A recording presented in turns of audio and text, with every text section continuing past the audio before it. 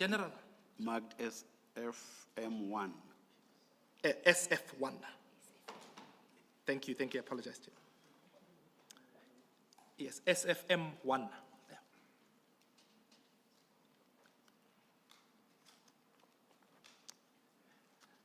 And General, the next topic that you deal with is SAPS and the criminal justice system, commencing from paragraph 32. And in those paragraphs, from 32 and 33, you refer to the 3 pillars that guides the South African criminal justice system. If I can request you to deal with those 3 pillars, which you deem to be foundational. Thanks, Commissioners. The pillars are the South African criminal justice system is guided by a clear division of 3 pillars. The first one being the police, the second one being the prosecution authority, the third being the correctional services. The first pillar of the police serves as the front line of law enforcement, which involves the crime prevention, crime investigation, gathering of evidence, apprehension of suspects, with a view to secure evidence for the courts, and ultimately bring that to the next pillar, which is the second pillar, which is the National Prosecuting Authority, which is responsible for deciding whether there is sufficient evidence exists to prosecute or not to prosecute in that specific matter. And within this pillar, you have got then the judiciary, and which is the magistrates and the judges, which NPA and the SAPS or the state will put the case forward, and the magistrates and our judges will then conduct a fair and impartial trial to determine the guilt or the innocence of the accused person. The third pillar is the correctional services that takes over once the court has delivered its verdict. This sector is charged with enforcing and administrating sentences imposed by the courts. Their work involves incarceration of offenders and also the management of alternative community-based sentences, rehabilitation programs, and of course, reintegration back to the society. Taken together, these 3 pillars work in concert to uphold the rule of law, protect communities, ensure justice is served, and foster public trust in the criminal justice system. So in essence, the 3 pillars are interdependent. Correct, they are interdependent to each other. Also, hence, it's important for each one to remain independent from the other, and no encroachment between one against the other. Thanks. And then, General, the next topic that you deal with is the police in closer detail, and that you outline from paragraph 34 to 42 of your statement. If I can just ask you to take the Commission through that section. The police, in a closer look, the establishment of a single police service is provided for in Chapter 11 of the Constitution. Section 199(1) states that the security services of the Republic consist of a single police force, a single defense force, a single police service, and any intelligence service established in terms of the Constitution. And then you proceed over the page, you refer to sections 205, section 206, and section 207 of the Constitution, which you say they also deal with matters relating to the police service, insofar as they pertain to structural elements, political responsibility and control over the service in its entirety. Correct? That is correct. Section, Yes, 205, which you then Section- deal with from paragraph 36, if you can proceed. yeah, Section 205 of the Constitution is paramount importance to understand the context of the obligation placed on the national legislation to clarify matters relating to policing. 205(1) provides for the National Police Service must be structured to function in national, provincial, and where appropriate, the local sphere of government, giving effect to the implementation of a model that seeks to create a uniform system of policing. Section 205(2) of the Constitution provides that national legislation must establish the powers, functions of the police service and must enable the police to discharge its responsibilities effectively, taking into account the requirements of the provinces. Section 205(3) provides that the police service is to prevent, combat, and investigate crime, to maintain public order, to protect and secure the inhabitants of the Republic and their property, and to uphold and enforce the law. Section 206(7) provides for a legislative framework to regulate municipal police service to augment policing by stating that the national legislation must provide a framework for the establishment of powers, functions, and control of municipal police service. Furthermore, Section 207(2) of the Constitution states that the National Commissioner must exercise control and manage the police service in accordance with the national policing policy and the directions of the cabinet member responsible for policing.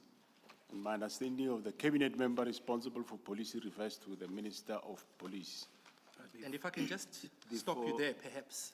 Before you Yeah, go yes. on, yes, thank you, Mr. Mutao. General, I do know that later you do explain directions, for example, and you put in strategic, trying to tell us what exactly the directions envisage in Section 207(2) are. But can you, at this stage, just very broadly tell us what the distinction is between policy directions and operational or managerial matters? I'll tell you why I'm asking you. I'm asking you because further down in your affidavit, you start off by stating your main proposition, which is that the minister's instruction or disbandment instruction strayed onto operational or managerial matters.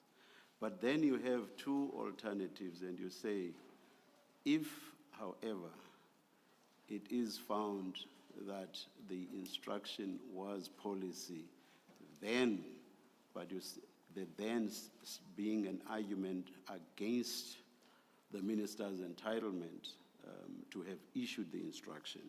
And you have a further alternative. Alternatively, if it was a direction as envisaged in Section 207(2), again you have an argument against the minister's entitlement to have issued it. Because of those possibilities, I want you to just tell us what exactly the differences are. What are the inner and outer contours of each one of these?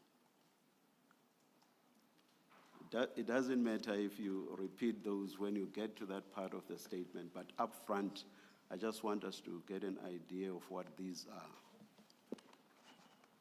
Thanks, Commissioner. My understanding is that the minister is responsible to issue a national policing policy. In other words, that is the direction in terms of what are the priorities that we need to do as the police.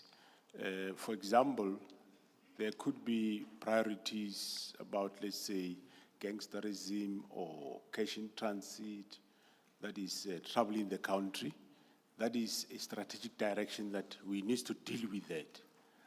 But the how part of it, how many resources are going to use, of course, I will inform the minister as to what resources are going to use. But the how part of it, it is, according to me, is an operational matter where I will decide how many resources in terms of personnel, vehicles, and how are we going to do this job. I don't expect the minister to say, get involved into the how part of it in terms of executing the functions. But I expect that he can identify the priority. Yes, he can talk to in terms of what he thinks. There's no problem even if he can say how he thinks the how part, but not that he get involved in to say, do it in the following manner. So in this case, my issue is, for example, in this case of the political killings task team, it is a task team that is working at a lower level under a provincial commissioner. If ever he found anything wrong with the task team, he could say, that task team, I think you need to disband it, and we can engage in the terms of the why and how and so on. But to go further to say disband, but then after saying disband, then you go further to say now, not even tomorrow. I think that is totally encroachment into the mandate of the National Commissioner in terms of performance of my duty. I don't know whether I answered. From that response, I think I do get the how, which is an operational issue that falls under the purview of your functions. I do get that. But you seem to be lumping policy and directions together. So I'm still in the dark as to what the difference is between policy and directions. Can you now forget about the operational matters and just give us an idea of what the difference is between policy and directions as envisaged in Section 2072 of the Constitution? Thanks, Commissioner. The policy will be like, we do have the Police Act. The minister is getting involved in development of that legislation, and there is a policy recently, national policing policy. There wasn't one. There is one that recently was issued that directs us in terms of what we need to prioritize. So it talks more on what is it that we must prioritize, because the Constitution in Section 2053 tells us what must we do, but there will further be priorities that are out there in terms of various provinces. Then the minister, yes, can issue policy to say, I need us to go in this way, issue legislation or issue extra policing policy like he did. That's the policy as I understand you. And directions? Directions, according to me, it is any directives you can issue to say in terms of what matters must we prioritize in terms of, like I gave an earlier example to say you prioritize cash in transit, for example. You can say, yeah, there is problem of cash in transit, or there is problem for, like in his case, he said, we have problem of illegal mining in the country. Let's do something about it. That is a direction. And we go and to deal with the how part.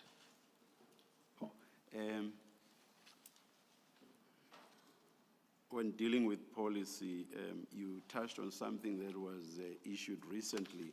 I actually had a question here that asks, whether the policy is contained in one document or in several documents. When you say there wasn't any before and that one has been issued recently, so that probably means there's only one document, or am I wrong? Yeah, if one takes, my understanding policy will be what the minister will express, mostly together with the rest of South Africans, through legislation. And the national policy, yes, there was never one. There is one now issued. Okay, oh, thank you. If the minister were to stray from policy or the directions envisaged in section 2072 of the Constitution, stray onto operational or managerial matters, would a national commissioner be legally entitled to disobey the minister? Just come again, Commissioner.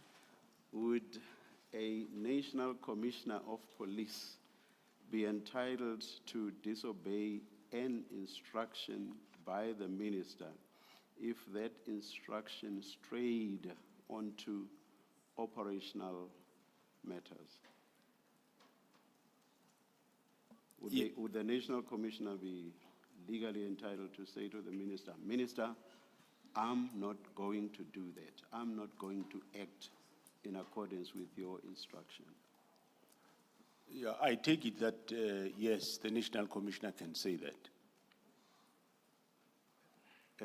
Now let me be direct and ask you about yourself. If you were to find yourself in such a situation, would you disobey the minister? If the minister were to give you an instruction that strays onto operational or managerial matters, would you, General Masemula, say to the minister, I am not going to obey that? Yeah, it depends, Commissioner, but yes, I will. It's a matter that is career limiting, but it depends on what? It depends on how he does it. It's simple. It's Yes. simple.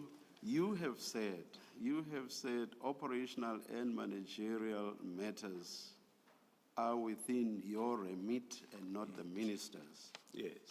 So I am saying categorically to you that in what I posit to you, the instruction would be falling outside of the minister's remit and be straying onto operational and managerial matters. It's that clear.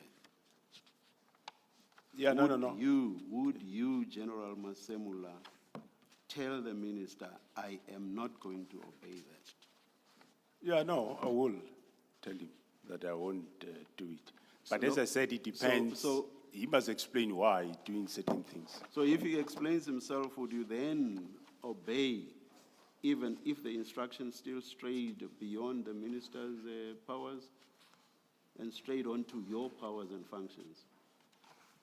Yeah, I want to understand that depends. So if the minister explained him or herself satisfactorily to you, would you then say, Minister, even though you are encroaching onto my area of function, I will obey you. You are acting unlawfully. You are not acting in accordance with section 2072 of the Constitution, but because you have explained satisfactorily to me, I'm going to obey you. Would you say that? Well, if he explains and I find the reasons acceptable, then I will. But if I find them not acceptable, then I will not comply with that instruction. Explain yourself. Explain yourself. Why would you obey an instruction on something that the minister has no legal, no constitutional basis to do?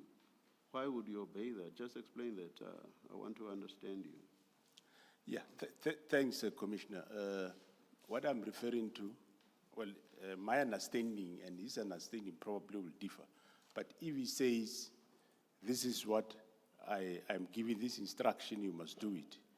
And there is an explanation why should one do the instruction. We will engage on such a matter, as to where is his powers, does it end up? General, I am sorry to belabor this, but I just want to understand your thinking.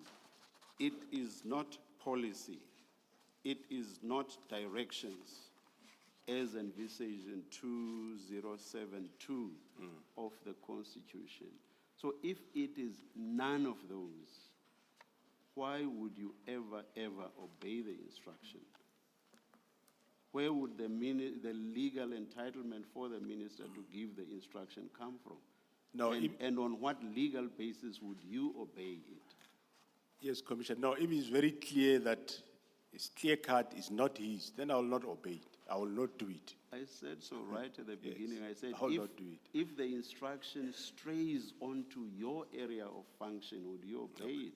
Oh, and no. you said it depends. That's what I'm trying to understand. Oh, no. I will not do it. That one, straightforward, not. Thank you, Mr. Mutau.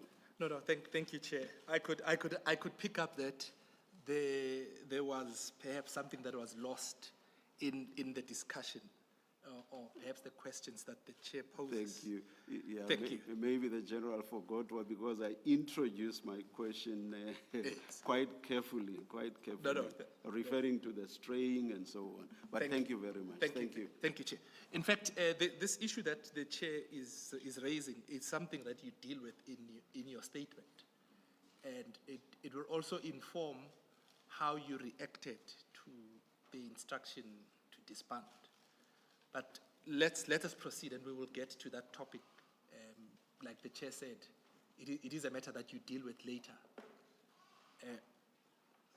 Later on in your statement. But if I can just ask you to then go to the concluding paragraph of that section that we're dealing with, in paragraph 42, after you've dealt with subs in closer detail, you conclude by saying, central to effective policing is a clear chain of command and control. The National Commissioner is appointed to serve both as a supervisor and commander and operates within a defined legal framework, including taking directions from the minister to promote alignment with constitutional principles of transparency, impartiality, and service to the public. And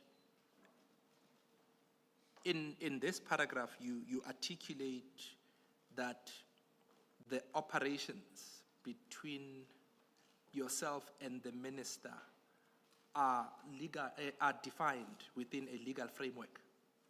So in other words, the taking of instructions from the minister happens within the contours of the legal framework as defined. And in particular, in this instance, you were discussing section 2072 with the Chair.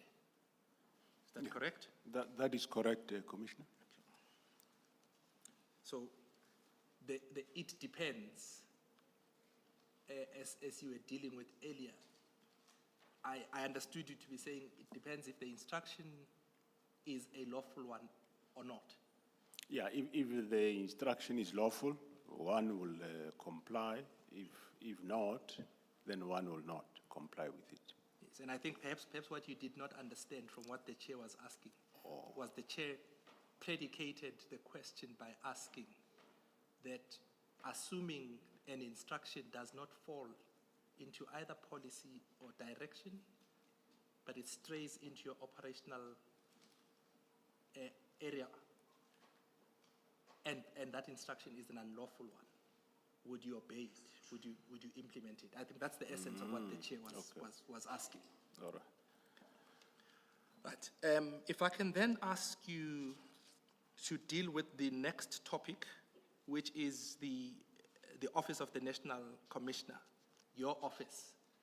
And commencing from paragraph 43, you deal with your key areas of responsibility or your responsibilities. So if I can just ask you to please take the Commission through that section. Thanks, Commissioner. My responsibilities include the following as a National Commissioner: management and control, the management and control of the police service, adhering to national policing policy and directives from the Minister of Police. In terms of the constitutional mandate, ensure the police fulfill their constitutional mandate, which includes preventing, combating, and investigating crime and maintaining public order, protecting the people and their property, and uphold and enforce the law. So my understanding also there is that the minister, in giving directions, those directions must complement or assist in attainment of this section 2053 of the Constitution. Strategic leadership, responsible for maintaining an impartial account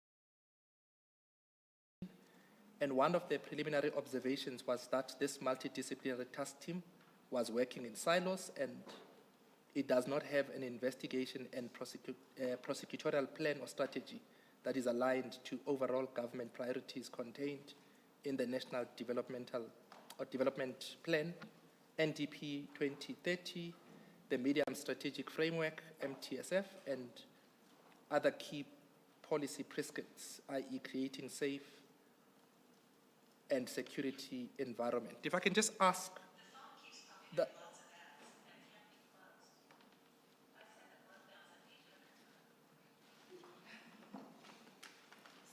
Yes, if I can just ask that you explain the statement that the team did not have an investigation and prosecutorial plan or strategy. Yeah, what that refers, Commissioner, is that before the establishment of this team, there was a previous team. It was a provincial team that was investigating this very same political killings. So, as we were meeting with the IMC that time, we're evaluating the functioning of the previous team. And that's when we pick up that, yes, the team didn't have a prosecutorial strategy or investigative strategy. So they were not integrated.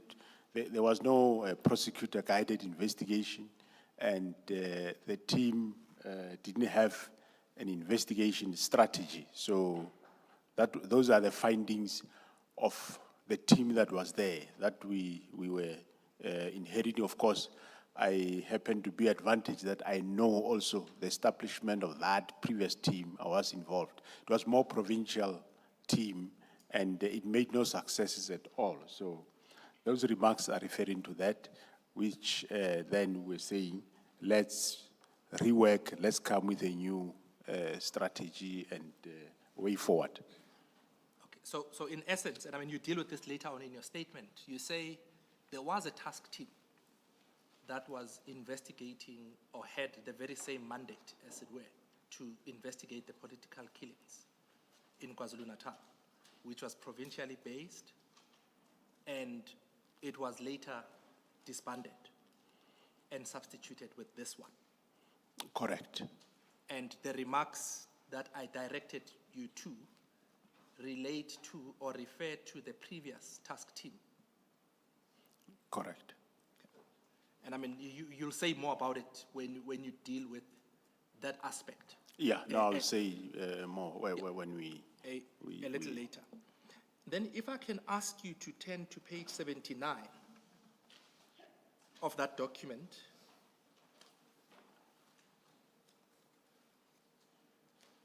You will see monitoring and evaluation is dealt with in paragraph 6.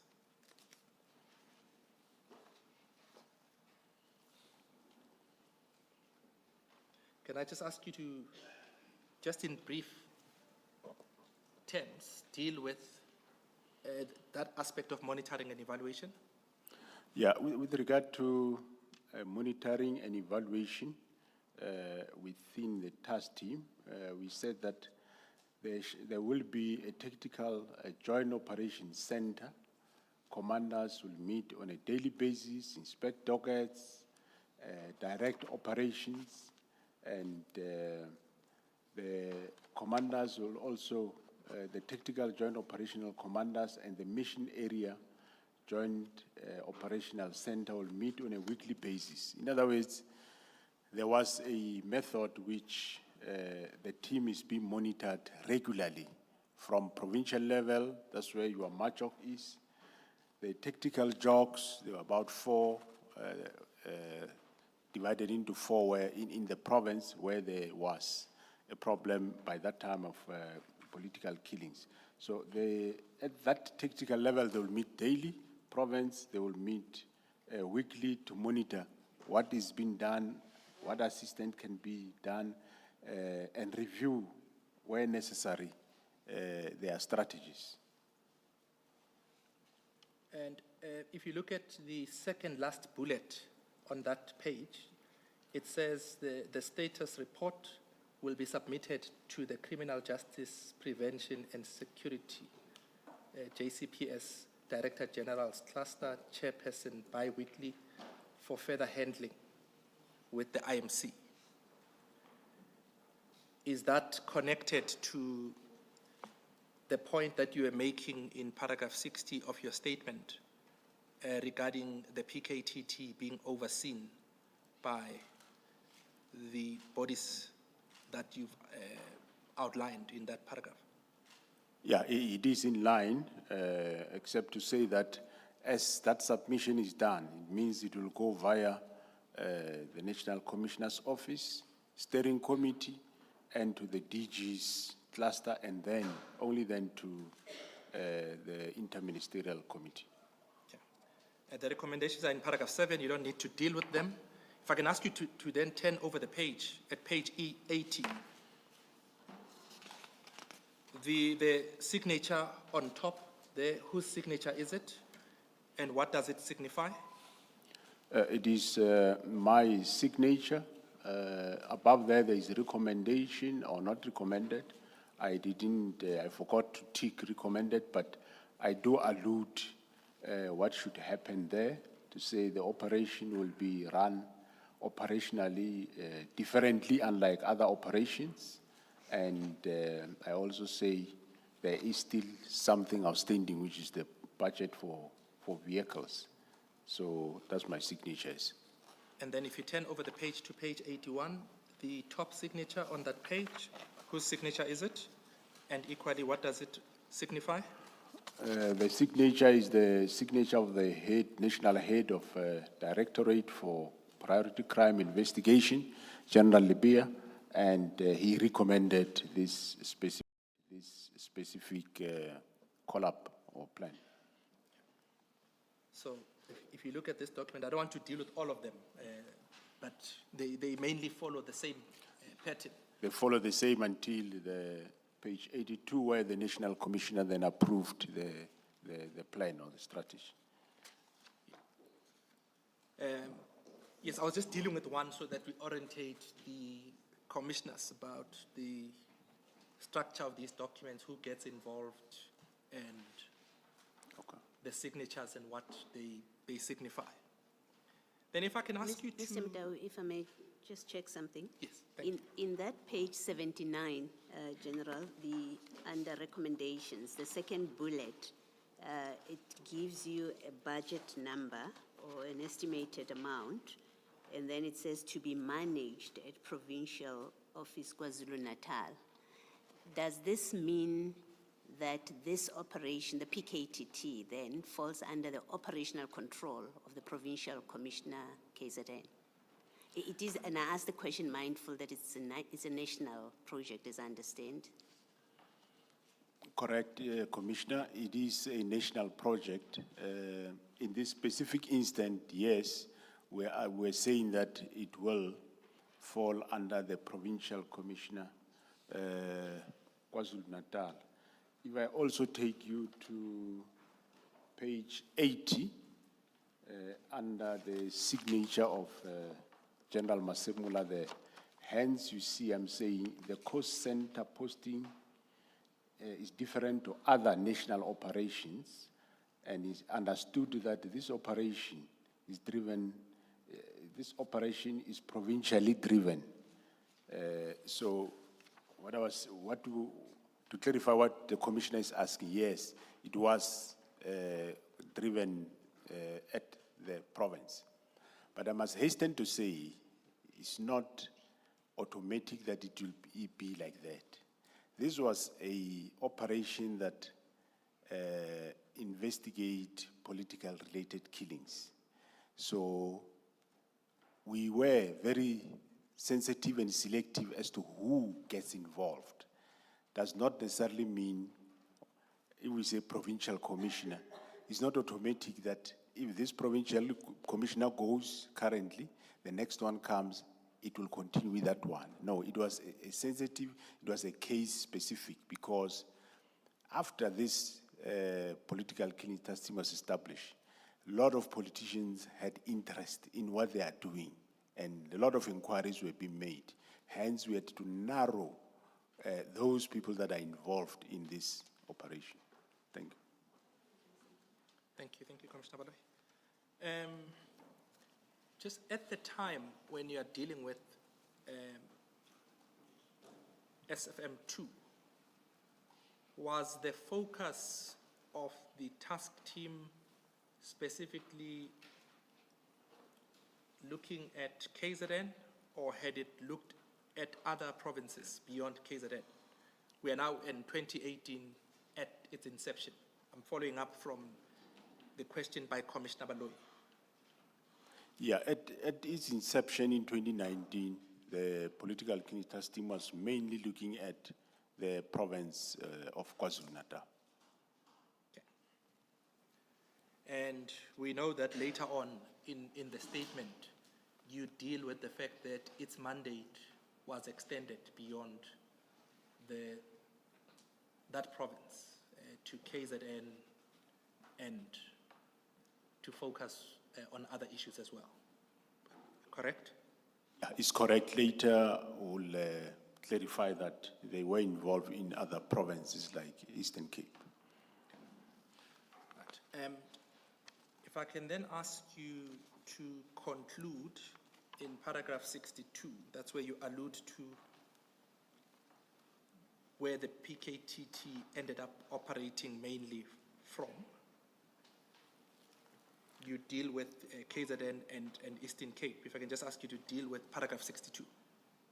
Yeah, the operation of the political killings task team was mainly KwaZulu-Natal, and later we extended to the Eastern Cape province under Lieutenant General Dumisani Kumalo's supervision and oversight to focus on political related crimes, of course, in KwaZulu-Natal, and also in the killings in the Eastern Cape, the investigated cases at the Fort Hare, mainly murder cases and fraud. And again, there you reiterate, as directed by the National Steering Committee, the IMC, and the President. Correct. Thanks, Commissioner. And then you next deal with the initial plan and the integrated plan. In paragraph 63, that's where you make the point that you had made earlier, that the PKTT was not the first task team that had been set up or established in KZN. If I can then ask you to deal with paragraph 63, which deals with the establishment and the disbandment of the initial task team, which was then substituted or replaced by the PKTT. Thanks, Commissioners. The political killing task team was not the first task team to establish to deal with political killing in the province. There was a previous team established in 2017, but it was not particularly effective. It wasn't successful. A decision was taken to dissolve or disband it. During the process of that disbandment of that team, a new task team was established, which is now known as the Political Killings Task Team. The previous team was disbanded in consultation with the directors, generals, or commissioners of SAPS, NPA, SSA, and correctional services. During those meetings of May, June, that's when the new team was moving out, and this new team was established. Stakeholders informed that ministers of the respective departments were informed of the decision of the directors general of their intention to dissolve the old team. So I want to make it clear also that ministerial approval was not a requirement to establish a team. The decision to disband was taken after the briefing with the directors general. The National Commissioner took that decision to disband. At that time, it was General Ketlas Tolle who was the National Commissioner, and ultimately he took that decision, and we established a new team, which is what we currently have. During that process of establishing the PKTT, it was evident that indeed a strong operational head at the time was needed, and Lieutenant General Dumisani Khumalo, who was a brigadier then, was achieving considerable success as the commander of a project which was addressing rhino poaching in the province of Limpopo, Mpumalanga, and KwaZulu-Natal and Northwest. As the commander of that rhino poaching task team, which was quite successful, Khumalo led efforts that coordinated police, intelligence, analytical resources to conduct operations targeting poachers. So we then, before that, that national team started decentralizing its mandate to those provinces that I've mentioned, Limpopo, Mpumalanga, KwaZulu-Natal, Northwest. In other words, the provinces established their own team and carry on with rhino poaching. So it was an opportune moment then that, because he was successful in that we then bring him to come and form the nucleus of establishing this new PKTT, using most of the strategies that he has been using in the rhino poaching. The formation of the PKTT represented a significant shift in how politically motivated crimes were approached, prioritizing collaboration across multiple agencies and emphasizing accountability. The cross-functional approach enabled the team to leverage expertise from various sectors. You'd recall I said the first previously team consisted of members from KwaZulu-Natal. Now this current PKTT consists of members from all provinces and national head office. So the PKTT's establishment was intended to address the complex nature of political violence, ensuring that interventions were coordinated, targeted, and responsive to evolving challenges in both KwaZulu-Natal and later in the Eastern Cape. The Eastern Cape. Yes, so the investigation of these cases are not just as simple like investigating an ordinary matter. There is a lot of efforts and skill that you require to investigate these cases, and it takes time to make a breakthrough on a single case. And sorry, if I can just ask you to go back a bit. You speak in the second sentence of paragraph 66 about the cross-functional approach, which enabled the team to leverage expertise from various sectors, thereby enhancing both investigative capacity and prosecutorial effectiveness. If I can just ask you to explain that a bit, the leveraging of expertise from various sectors. What are you talking about? The leveraging of expertise from various sectors. Which expertise are you talking about? I'm referring to the team consisted of general detectives, detectives from murder and robbery, members of the DPCI, and also members of the forensic services. You are from the forensic lab. And also the team then later as we had the National Prosecuting Authority as part of the steering committee, there was a need to have prosecutors that can work with the team. And the National Prosecuting Authority did dedicate prosecutors to work with this team in KwaZulu-Natal. Yes. And I mean, later on you deal with, in your statement, the need for collaboration between the various sectors and the National Prosecuting Authority to ensure that the investigation and cases that are referred to court meet the prosecutorial standard that is expected. Yeah, So as one of the central methods in this new investigative method. Yeah, that is correct, strategy. Commissioner. That is correct, Commissioner. Chair and members of the Commission, I'm about to move to the new to a new topic, and I'm not sure if it's a convenient time Yes, for a tea agenda. let's, Advocate Mtau, I know you're leaving this section. I just want to go back to 63 quickly.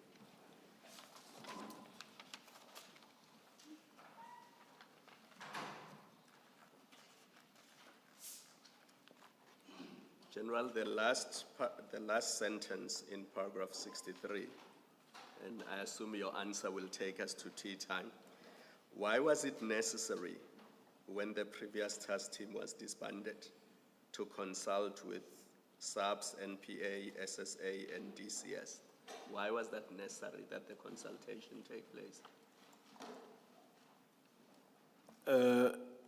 Well, when we were there, because we were in Durban as those departments, we could not take a unilateral decision. Remember, the IMC consisted of ministers of those departments, and the heads of those departments were also they were also in KwaZulu-Natal.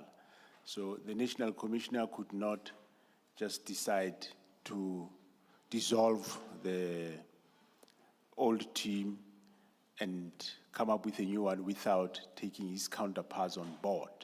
Because, as you remember, one of the criticism on the team was that it had no investigative strategy, it was working in silos, it didn't have assistance or collaboration of the NPA. So now that we are moving forward with a new team, it was necessary then for the National Commissioner to bring his counterparts on board, which actually they did the analysis together to say we are now moving forward. So it was necessary that he informed them. They just don't left outside.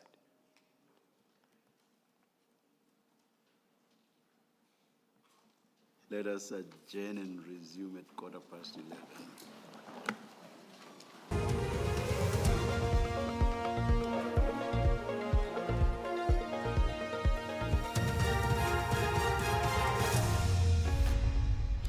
On the top stories, Masemula accuses Mkhunu of intruding his territory and Sudan's first president to appear in court. For SAfm News, I'm Ondelambana, and a very good morning.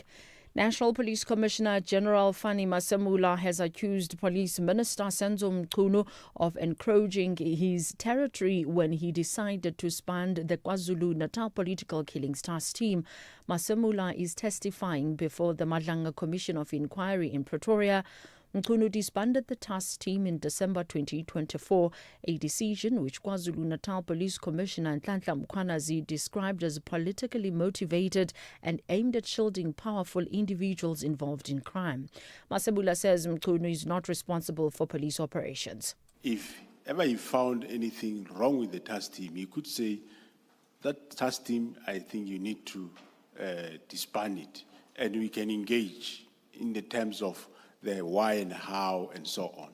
But to go further to say disband, but then after saying disband, then you go further to say now, not even tomorrow.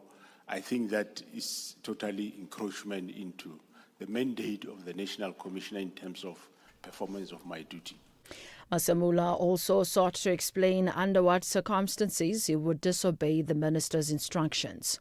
My understanding and his understanding probably will differ. But if he says, I'm giving this instruction, you must do it, there is an explanation why should one do the instruction. We will engage on such a matter. Where is his powers? If it's very clear that his clear cut is not his, then I will not obey it. I will not do it. 5 suspects are expected to appear in the Goodwood Magistrates Court in Cape Town today. Their case related to the killing of a 14-year-old boy in Elsis River on the Cape Flats. The boy was gunned down on Friday in what's suspected to be a gang-related incident. The Elsis River Community Policing has called for intervention programs aimed at discouraging young people from joining gangs. A 14-year-old boy is among the suspects, police spokesperson FC Van Veek. They found the victim laying in the road with multiple gunshot wounds to the head. Sterling investigation and the following up on all intelligence gathered by Elsis River detectives and members attached to anti-gang unit led to the arrest of 5 suspects aged between 16 and 30 for the murder of the 14-year-old victim. There are concerns South Africa's support for Palestine could threaten its trade negotiations with the United States. This as President Cyril Ramaphosa heads South Africa's delegation to the 80th United Nations General Assembly in New York tomorrow. He's expected to highlight South Africa's support for Palestine and a two-state solution. International relations expert Dr. Kingsley Makhubela has warned that this could jeopardize the possibility of a bilateral trade deal between South Africa and the U.S. The United States have taken an umbrage at South Africa's position, and I think we're likely to see a cold shoulder. I don't think we'd have a bilateral meeting this time around between the Americans and South African delegation. So they would definitely want to isolate South Africa in this respect. So there's not going to be much new things in terms of the bilateral relations and the trade war that is raging between the two countries, because the Americans have made up their mind. But compounding this is the idea that the Senate is coming up with a different bill to sanction South African officials, particularly the ANC officials. South Sudan's first Vice President Riek Machar is set to appear in court today. This as he goes on trial after being accused of murder, treason and crimes against humanity. The charges relate to an attack by a military allegedly loyal to Machar. 250 South Sudanese soldiers, including a general, were killed. The BBC's Tom Bailey has more details. This is a case that has sparked fears of a possible reignition of South Sudan's brutal civil war and ethnic violence following 7 years of relative peace. Riek Machar was stripped of his position following the attack in March, which was allegedly carried out by fighters from his Nuer ethnic group, longtime rivals of President Salva Kiir's Dinka community. Supporters of Mr Machar have described the trial as a political witch hunt and accused President Kiir of seeking to silence his rivals. A 2018 peace deal brought the two foes together in a unity government. Recapping the top story, National Police Commissioner General Fani Masemula has accused Police Minister Senzo Mchunu of encroaching in his territory when he decided to disband the KwaZulu-Natal Political Killings Task Team. I am Ondelambana for SAfm News. Bridget Masinga on SAfm. I mean, I just got a message here, which I think this is asked and answered because it's South African Sign Language. There's no like Tswana sign or Venda sign, which is what the message is. Can one sign in indigenous language just like Venda and Tswana and no? Okay, when we're interpreting on telly, we're interpreting actually for people who tune in from KZN, Limpopo, Eastern Cape, Northern Cape, and they would all understand us because sign language is just one South African Sign Language, which incorporates basically all South African languages, so that anyone, whether you are Venda speaking,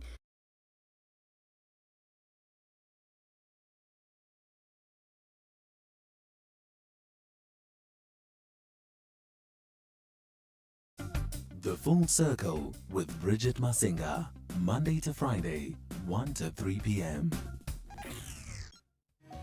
Lochanonke Makaya, Upel Nokolo Munamalo, Dr. Spesihle Umama Garorisan, daughter of the Jack Mabaso. Catch me every Monday to Friday on Generations The Legacy, only on SABC 1, Mzansi for sure. If you think you cannot afford a lawyer, think again. Clientele Legal has made professional legal services affordable for you. Whether it's a civil, criminal, or labor-related matter, we have a nationwide panel of attorneys standing by to assist you.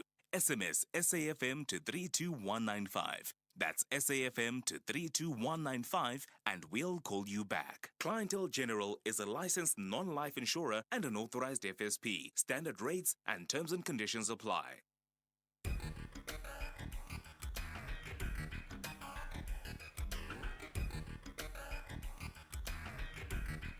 The Talking Point with Kathy Motlatlana. Weekdays, 9 a.m. till midday.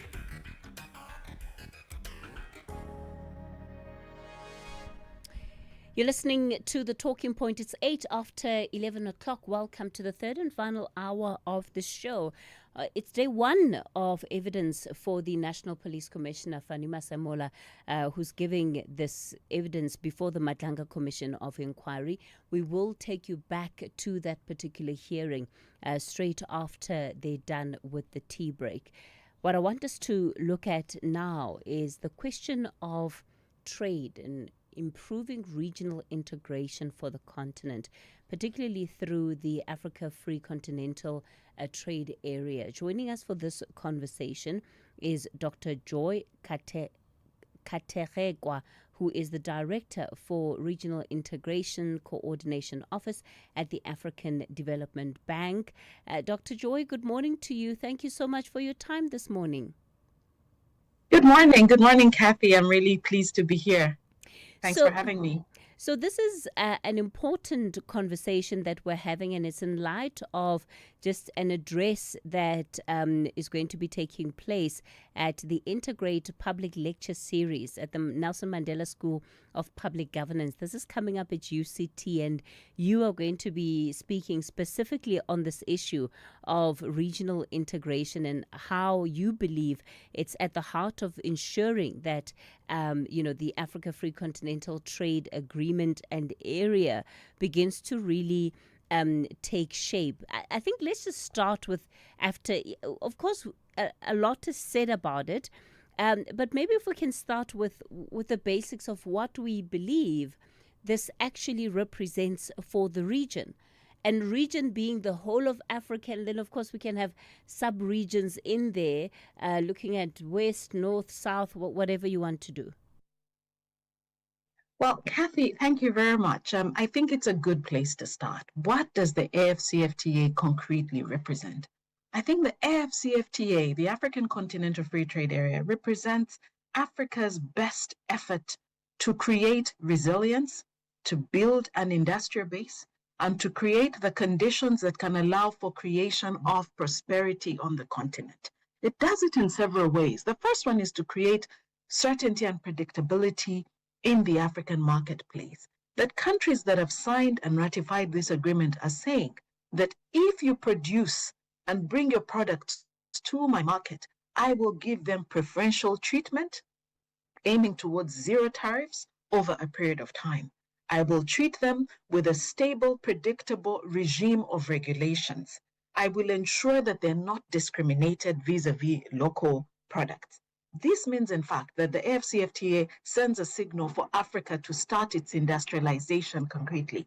And in a world full of uncertainty, Kathy, you can see precisely why that is crucial. If we take that path, we're on a solid ground to create jobs on the continent. We're on a solid ground to transform our continent, because we know that the continent has for a long time been exporting raw materials. Once we start to industrialize, we're in a path of creating wealth. We're in a path of retaining value on the continent. We're in a path of creating the Africa we want for Africans. Thank you. The opportunity is to say, let's increase trade. And I'm always curious about this. Which comes first? The existence of the actual trading relationships, or the policy that, makes room for it, that triggers then that economic activity? So in a sense, Kathy, it is a marriage. It's a marriage where one has to be present as well as the other. You cannot think about trading in the absence of a policy framework that gives you certainty, that guarantees the treatment that you will receive. On the other hand, you cannot produce and expect to export in a regime where trade policy is not facilitating that preferential access. And so Africa is in a place where thankfully we don't have to go back to that question, because when you think about it, a lot of trade liberalizing regimes have taken place in the regional economic communities, laying a solid base for experimentation with trade-led growth. In fact, Kathy, when you look at the numbers on intra-African trade, when we talk about intra-African trade being about 15 to 17%, that is really a composite of what happens in SADC, what happens in ESC, what happens in ECOWAS, and so on and so forth. And in there, you've seen a nice experimentation between trade policy and industrialization. And that is a very important place to start, Kathy, because in the end, what we see when African countries are trading within the continent is that this is trade that has much more value. This is manufactured products. This is processed products. This is completely different from the broad structure of Africa's trade with the rest of the world. And so you want to build on that pattern that we have seen in intra-African trade, which is more manufacturers, because once you get into the manufacturing and the services, you start to see more value retention, you start to see more jobs created, you start to see more use of technology in this production, you start to hit those development targets that trade is supposed to take you to. And so to answer your question, one goes with the other. It's a marriage that must work. At the heart of it, of course, especially if we're looking at scale, Joy, it's about being able to industrialize economies. The word industrialization is a big word, and often one can't have industry without having the capital that is going to support the takeoff of industry. Or, you know, if we're thinking about specific sectors, in order for those sectors to fully take off at a scalable level, there's investment that is needed. Speak to me about that aspect of the conversation. How can we industrialize Africa? So I think the starting point is to think about industrialization proper, but then the role of trade in industrialization as well. So if we start with the latter, it goes back to that point that when you industrialize in the absence of a framework and a regime that facilitates and incentivizes the trade to happen, you have a problem. And I think in a sense, that is why the AfCFTA is such a gift to the continent of Africa, because what it does is really try to create that regime that incentivizes production. So that's the first piece. The second piece is really around how you industrialize Africa. You start to look at totally different things. You start to look at questions around capacity. You start to look at questions around choice of sectors. What are the sectors in which we should be industrializing on the continent of Africa? There are some areas that have been studied in recent times, trying to match the AfCFTA with a response to what we've seen as global shocks that have shaken the continent. And there you find an interesting tapestry of sectors. So everything from lithium-ion batteries, so that Africa can start to produce these green energy cars, everything from leather and leather products, pharmaceuticals, cocoa, soya, vaccines, for example, leather, clothing, apparel, etc. And what's interesting about these sectors is that they're the type that draw in employment as well. And so in a sense, the choice of sectors is crucial. But it's not enough to say, let us produce in these sectors. For Africa, I think it's important to think about how do we produce in these sectors from the perspective of a value chain, a regional value chain approach, because the AfCFTA will fail if it is seen as the sort of agreement that creates opportunities only for some. And regional value chains help you to almost crash that, because it creates the possibility for multiple people to produce parts of a production process. And so that regional value chain approach is extremely important for how Africa wants to industrialize. And then, of course, once you're done with that, you start to think about, well, where's the capacity question? What about the corridors, transport corridors? What about the bridges? What about the waterways? What about the ports and their facilities? What about what happens at the border in terms of one-stop border posts? Or why not no-stop border posts? And then when you think about that, you start to think, well, that's infrastructure, so sort of broadly. But what about trade-enabling infrastructure? And so it depends again on the sectors. Are you in the sorts of sectors that need cold chain, that need logistics, that need digital? What about financing? Africa has an 100 billion trade finance gap. And that's when you're not talking about SMEs, because when you talk about SMEs, you talk about 333 billion of a gap. How do we fill that trade finance? And then you go into questions of inclusivity and say, what sectors are women involved in and young people involved in? And how do we ensure that we are creating a wind in the sail of that? Therefore, Kathy, what I'm saying is that the industrialization question, to my mind, is the most preeminent question for Africa right now. And solving it is crucial in a way that draws in Africans to be part of creation of that wealth. And we have to invest Africa's public resources in building the enabling infrastructure.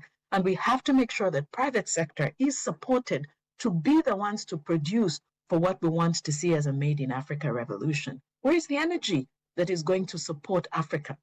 This is why the African Development Bank has been largely investing in this infrastructure that can help Africa to take off from an industrial base, from energy power pools to transport corridors to ICT pipelines and so on and so forth. We need to do much, much more so that Africa can take off from the industrial side. All right, Dr. Joy, unfortunately, that's where we're going to have to leave it for today. Dr. Joy Kategekwa, who is the Director for Regional Integration Coordination Office at the African Development Bank. So it'll lead us into a break, and then we're live back into the Madlanga Commission of Inquiry. Oh, hello. Let's do a little word association. I'll say some phrases, you see how they make you feel. Retirement, credit card balance, another interest rate hike. Still calm? Well then, you've got the F Factor. It's that special something that comes from having a clear financial plan to manage and protect your finances. If you broke into a sweat, you probably don't have it yet. Visit livewithconfidence.co.za to up your F Factor. Sanlam. Live with confidence. T's and C's apply. Sanlam Life is a licensed life insurer and authorized FSP. Embark on your journey to success with the Durban University of Technology. Applications for 2026 first-year students are now open across our 6 faculties. Closing dates vary, so don't wait. Check detailed entry requirements on dut.ac.za. Apply today through the Central Applications Office at cao.ac.za. DUT and Vision 2030, creative, distinctive, impactful. The Standard Bank Joy of Jazz Festival offers you 3 days of the heart and art of jazz. From the 26th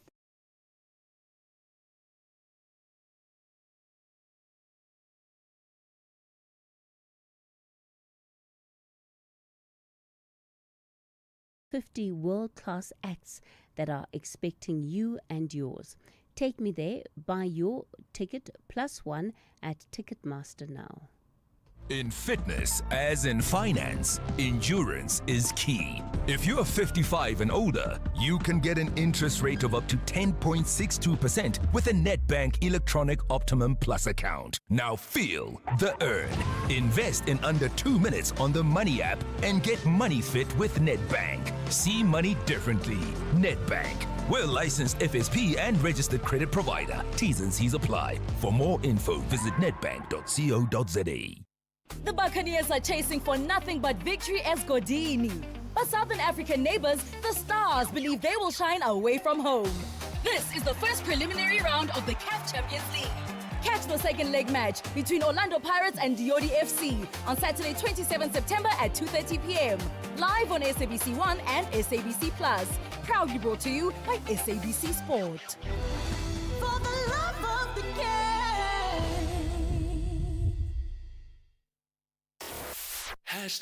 #SAfm Talking Point. Directors Generals. So during the meetings, the National Commissioner found it or saw it fit that he consult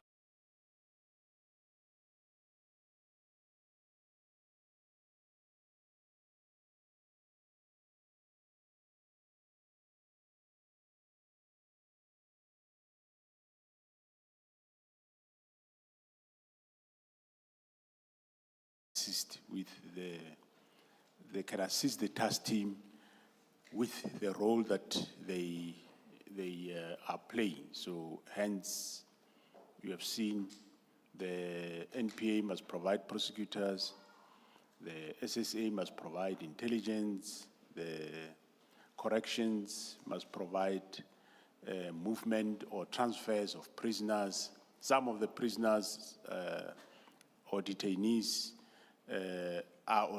might also be witnesses in other cases. And so it was necessary that that consultation takes place to make the work of the PKTT to be smooth. And you've shown how integrated each of these services are in the implementation of the plan and the achievement of the objectives. Correct. Yeah, it was a multi-agency integrated structure, and which was prosecutor-led and coordinated through by all the departments that were represented at IMC level. And then the next topic that you deal with in your statement is the development and approval of the PKTT strategic framework. And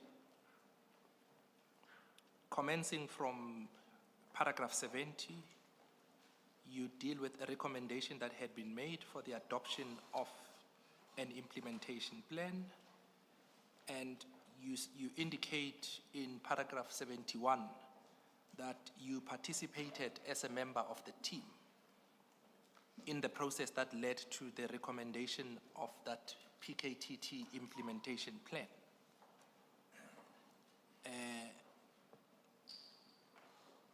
And you indicate that that plan is dated 18 June 2018, and that is the plan that we initially dealt with earlier, that information note. You recall SAfm 2.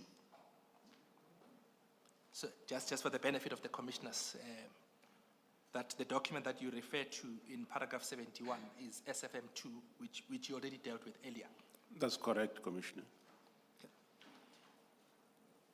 And we know then that following the presentation of that plan, you say it was accepted by the then National Commissioner, and thereby establishing a clear and coordinated strategic framework for the PKTT's activities.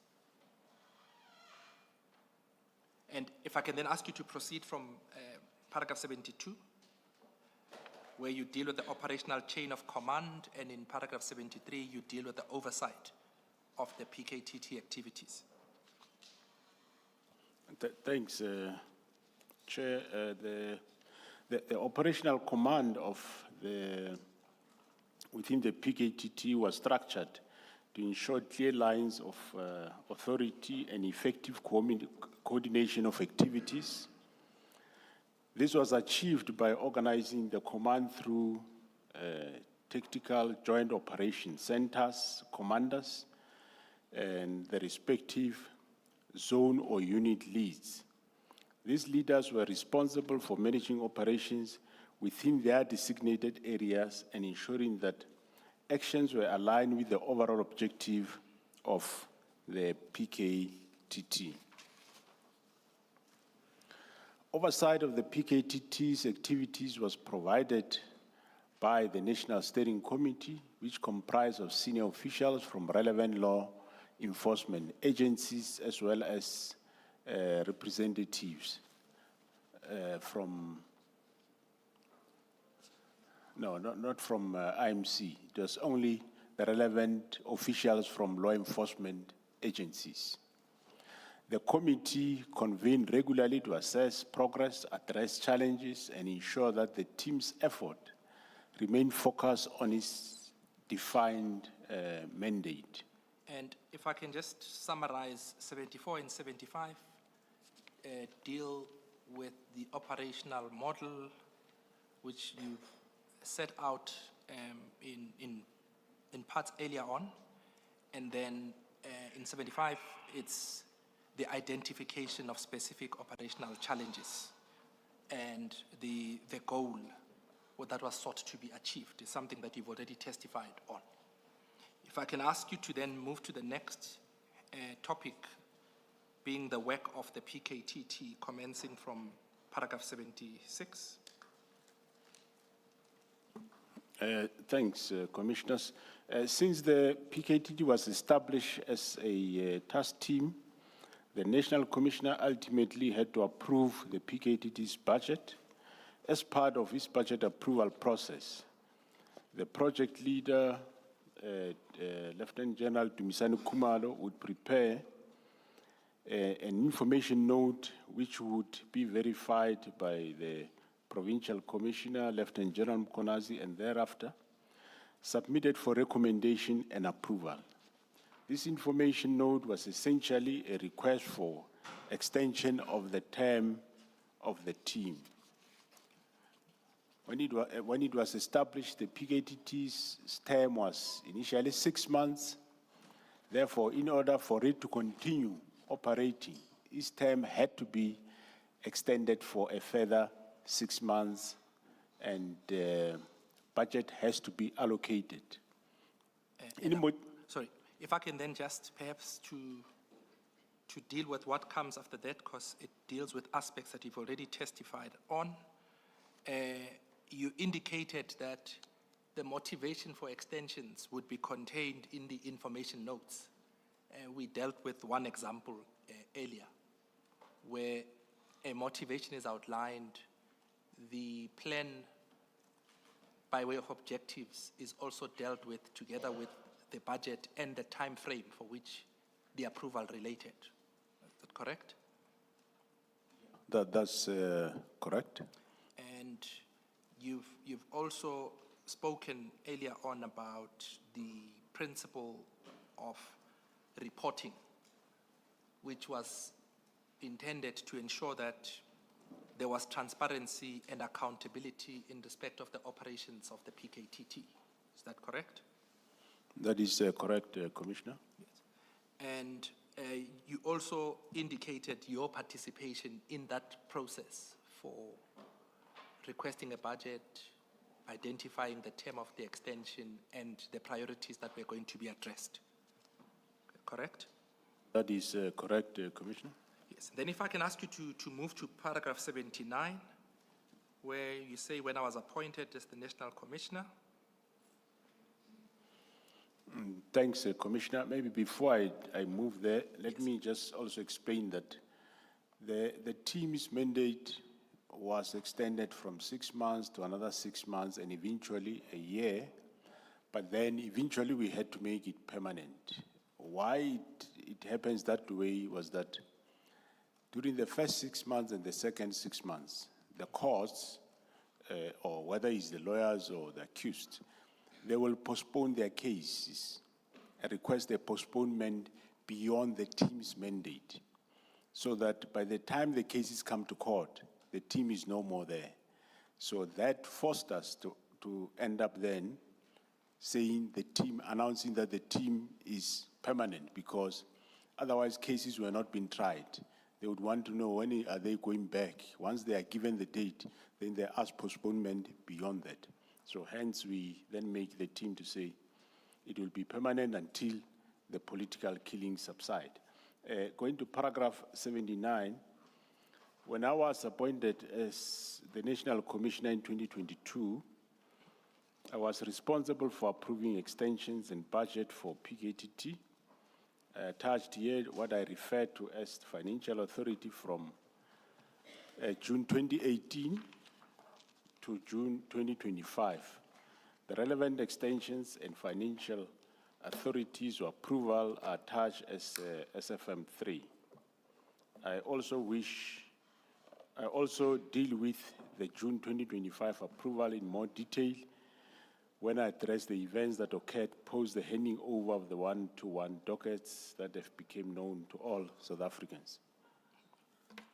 Sorry, Advocate Mutau?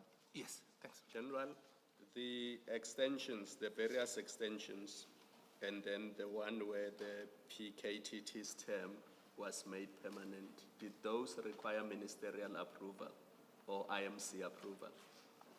No, they did not need the IMC approval. It only required the National Commissioner, based on what the work that he see, the National Commissioner to approve those extensions. Thank you. And I think perhaps just if we can deal with SAfm 3 to make one reference correction in the annexures, whereafter all the annexures follow the sequence as contained or referenced in your statement. If I can ask you to turn to the second file, SAfm 3, on page 133.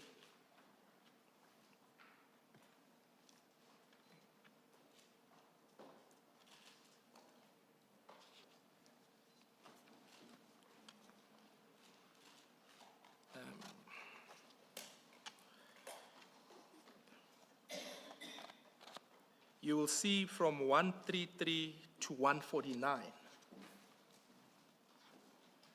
That refers to the document that you seek to reference in paragraph 79.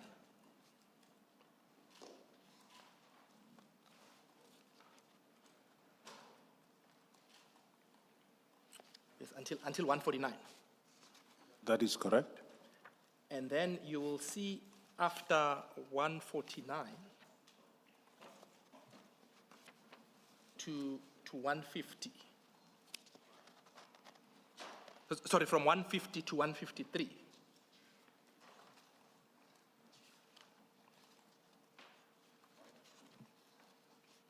That is a different document, and you will see when we get to the next paragraphs from 81 to 82. That SAfm 4 is the document at 150 to 153.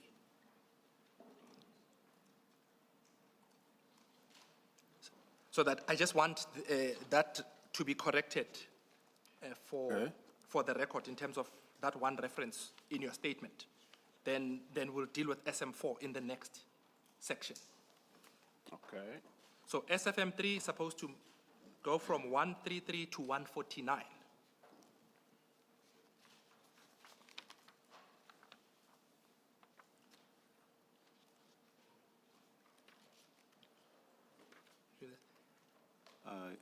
Yes, and then SAfm 4, you'll see it starts, if you go to paragraph 81 of your statement, you speak of the March 24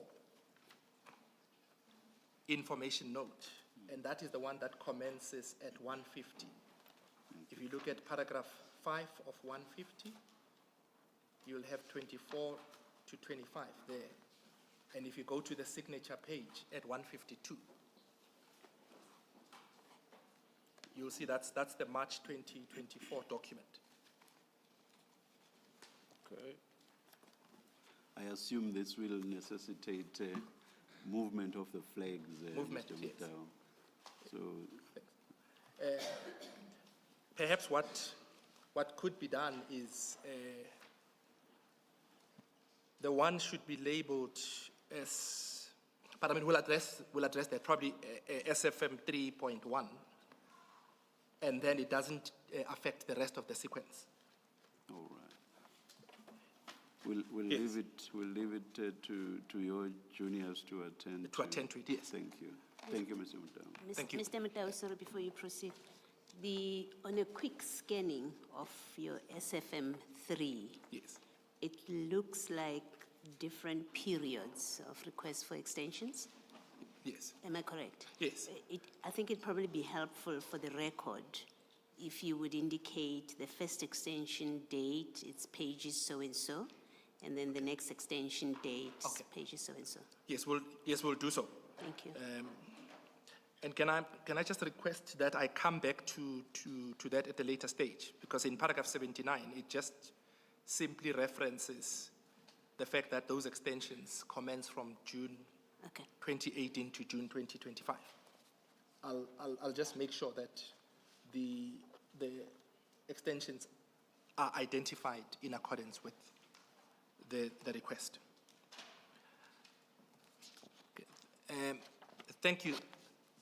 General, then if we can then come back to your statement. In 81, you deal with, sorry, perhaps before we start with 81, in paragraph 80, you made that point earlier that although it was initially mandated to deal with the political killings in KZN, it was extended to the Eastern Cape to investigate matters and related cases at the University of Fort Hare. That is correct, Commissioner. Now, we'll deal with that slightly later. Then in 81, you deal with the extension relating to that March 2024 period. And I had just indicated that the extension approval, which you mentioned in paragraph 82, which is SAfm 4 on your current statement, it should actually be SAfm 3, pages 150 to 153. We will attend to the renumbering with the evidence leaders. And perhaps if you could just give an overview of the points that you seek to make in paragraph 81 in relation to the extension of the mandate of the political task team to cover the killing of traditional leaders in KZN. Thanks, Commissioners. Although initially the team was mandated to work in KwaZulu-Natal, later the team's mandate was extended to the Eastern Cape province to deal most specifically matters that and other related cases at the Fort Hare University, and they were quite very successful in that regard. And during March 2024, the team's mandate was once again extended. A decision was taken to extend the mandate and also appointing Kumalo further as the project leader for the financial year. The mandate of the team was extended from 1st April 2024 to include the investigation of cases involving the killing of traditional leaders. This was an outcry that the minister did by then. Minister Cockta and Minister Police indicated that these traditional leaders, as they understand also the presidency, that these cases needs to be prioritized. And I then decided that I extend the mandate of the team to also include cases of traditional leaders. There were parallel measure investigations that were still ongoing, like killings at Fort Hare University. There was a potential risk that the courts involving political related cases, especially 49 trial-ready cases and 82 cases that were under investigation at the time, may collapse if we withdraw the team. Incidents of political related cases were expected to increase as we are approaching the elections in 2024 due to unstable coalition governments at various municipalities, especially in KwaZulu-Natal. Okay. And then in paragraph 84, you deal with an invitation from the president for the PKTT to brief, or rather for him to receive a briefing in respect of the operations and the successes of the PKTT at that point. If I can ask you to deal with that, paragraph 83. Yes. General, maybe before you, sorry, Mr. Mtao, before you answer the question, in paragraph 81, the extension of the mandate to cover University of Fort Hare and the traditional leaders, who made that decision to extend? I made that decision because of the outcry that was there. Can I ask a follow-up question? My understanding is that there were various task teams throughout the country. Why specifically the PKTT? What was it about it?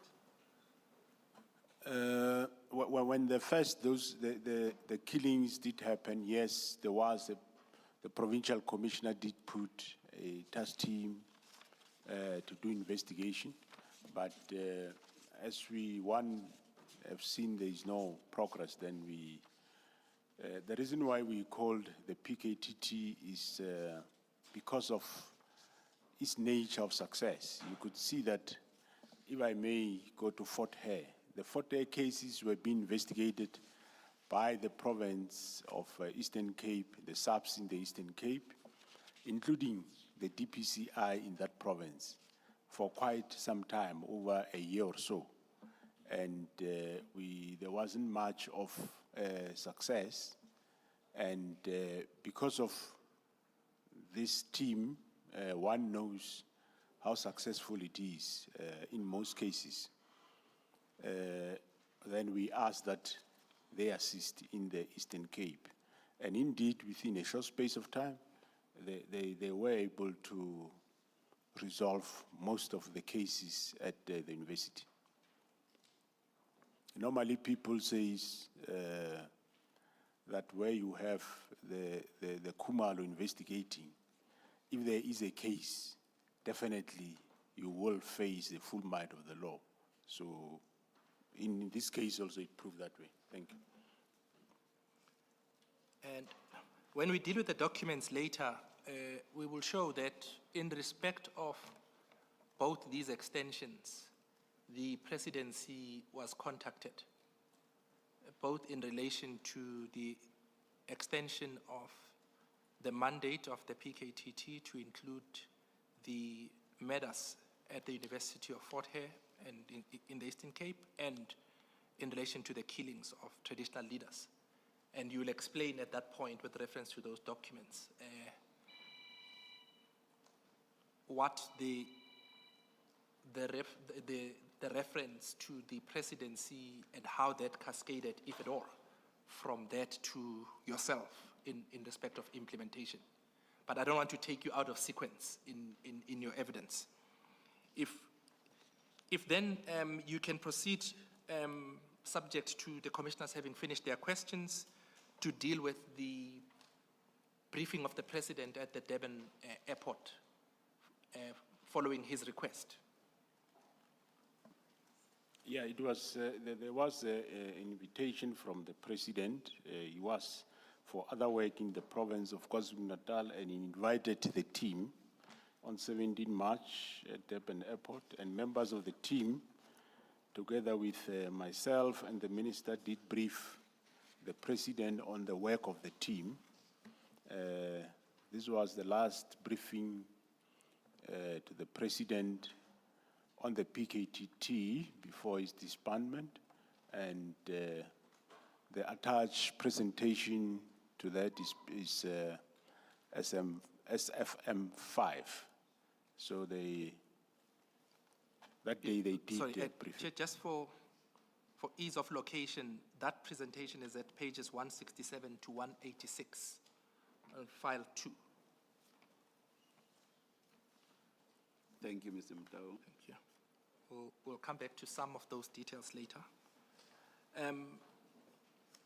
Yes, and then you proceed in paragraph 84, and you provide the statistics which you say highlights the successes of the PKTT since its inception in June 2018 until the 28th of February 2025. If I can just ask you to deal with those,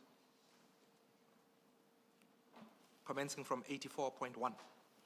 Yeah, as at 28th of February 2025, the following statistics highlights the success of the PKTT since 2018.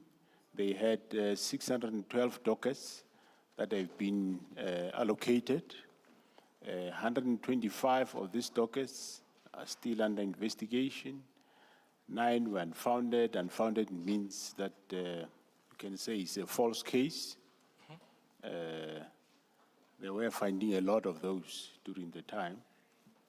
And 10 were pending the DPP's decision as to whether to prosecute or not. 114 were at various courts, 57 were withdrawn for various reasons, and 297 were finalized. Finalized means either guilty or no guilty or alternative dispute resolution, whatever the outcome of will it be. The outcome of this highlights both the complexity and the challenges inherent in prosecuting politically related cases. As I said, commissioners earlier, the cases are quite very complex when one investigates them. So they need more skill, more time. But perhaps if you could just shed some light to the commission, what is it that is complicated about investigating these or prosecuting these politically related cases? What it entails is that you have somebody, we call it a hit orderer, somebody that orders that somebody be killed, and they have to procure a hitman, which is Nkabi.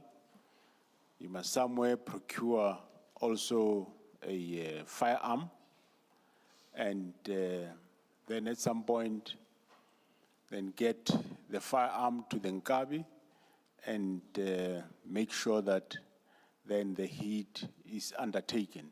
So to link all those people. Sometimes procure spotters as well. Yeah, sometimes they procure spotters that will check where are the people. So after the killing, sometimes complex, difficult to link all those people. And there are those that have got, they've invented some new modus operandis in terms of how they deal with. But I wouldn't say it because it will educate others.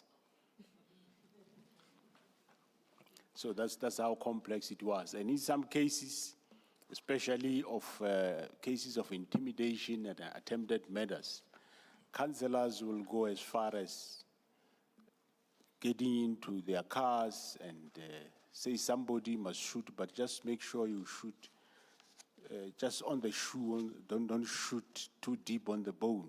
And in that process, sometimes because the person is in the boot, you shoot from outside, always an accident happens, then they get seriously injured. And that was done purely to derive to fight for protection, to say one's bodyguard, I've been shot at. But when investigations at later stage, sometimes it reveals that no, but where you say there was a shooting, it was only you and the protector who was there, or it was somebody, not a protector. So then they will then confess that, yeah, no. I wanted to make sure that I get a budget from municipality for protection.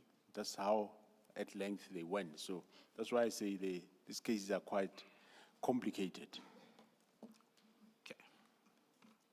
And the intervention should be equally sophisticated to deal with them. Yes, also yes, the intervention, because if you use local police, sometimes they know local politicians. It becomes much more easier and for them maybe to be swayed or persuaded in the investigation. Hence, we use members from other provinces. We know it's expensive, but it's worth it, because if you use local police, it's always a problem. And I must say, after the team was there, a lot of people that needed to know the work of the team was quite a lot of them. And we were briefing based on who wants to know what, not briefing everybody on what the team was doing. And then, in essence, between paragraph 86 to 90, you continue to set out the statistics that highlight the successes of the PKTT. I don't need you to deal with those, because the commission will see the figures as they are outlined there. But there are 2 points that I'd like you to deal with from those paragraphs. In paragraph 86, you make a point that in your view, the PKTT is hugely successful. And you say, as will be dealt with in detail later, on 6 March 2025, Lieutenant General Kumalo presented the PKTT's successes to Minister Senzo Mchunu in an effort to convince him that his decision to disband the PKTT was ill-advised, to the extent that he was advised at all. If I can just ask, maybe just for you to explain to the Chair and the Commissioners, what point do you seek to make here? Yeah, the point I seek to make here on paragraph 86 was that, well, we know that the team was successful, commissioners, in doing its work. So on the 6th of March, there was invitation for the minister to go and discuss the disbandment plan. You'd recall that the minister issued the letter 31st December to disband the team. So I did seek audience immediately thereafter, which it never come quicker. If ever we met on other matters, but not on this one. So 6 March, the purpose was to discuss the disbandment plan. But then we put also a summary of the success of what the team has done, even though we know that it was sent to the minister's report of the 20th of January. The aim was, of course, also to maybe convince him to think otherwise about the team at this particular General, meeting. Sorry to interrupt you. Not at all questioning your assertion with regard to success, but I just want to understand it.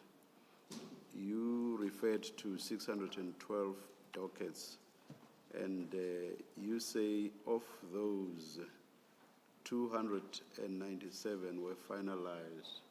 That's at 84.7. Can you please just explain how exactly you measure success? 612 and 297 finalized. I do see that's very close to 50%. Yeah, finalize, commissioners, I might not have the exact figures here, which I'm sure General Kumalo will bring it on board later. It means that it's cases that are finalized, be it... No, you did explain that. You did explain what finalized mean. What I want to focus on now is the assertion that the PKTT is hugely successful. And I'm not questioning that. I'm not suggesting that it is not hugely successful. I just want to understand how you measure success. Oh, thanks, Commissioner. How we measure success, we measure it in terms of cases where the team did get a conviction. That's how we measure success. That is cases where there is convictions, even if there is no sentencing yet, but once there is conviction, then that we counter as a success. Detection of suspects and getting them for court, and eventually, if there is a conviction, then that is the success. I don't know to what extent this may be of relevance to the findings and possibly even recommendations we make at the end. But regard being head to the fact that you said finalized encompasses different categories of finalization, and you are now focusing on convictions, and we are looking at 297, which is a figure relating to all those categories. So it makes it very difficult for one to have a sense of, for example, the convictions, because with regard to success, you seem to focus on convictions. So if you have this globular total, you have no idea as to what exactly the success is if one looks at convictions.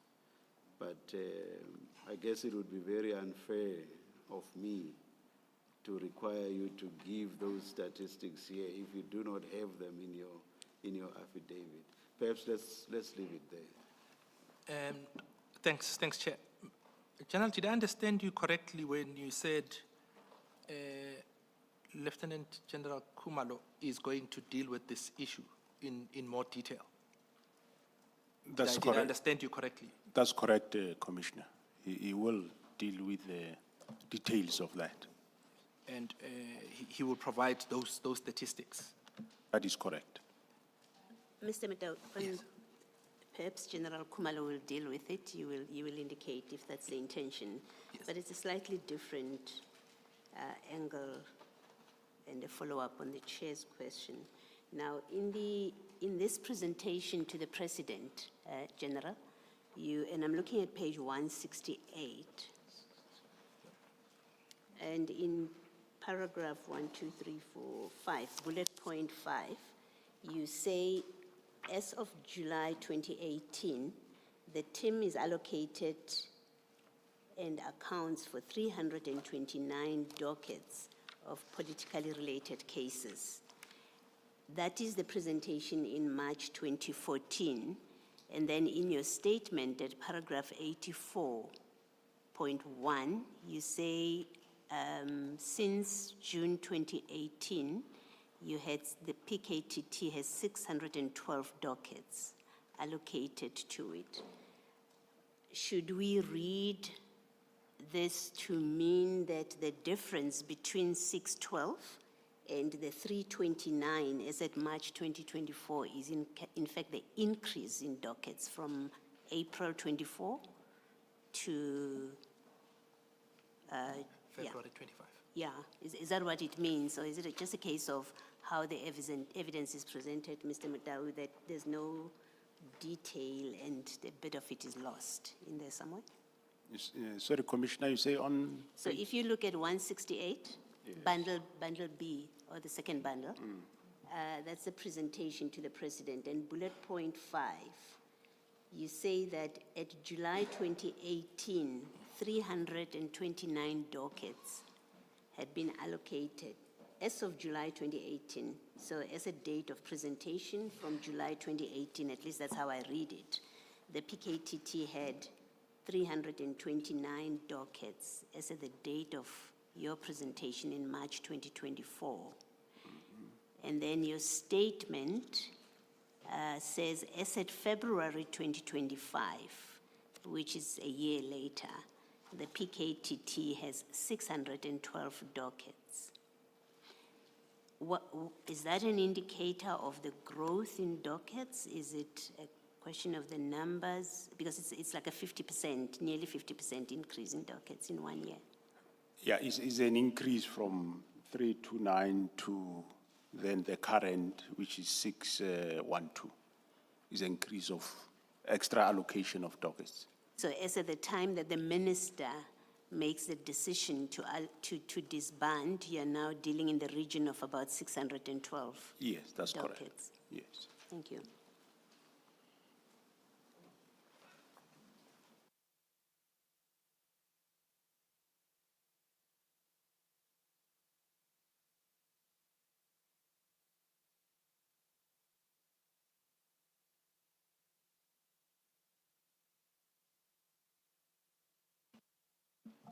Thank you.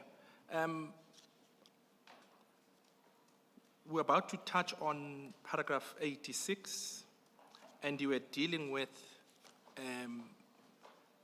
reference to a meeting of 6 March 2025, which we know, which you say you will deal with it in detail a little later.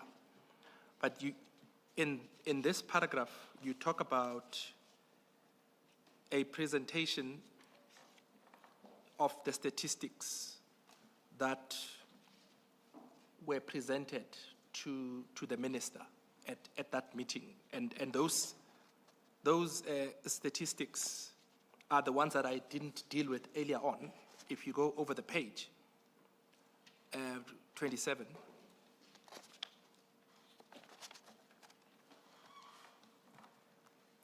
there is what you call a detailed breakdown of the 333 dockets. You see that? And Yes, Commissioner. yes, and you deal with them from 86.1 to 86.5, and then in 87 you deal with how they were allocated. You see that? From 87.1 until 87.3.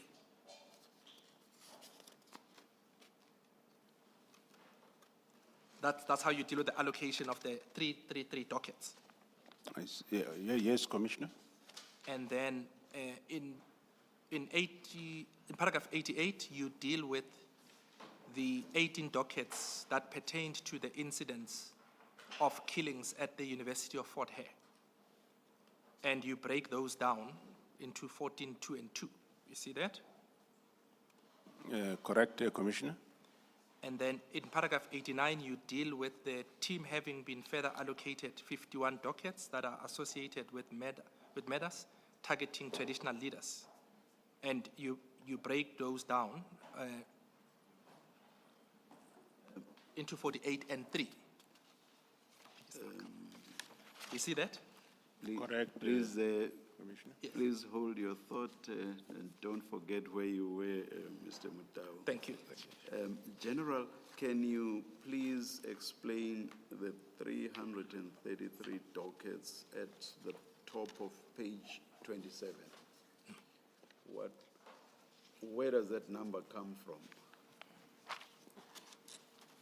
The last number that had been referred to was the 612 at 84.1, and then at 86, just before 86.1, there's reference to 333 dockets. Where does that come from? The 333, if I go back and look at it,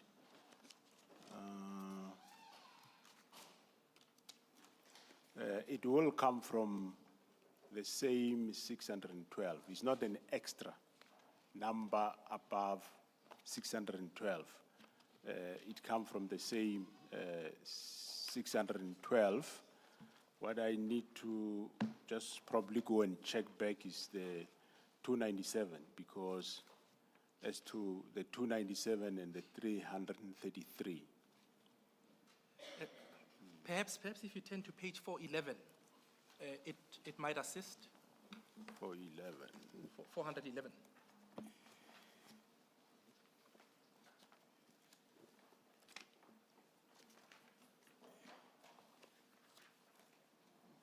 That's under SAfm 12. Mr. Mtau, I realize that we didn't give your bundles any name, and I'm worried that the record might just struggle you moving between the two bundles, and it's not clear for purpose of the record that now you're referring to a different bundle. So, Commissioner, we had said file 1 and file 2. So And we'll maybe, Masemula. yeah, maybe for uniformity, what we did, sorry, my co-commissioner, what we did with General Mkwanazi's files, we call them Mkwanazi 1 and Mkwanazi 2. Oh. So perhaps we should, for uniformity, do something similar here, and for the statement, we call that Masemula 1, and then the annexures Masemula 2. And then when council refers to them, you do the same. Thank you. Thank you, Commissioner Commissioners. Baloyi. Yes, National Commissioner, I directed you perhaps in that discussion with the chair regarding 333 dockets to page 411 of Masemola 2. And then perhaps you could explain it from there. Okay, thanks, Commissioners. If you go to Masemola 2, ne? Yes. And also bearing in mind what the chair's question is. The chair's question is relative to the number of 612 that you had provided as being the total number of dockets. Where does 333 come in? Correct. Or fit So if you go to SAfm 12 on page 412, right at the bottom left, you'll find the 612 dockets. Totally, that was allocated to the team. That is the total. And then when you go to page 411 of the same document, on the top left corner, you'll find the 333 cases. And if you look at the topic of that is political related cases. There were 333 totally for the whole period. And then the breakdown comes there. Just the writing is not so good. So which one are you looking at? Do you want to deal with parallel cases or you want to deal with ad hoc cases? Which one? No, the breakdown of the 333 is on the... Yes, on the top column. Yeah, on the top column, there is 53, 3, 2, 1, 1, 7, 4, 60, 11. So what I was saying was that the topics on top are just not readable, but that's where the 333 refers to political related cases of the 612. And then the 90 below refers to parallel cases of the same 612. And then the 120 on the on the same page is ad hoc cases, 120 of the same of the same 612. But perhaps to assist the Commission, what are parallel cases and what are ad hoc cases? Parallel cases... I'm aware that you said General Kumalo will give more detail on this, but the commissioners need the information now to make sense of these numbers. Parallel cases are those cases where they will find that their suspect, beside them investigating him for political related case, they find that this fellow have also committed, let's say, robbery somewhere. Either a robbery of common robbery, then that case will be, is not political related. So meaning it's not necessarily the mandate of this team, but they are investigating this suspect. Then they will take that case to make it as a parallel case. And then ad hoc cases also are those cases that are necessarily not political related, but the same accused might have been arrested for possession of illegal firearm at a different police station or in an unrelated matter. But then the team, in order to bring these cases together, to know better their client, then they will take those cases and investigate them. So those cases are not political related, but their client is involved in those cases. And then traditional leadership cases. This is over the page at 412. Yeah, if you turn the page from 411 to... Just over the page? Yes. Traditional related cases relate to killings of killings of traditional leaders, be it the Nkosis and the Indunas. And not necessarily killings alone, it might also mean attempted murders and so on. And then University of Fort Hare cases, those were cases of murder and fraud and corruption and so on at the University of Fort Hare. And the last column is the overall total of 612. But I must go back to the parallel cases and the ad hoc cases. I would want to leave that also more specifically for General Khumalo to come and explain the detailed difference between the two. Don't want to conclude on that one. Yes, but Thank you. Thank you very much, Mr. Mutau. This clarifies it. Yeah.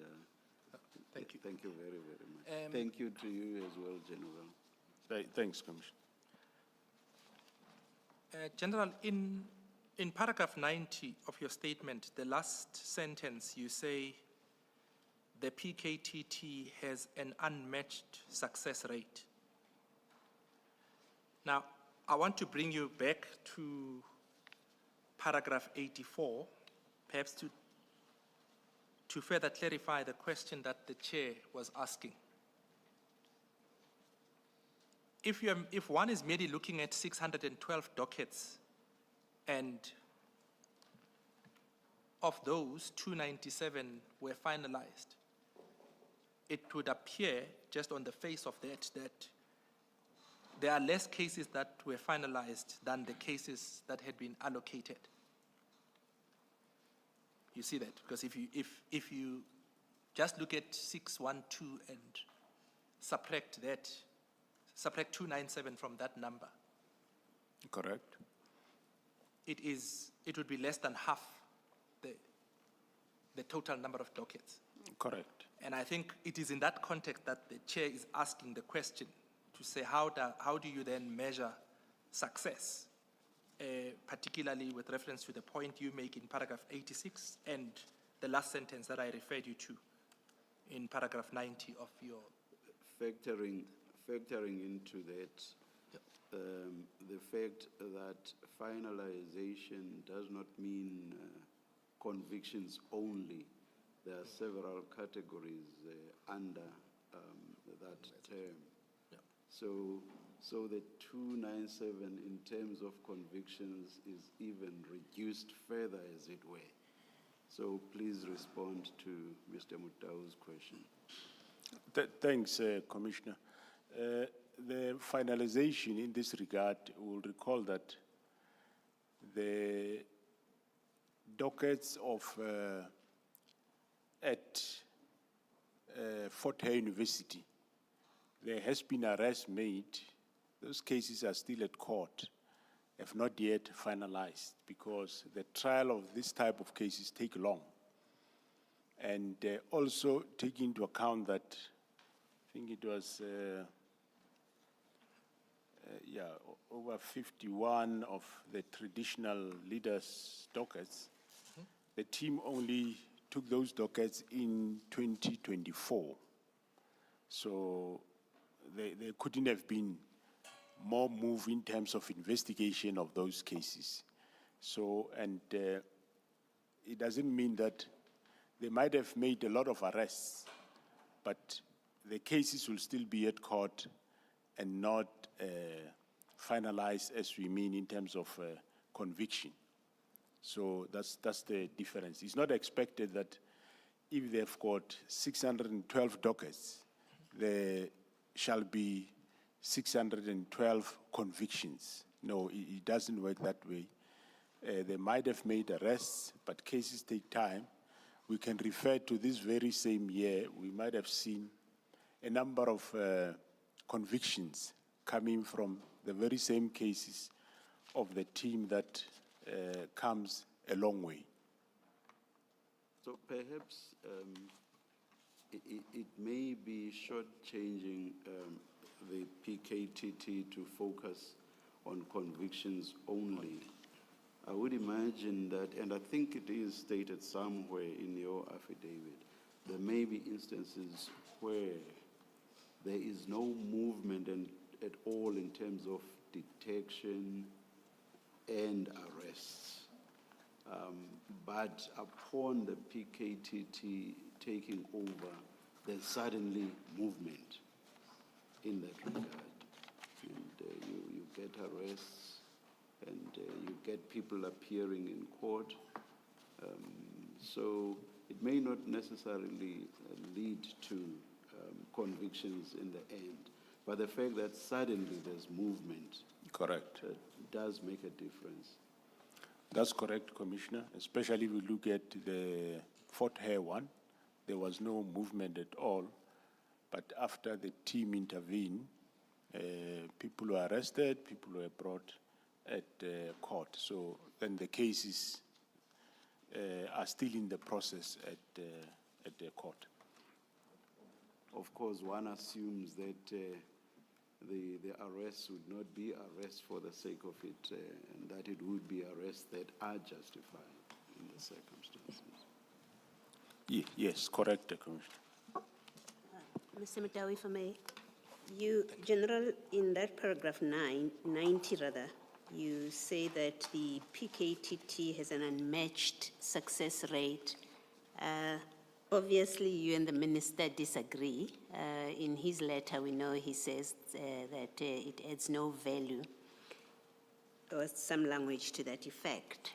Now, when you say the success is unmatched, what are your comparators? What is your point of reference against which you are comparing to say the success of the team is unmatched? Yeah, it will be difficult to match the work of the team with a province or a district because they work across. When one uses that word unmatched, is that there is cases that they would have been dead with no progress. But once you get this team into that case, you will see movement, you'll see arrests. Like, let's go back, I think somewhere we talk about a number of cases which the team had somewhere in 2018, which come from the previous team with very little success. But after this team was then put into work, they were able to make a breakthrough in a lot of those cases. The next example in point is the Fort Hare. Like I was saying, some of the fraud cases there in Fort Hare, the DPCI has been investigating them for more than a year, and we haven't had a breakthrough. But after we got this team at Fort Hare, there was a progress on murders, frauds, and corruption. So that's what one refers to, that they bound to make a breakthrough.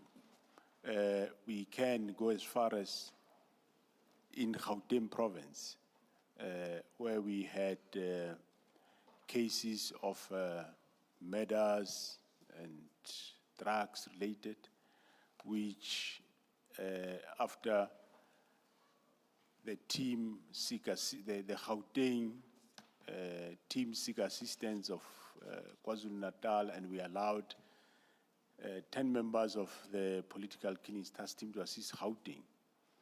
They started making a breakthrough, and also they unraveled more than what the team in Gauteng would have found. So that, in its case, in its nature, we are saying that the team is a success. If the KwaZulu-Natal political killings task team members didn't come to Gauteng, we would not have the current rate of unraveling, the arrest of Abu Molefe, the arrest of Abu Ket, and of course there's still others on the line that still needs to be processed. So by saying that their success is unmatched, that's what we refer. But then saying on the minister's letter that he assessed and there was no value, I don't know what that statement is come from. I don't know the assessment, when, where was it done, with who, I don't know. Well, probably that may come later, but I don't know what assessment was done. But what we know is what I'm sure everybody knows, everybody sees, a lot of convictions that are happening even now for cases, and the team is still doing its work, and they are quite successful. And we'll deal with that part when you deal with your interaction with the minister. But one of the things that you mentioned there is that there are 3 people who had information that is relevant in respect of the activities of the PKTT, and you say it is yourself, General Khumalo, and General Mkhwanazi, and that none of you were consulted by the minister to receive a briefing on the activities of the task team. Without necessarily going into detail, because I know that we will deal with that issue, but perhaps you could just highlight very briefly that point with reference to with Commissioner Baloyi's question based on the minister's letter and what the minister says. Okay, thanks, Commissioners. With regard to that, in the letter where the minister says, after assessment, the team is not adding value to SAPS or to the country. I can't recall the exact wording.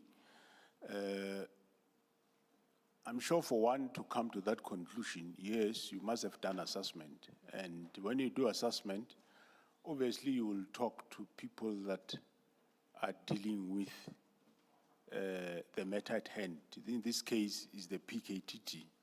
So in order for one to have had briefing of the PKTT, the minister would have definitely have briefing from General Mkhwanazi, or have briefing from Dumisani Khumalo, or had briefing from myself. To an extent, maybe 30% maybe should have had briefing from Lieutenant General Libya, because Lieutenant General Libya, at some point, he headed the National Steering Committee, but it didn't go far. He left it. So he wouldn't know the complete work of the team. There is no way he will know it. So then to come to that conclusion without having this briefing, I wonder who briefed him, because that's for sure I know. There is nobody that knows the work of the team than those, unless you go to the junior commanders of the team, which we inquired, and that is not the case. Thank you. Okay. All right, we'll come back to that issue when like I indicated, we deal with your statement in relation to the interactions that you had with the minister, and when in relation to the minister's decision of 31 December, where those engagements held.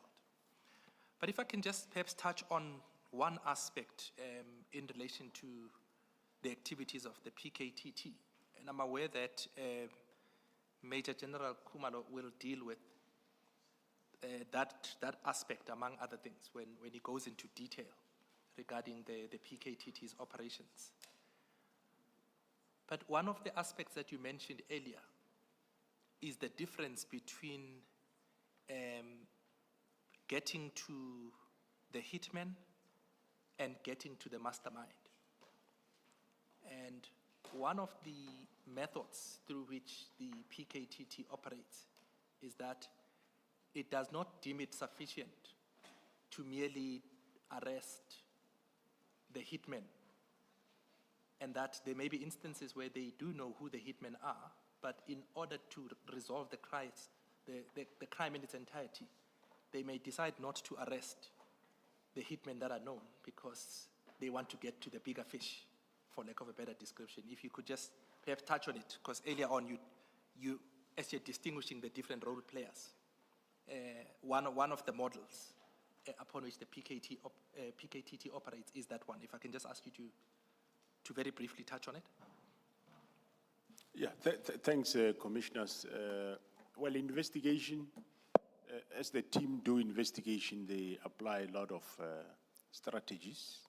At some point, they'll throw their dockets together and allow them to swim, and so that they can see which direction should they go without rushing to get to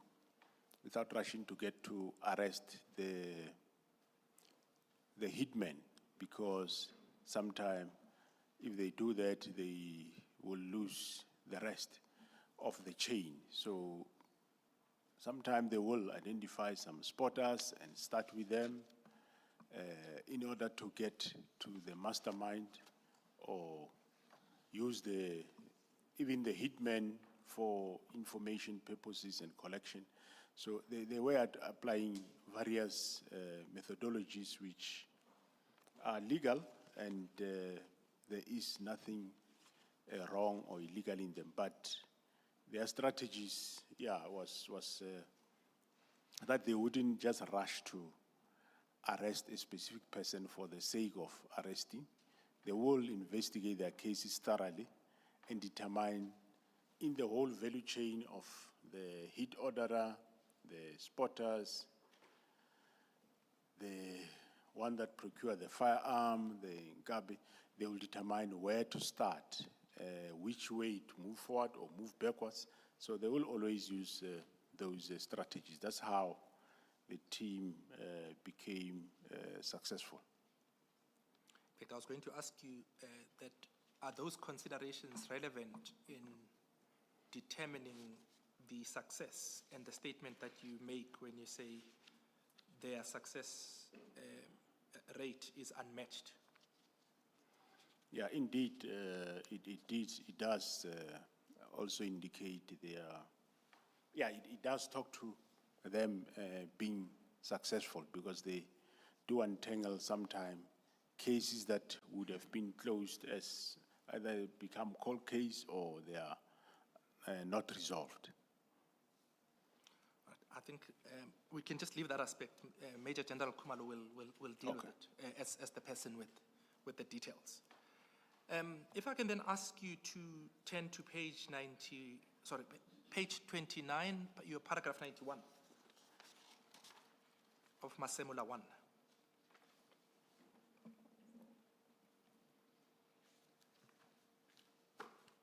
You deal there with the point that the IMC was regularly briefed on the progress and success of the PKTT, and you attach the different presentations that were made to the PKTT on 3 August 2018 until 6 September 2023.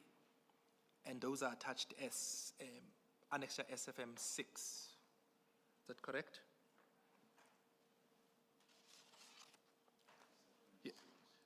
Correct, Commissioner. And that, for the benefit of the Commission, it starts at pages 191 to 359 of Masemula 2.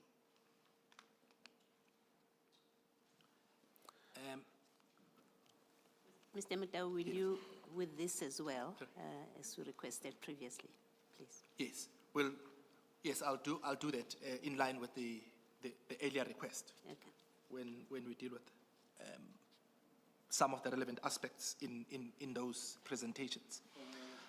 But perhaps where I'd like us to start with the contents of that paragraph is the second part, where you say, as far as I'm aware, there were no further IMC meetings after the 6th of September 2023. Now, would that period extend until the minister took a decision to disband the task team? In other words, between the period 6 September 2023 to 31 December 2024. Is that period covered by the statement that, as far as you are aware, there were no further IMC meetings? Yeah, that is correct, Commissioner. Since that was the 6 September 2023, which is referred to as SAfm 7, is the last IMC briefing that was done. Then you continue to make the point in the next sentence, to further illustrate the point that the PKTT was viewed as effective, I was able to source the media briefing held by former Minister of Police, Minister Cele, wherein he expressed the IMC's positive view of the PKTT and its successes. And you refer to Annexure SAfm 7. And if I can ask you to turn to page 360 of Masemula 2.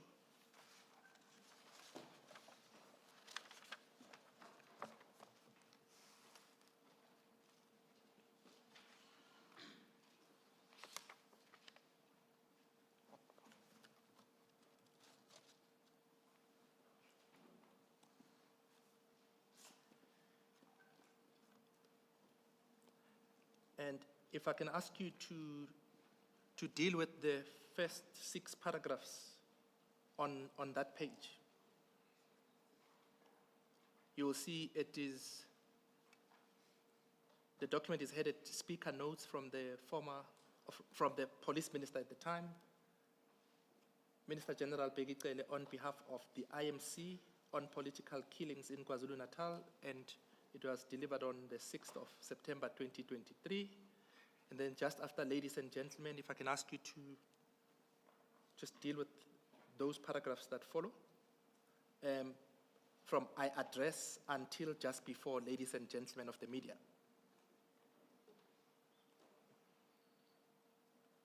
Yeah, thanks, Commissioner.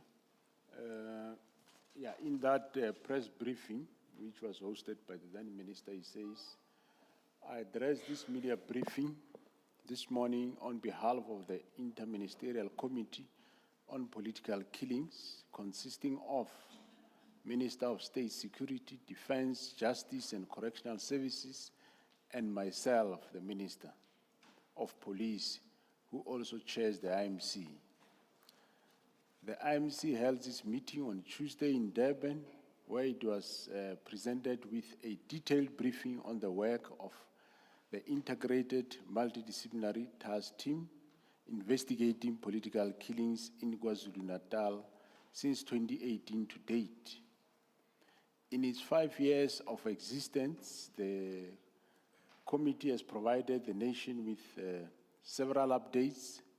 The last one took place in February 2022. The committee remains committed to encouraging political tolerance by individuals and parties, whether before, during, or after elections period and beyond. However, through the integrated work of the task team, the IMC is as committed to arrest those who use violence to settle political scores. This task team includes the SAPS, NPA supported by State Security Agency and Correctional Services, the Premier and MEC for Community Safety and Liaison of KwaZulu-Natal. It is on this score that the IMC wishes to categorically put it on record that the initial mandate given to the committee by His Excellency President Cyril Ramaphosa in 2018, not to allow KZN to be a killing field, is still on course. And then if I can ask you to please turn to page 362 under the heading Regional Stability.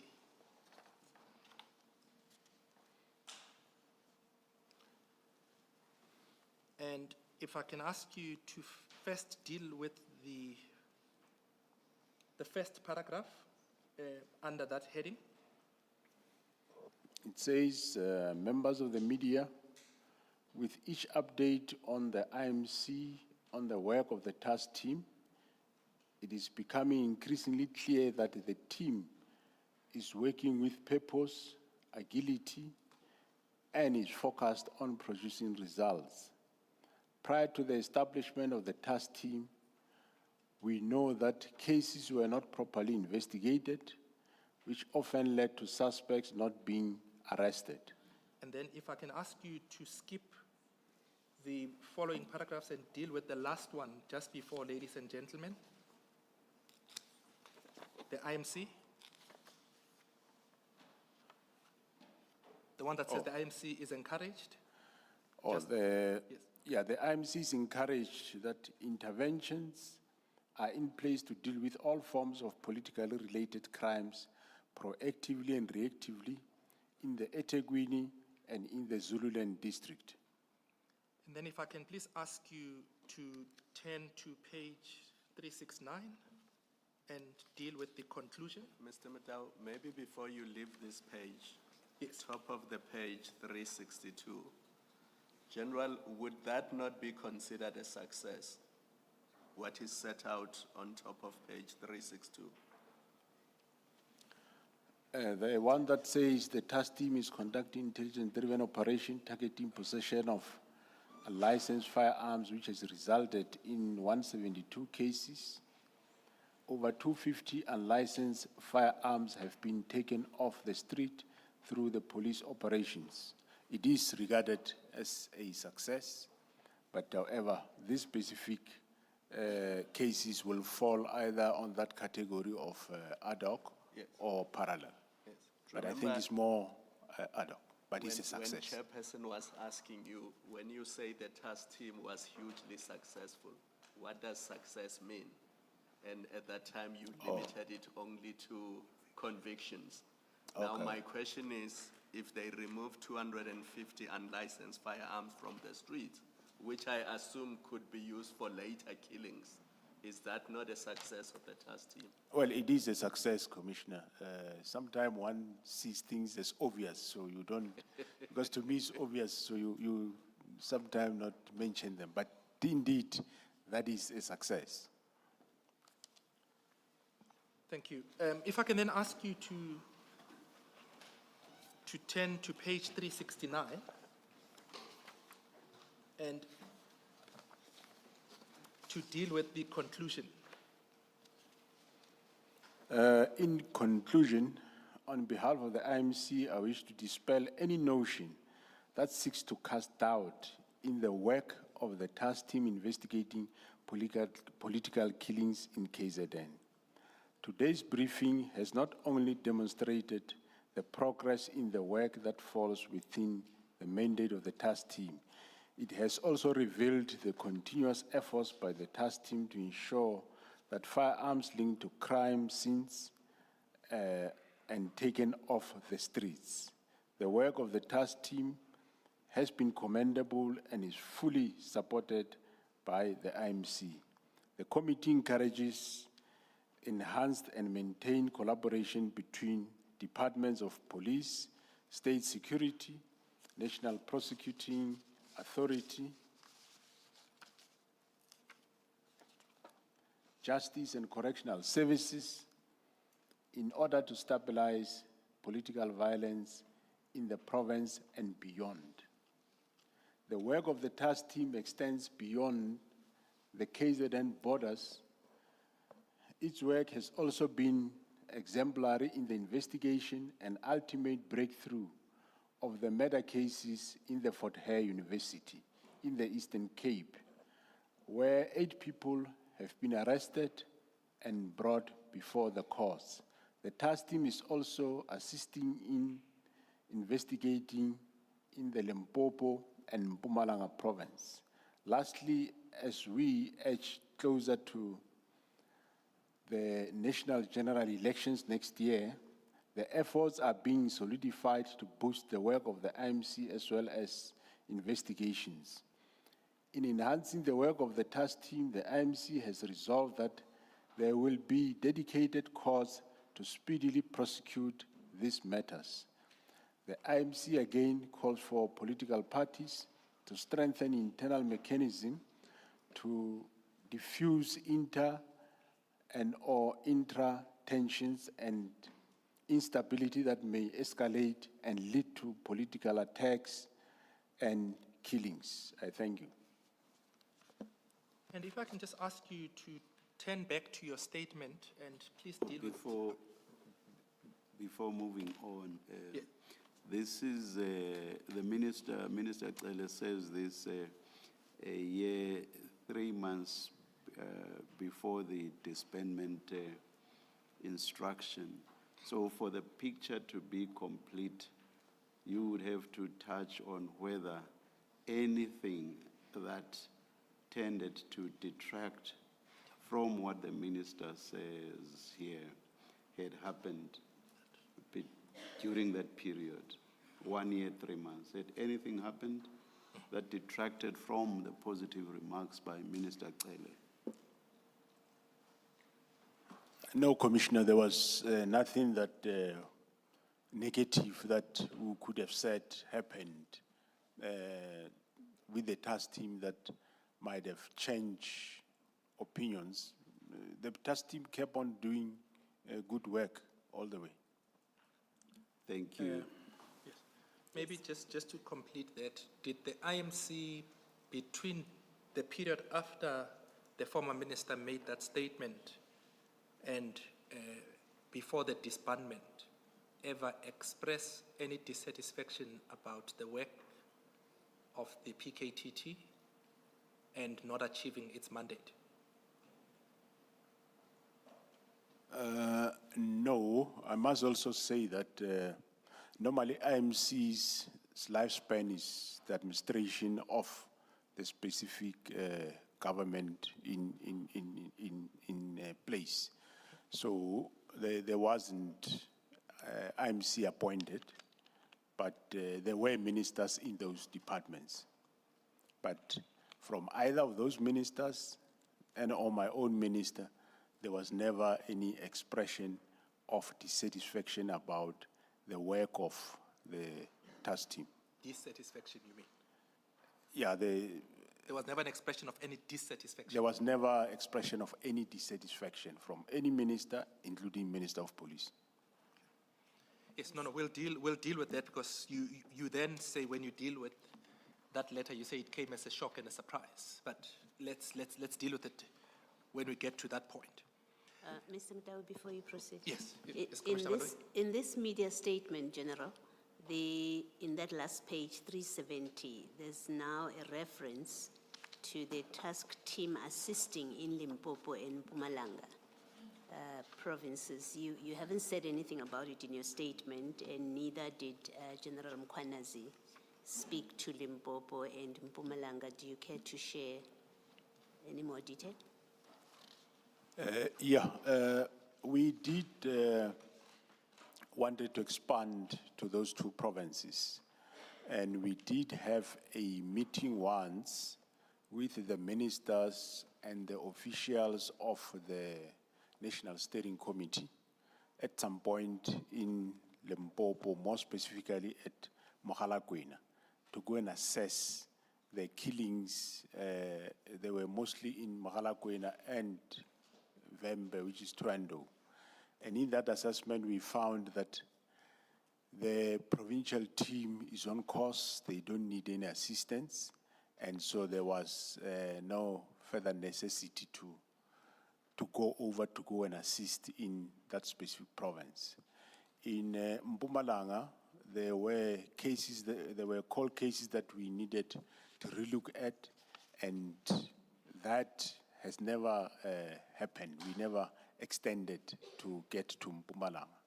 It was something that will still be done. Thank you, Commissioner Baloyi. General, if I can ask you to turn back to your statement and deal with paragraph 92.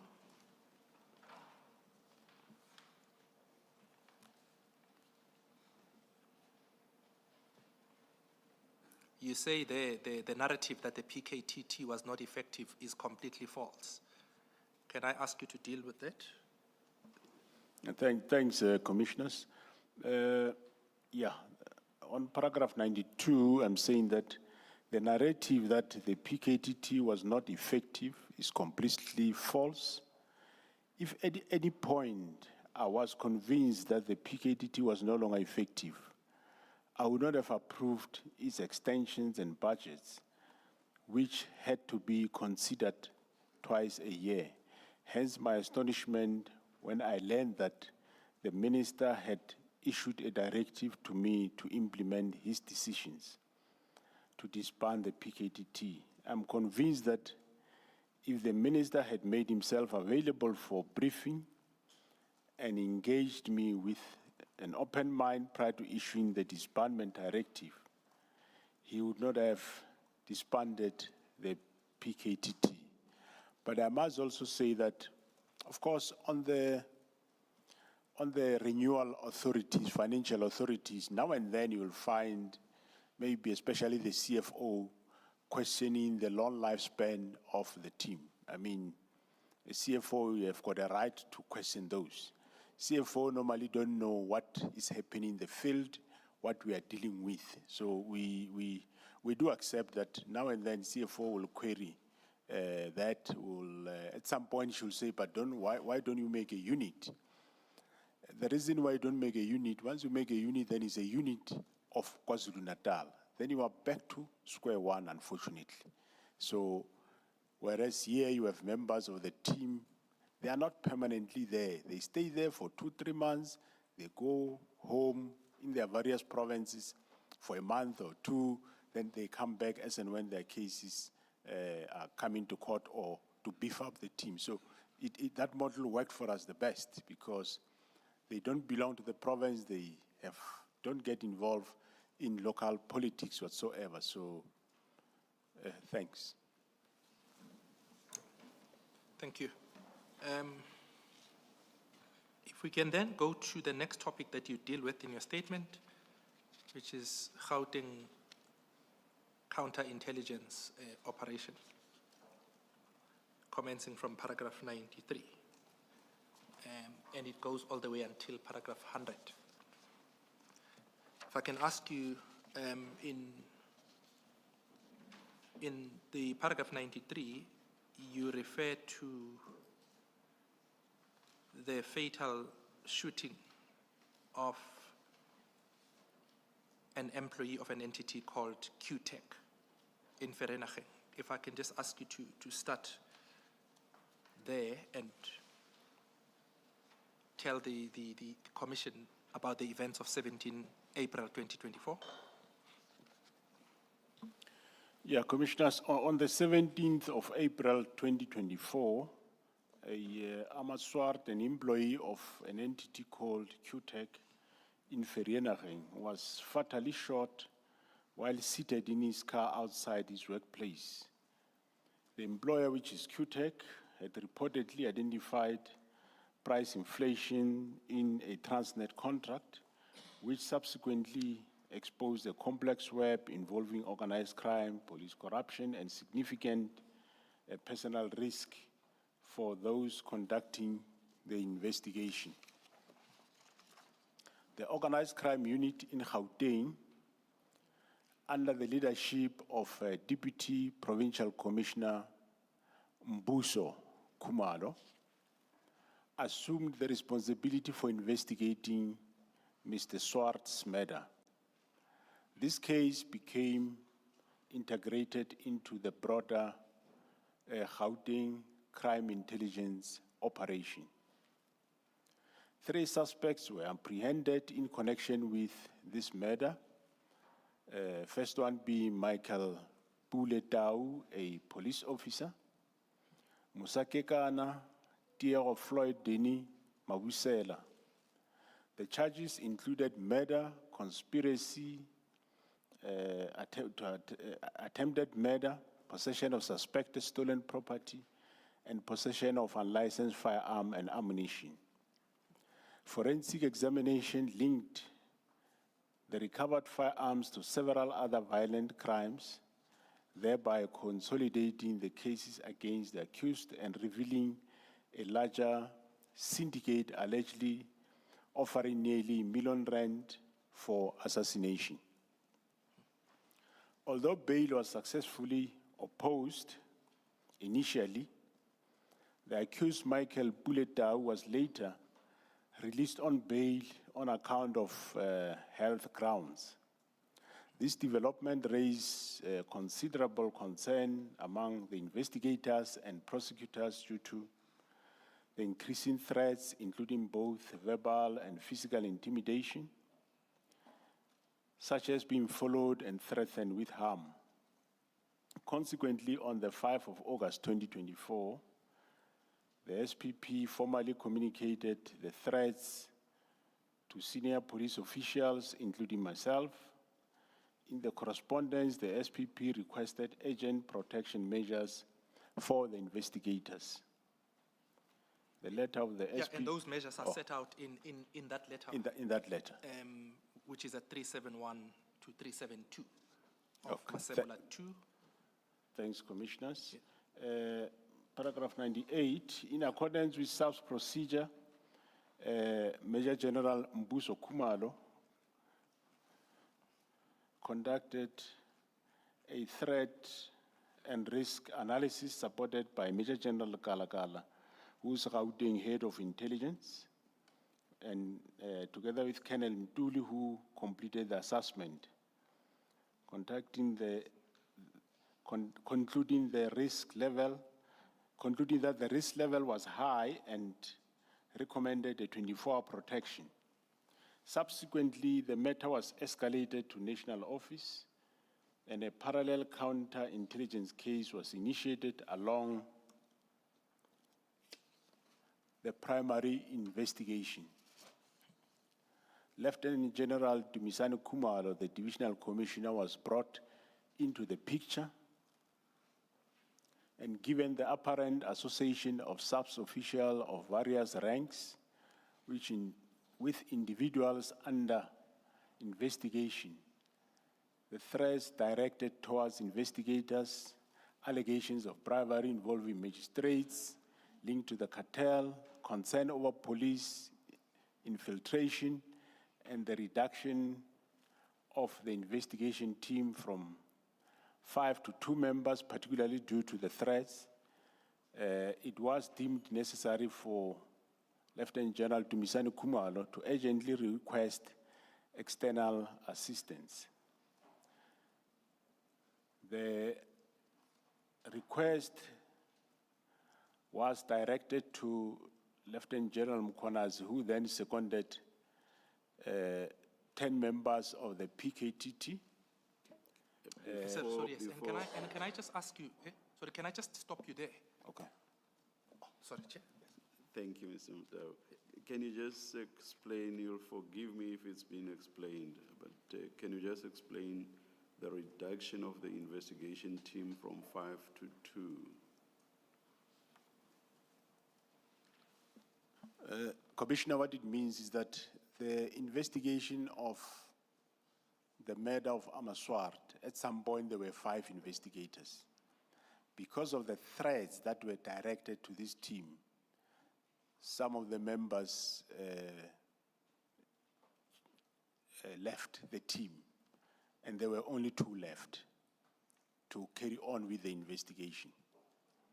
Sometimes you would want to force members to continue doing a certain work, but at some point when you realize that it might not assist, because you require certain braveness to do certain things, then they had to reduce from 5 to 2. Thank you. Thank you, Mr. Mutau. Thanks, Chair. And that led to the request for capacitating that team with the secondment of the 10 members. That's the point you make in the last sentence of that paragraph. That is correct, Commissioner, and it was brought to my attention and I approve of it. Yes, but there's something I needed to get you to clarify in paragraph 99. When you talk about allegations of bribery involving magistrates, and perhaps let me just stop there and deal with that one. As I understand, these are only allegations at this stage, but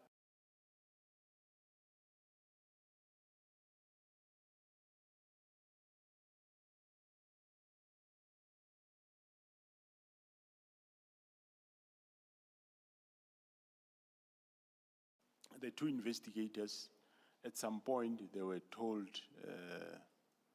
by one of the seniors that there is 3 envelopes ready, and that one envelope is for the 2 of them, the other envelope is for the prosecutor, and the 3rd envelope is for the magistrate. So that is, of course, allegation. From my side, it's a hearsay, but I'm sure General Khumalo could talk more on that. But it's still under investigation. Yes, I think the point, perhaps the focus is that those are not concrete findings as yet, but they are allegations that are being looked into. I think that's more the point that I was trying to establish there with regard to those allegations. That is correct, Commissioner. That's correct. And equally with regard to the links to cartel members and the concerns over police infiltration, that equally has that status, that it's allegations that are being looked into at this stage. Yes, it is allegations, yes, that is under investigation, and it might not be a good thing to expatiate more than that. Right, and then in paragraph 100, you conclude by indicating that those members that were seconded to the Gauteng team were then integrated into that Gauteng investigation team. But the Dockets were never transferred to the PKTT. If I can just ask you to explain that, the integration of the members into the Gauteng investigation team without the PKTT Dockets being transferred. Yeah, what we mean by that is that the members that came from KwaZulu-Natal came to assist the 2 colleagues in Gauteng. But what they were investigating was never taken to KwaZulu-Natal to form part of the political killings task team. Those Dockets remain in Gauteng under, of course, this team. After the lunch adjournment, subject to the commissioners agreeing that it's a convenient time to take lunch, you are going to be dealing with the arrests of Mr. Molefe and Mr. Matlala. Let us indeed take the lunch adjournment now and resume at 2 o'clock. Thank you.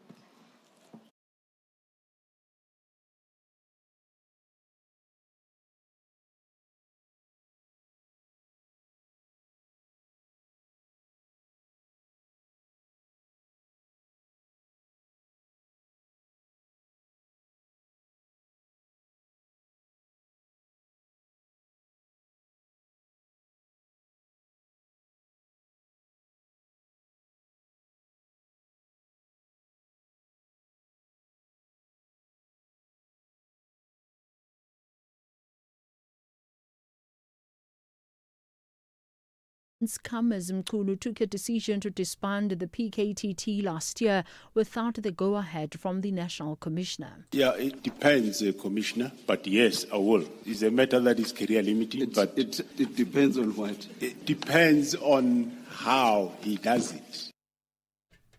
The Gauteng Department of Social Development has accused the DA of manipulating figures to mislead the public. This comes after the DA released statements on social media claiming that millions of children are suffering from malnutrition due to the department's decision to centralize food distribution. Gauteng Department of Social Development spokesperson Teddy Gomba says these allegations are false and also a manipulation of statistics. Nomtsikelelo Mthabela reports. The Gauteng Department of Social Development says, despite their efforts of distributing food parcels, however, there's a growing demand for food amongst those without it. The department has urged NPOs that have been handing out food parcels to the vulnerable in their communities to submit those lists to the department in order to assist in alleviating the scourge of malnutrition. I'm Nomtsikelelo Mthabela, SABC News in Johannesburg. The defense in the Senzo Meyiwa trial has asked for more time to consult with the witnesses that could be called to testify. 5 men are on trial at the High Court in Pretoria for the 2014 murder of the Bafana Bafana captain. Meyiwa was shot and killed while at Singer Kelly Kumalo's parental home in Vosloorus on Gauteng's East Rand. Kumalo is alleged to be the mastermind behind her former boyfriend's killing. Defense counsel Charles Mnisi says it has been difficult to consult with witnesses due to scattered locations and unavailability. That those witnesses, according to information that I'm getting from Mr. Sibiya and Mr. Mnube, are scattered all over the show. I've been from pillar to post. I've been all over the show.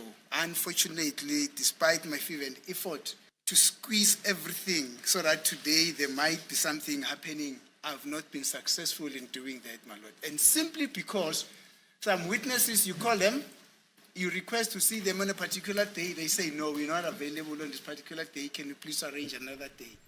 The Agriculture and Rural Development Department in Limpopo has issued a fire danger warning for Sekhukhune, Waterberg and Capricorn districts. Small-scale farmers have been advised to take precautions as the fire conditions could be worsened by strong winds. The department spokesperson, Moshopologo Matotse, says communities are urged not to start open fires.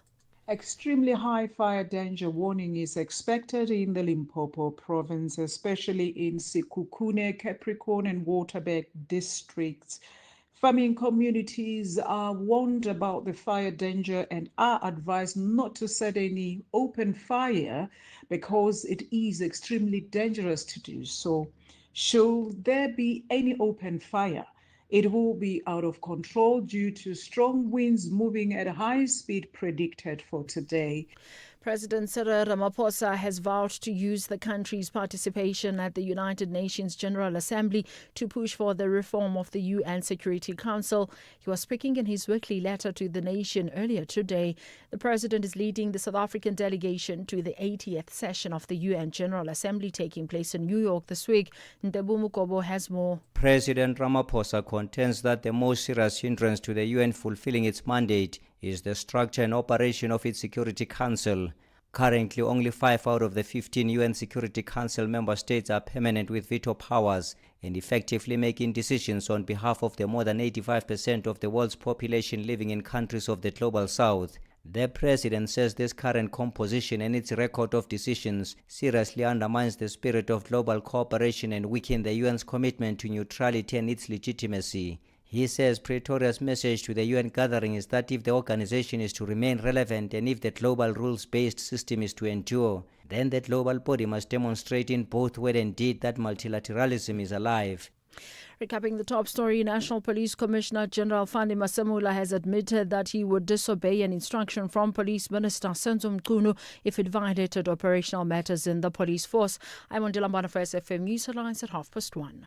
Outsurance will go out of their way to try and save you money on your car insurance. If they can't, ask for 500 Rand. Visit outsurance.co.za today. You always get something out. You are the poster child, the biggest saver we've ever had. I decided that I would contact Outsurance and let them work out what they could do for me. Yeah. And lo and behold, big saving.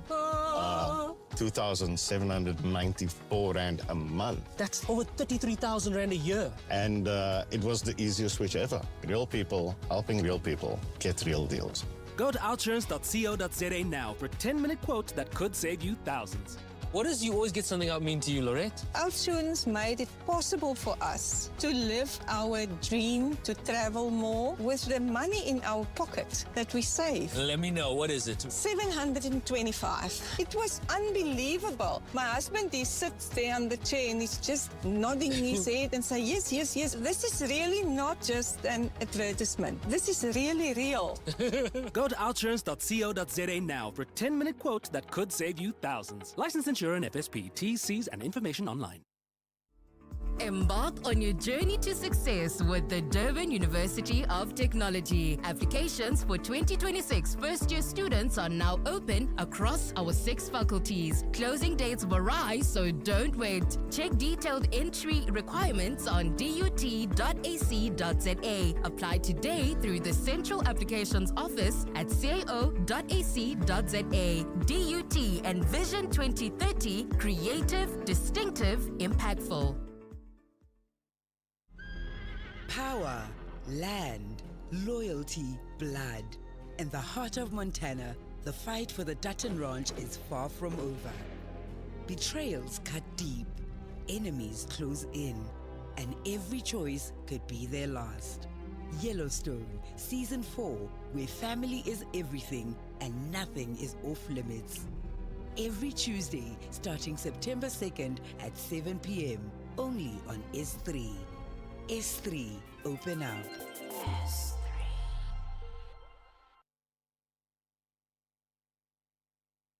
Buccaneers are chasing for nothing but victory as Godini. But Southern African neighbors, the Stars, believe they will shine away from home. This is the first preliminary round of the CAF Champions League. Catch the second leg match between Orlando Pirates and Diodi FC on Saturday, 27 September at 2:30 p.m. Live on SABC 1 and SABC Plus. Proudly brought to you by SABC Sport. For the love of the game.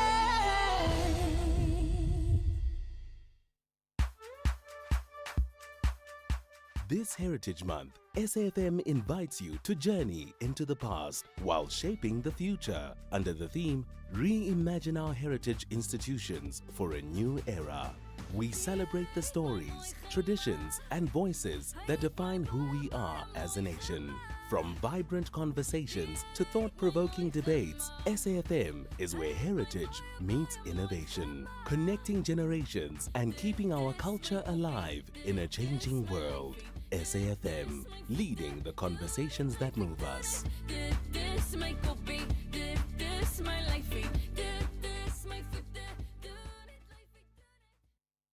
This year, the Standard Bank Joy of Jazz Festival offers you 3 days of the heart and art of jazz from the 26th to the 28th of September across 4 stages at the Sandton Convention Center.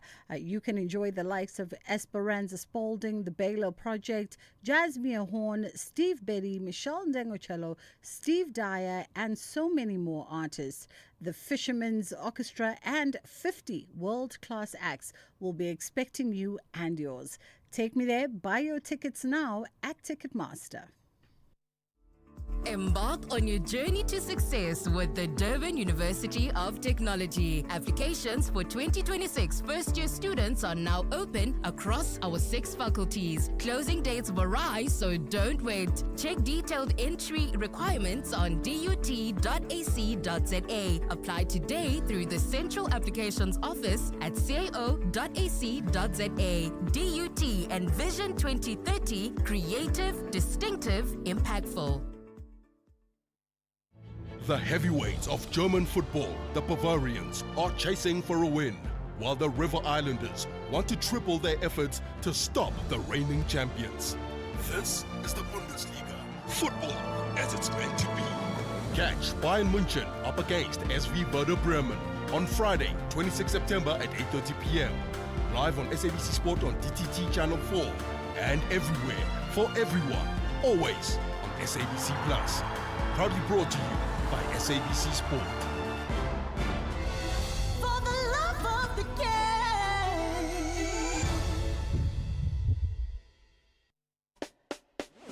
The Full Circle with Bridget Masinga, Monday to Friday, 1 to 3 p.m. It is the Full Circle with myself, Bridget Masinga, on SAfm.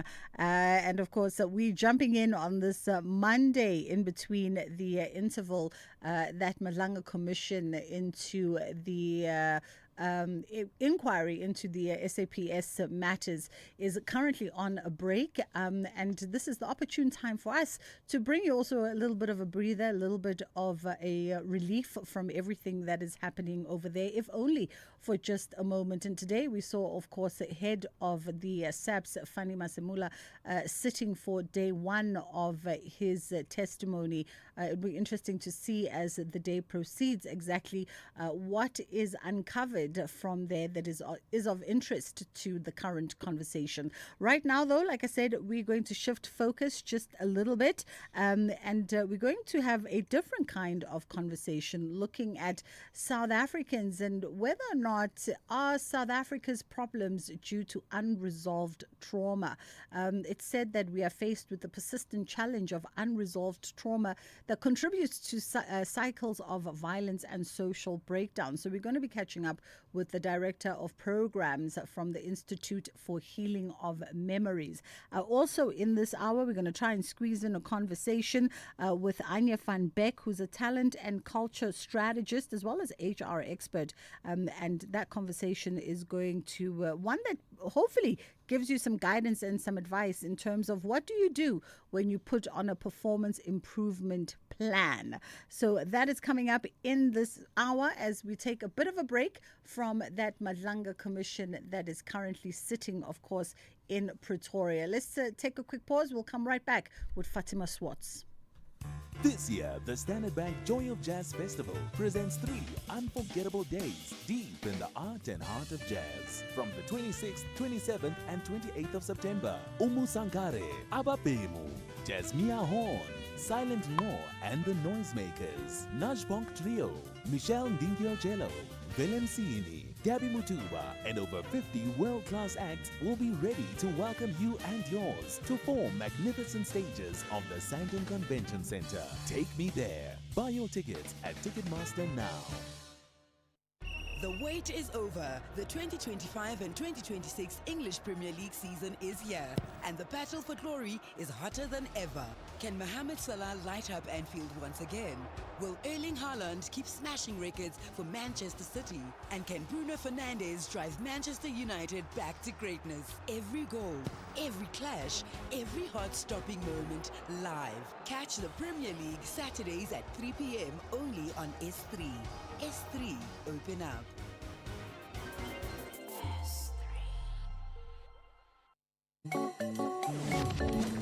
Bridget Masinga on SAfm. Alrighty, well, we take a break from that Madlanga Commission of Inquiry. We get into a different kind of conversation this hour, and we're looking at South Africa's problems and whether or not these stem from unresolved trauma. We're catching up with the Director of Programs from the Institute for Healing of Memories, Fatima Swartz. Now, South Africa is said to be faced with a persistent challenge of unresolved trauma that contributes to cycles of violence and social breakdown. And in fact, a 2024 Human Sciences Research Council survey found that 1 in 3 South African women has experienced physical violence between July and September 2024. Let's get into it with Fatima Swartz. Fatima, how are you doing this afternoon? Hi, good afternoon. I'm doing quite well. Thank you, Bridget. Thank you so much for the time. Much appreciated. I guess before we get into the conversation, maybe you can walk us through the work that is done by the Institute of Healing of Memories. Yes, thank you for the opportunity to talk about our work. So the Institute was established in 1898, which was just parallel moving into the Truth and Reconciliation Commission. And part of it was a recognition of the woundedness of people that has lived through the apartheid years. But also later, as we worked through, is an acknowledgement that there's been generational trauma in the country and on the continent. So our work focuses on both the personal level, individual level, where we take people through a Healing of Memories workshop that enables them to talk about their pain, their woundedness, their trauma, and then to work with them in a way in supporting them, accompanying them to find solutions to their situation that they find themselves in, and so that they can move forward. A very important part of it is them finding solutions for how they can move forward with us supporting, or so definitely not us living their lives. And so that's the core of our work, and that is with different sectors in society. Part of our history is working also with military veterans, of which we will have a community dialogue now in this week at the University of Western Cape, just acknowledging the role that people who were committed to justice played within our society. And this is part of the unresolved trauma that people has not been acknowledged for the kind of contributions and sacrifice that has been made, and all of that things are contested. And therefore the stories that they tell their children about how they are valued today is one of pain and distrust and being ignored and so on. So that manifests itself in society. And the other sectors of people we are working with, of course, is women and gender-based violence. What impact that violence is having on their lives. And working with them in roots out of that kind of violence. Yeah.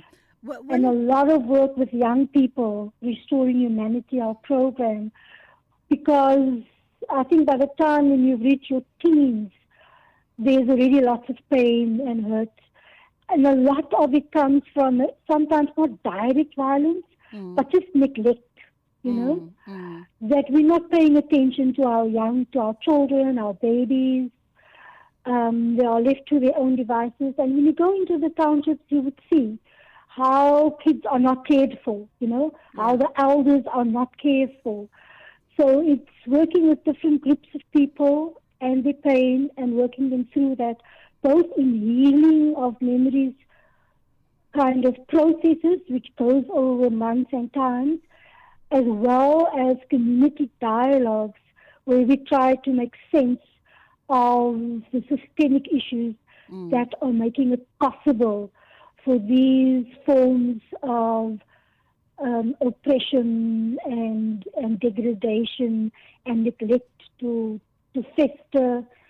Yeah. To, you know. Fatima, I'm very interested also in what you spoke of earlier regarding the recognition of woundedness from our collective and individual past, because this speaks in large to the generational wounds that are still gaping in South Africa.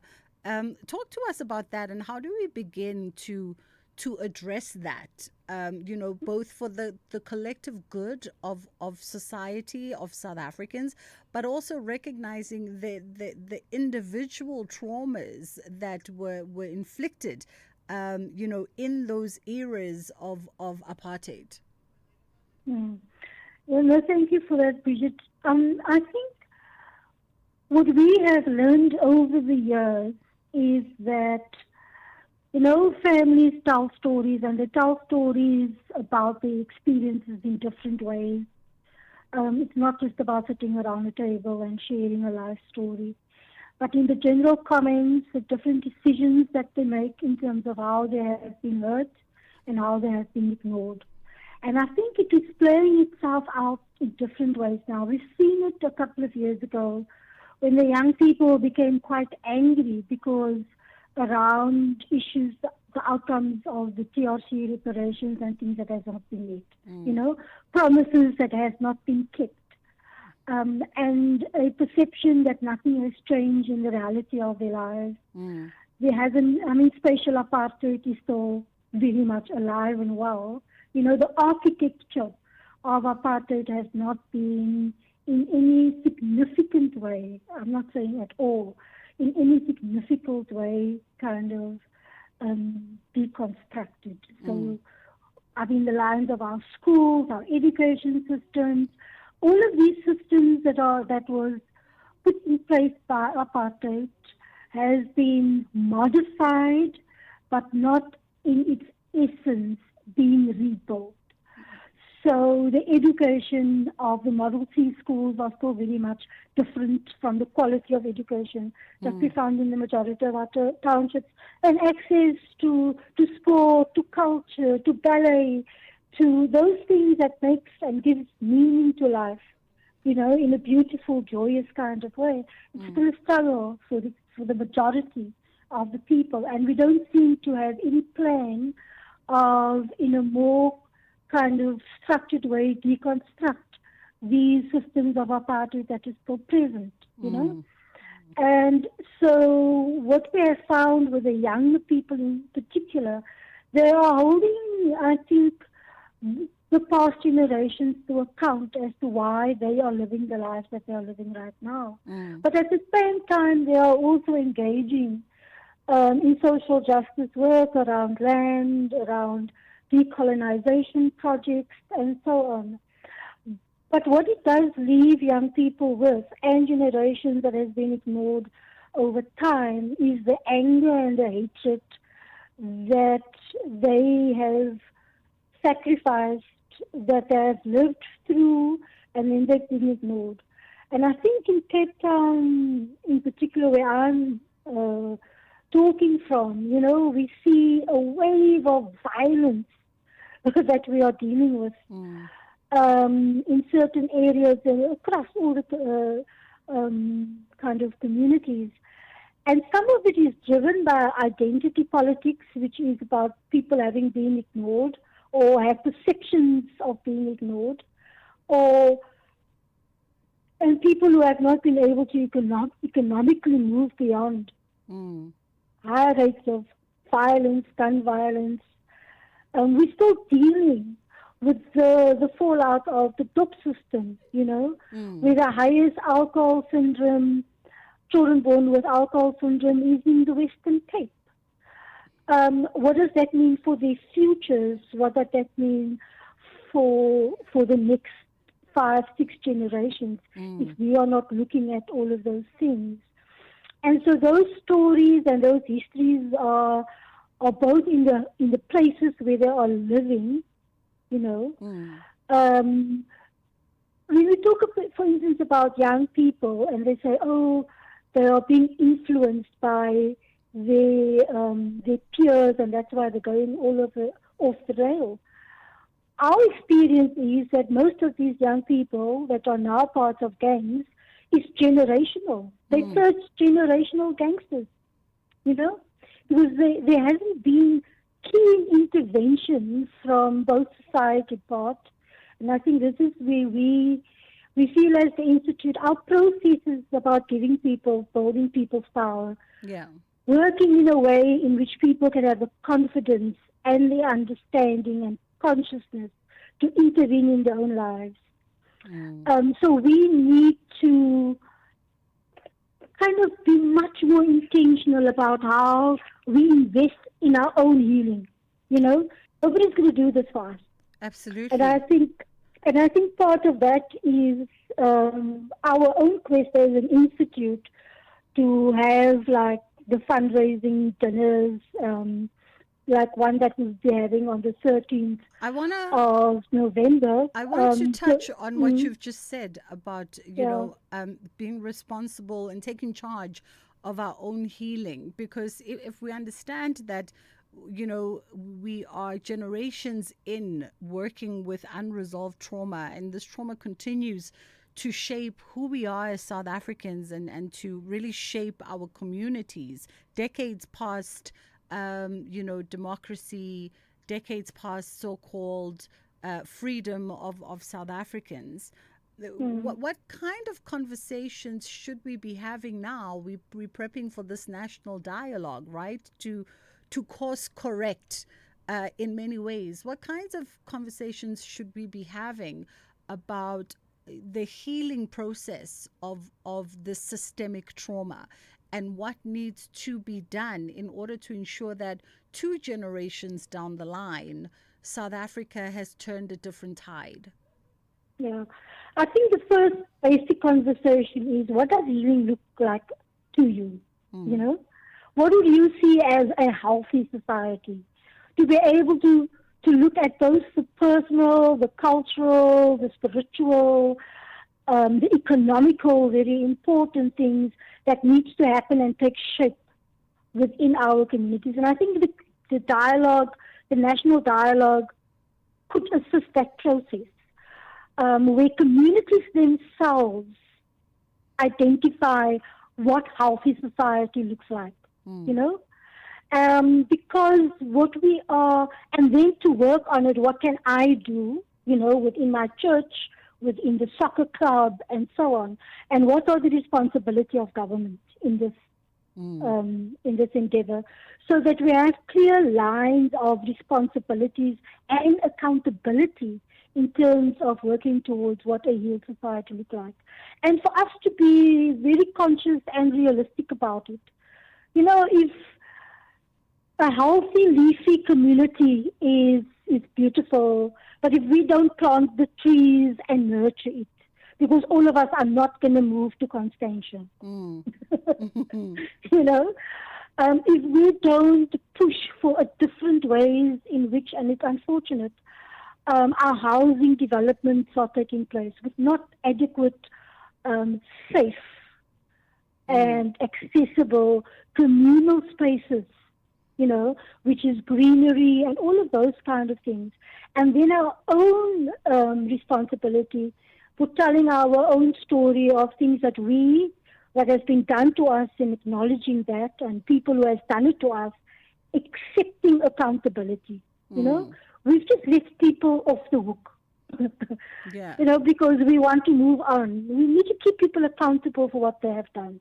You know, even beyond the grave, I would want to say, because that is about truth telling. And so that people can know that their pain has been recognized, and those people who have inflicted the harm has been acknowledged, you know, who know who inflicted the harm, even if they are in the grave already. You know, Fatima, I want us to just pause here for a second, just for the headline news. We'll come back on the other side of 1:30, and we'll continue our conversation, because I think the theme of accountability is a very important one. And as a country, as a collective, we definitely don't want to miss this moment in time. You know, to be very honest about what accountability looks like in the past and in the present, and as you say, you know, beyond the grave even. So let's pause it here, and then we'll come back on the other side. We're going to take the headline news with Ondelambana. It is the Full Circle with myself, Bridget Masinga. Thank you, Bridget. On the news headlines, a National Police Commissioner General Fani Masamula has highlighted the success of the political killings task team at Fort Hare University in the Eastern Cape. The city of Tshwane has urged residents in the Pretoria CBD and surrounding areas to be patient as they continue to be without electricity, and the World Health Organization African region says it's ramping up vaccination efforts to curb the spread of the Ebola virus in the Democratic Republic of Congo. Full bulletin follows at the top of the hour. I'm Andile Ncube umzilanga Disqongo no George Ntomba eyazizala ke suka le emzimkhulu egugweni ila ke inkaba yasala khona. Your son got a star on his forehead, brightens your every mood when you get as old as I am. What do I like about him is your love. You know, it's home. Beyond football, I enjoy cricket. You know, or Andile ngesixhosa go Ace Mabheka, you know. My favorite nickname of all time, like Captain Yama 2000. In everything we do, just like the African continent is the beginnings of life, right? Just like women are the beginnings of life. The SABC and SABC Sport is exactly that. Catch Andile, Captain Yama 2000 Ncube on match days, live on Latuma. Proudly brought to you by SABC Sport. For the love of the game. Who's behind the mask? A singing pineapple? A disco dancing dokolosh? It can only mean one thing. It's the Masked Singer US Season 9, the only show where celebrities hide behind wild costumes and even wilder vocals. Is that Beyonce? No. It's your dentist dressed as a giant taco. Unmask the madness, the mystery, and the mayhem. Saturdays at 6:30 p.m. on S3. S3's got the masks, the music, and maybe your favorite celeb in a flamingo suit. Don't miss it. Spa Baby Proteas will take part in the Netball World Youth Cup 2025 in Gibraltar from the 19th until the 28th of September 2025. These are Rising Stars #Together We Rise, brought to you by the Department of Sport, Arts and Culture. Lina laka ke Hlompho ke kana. I'm from Mamelodi Sundowns captain. I'm a sports analyst la go SABC Sport. When I'm home, I try by all means to practice cooking. My favorite home cooked meal, I'll go for pap and masonja because I can prepare that with easy. What do I normally get up to when I get a moment to myself? I would easily, play my guitar. I try to practice a lot of Tracy Chapman. My favorite foreign language is French. Bonjour, comment ça va? So if I didn't play full football, I think I was gonna be a baseball player. What do I like about SABC Sport is the fact that we given an opportunity to educate. Catch the exciting Diski analysis by Hlompho Long Range Kekana on match days live on Latuma. Proudly brought to you by SABC Sport. For the love of the game.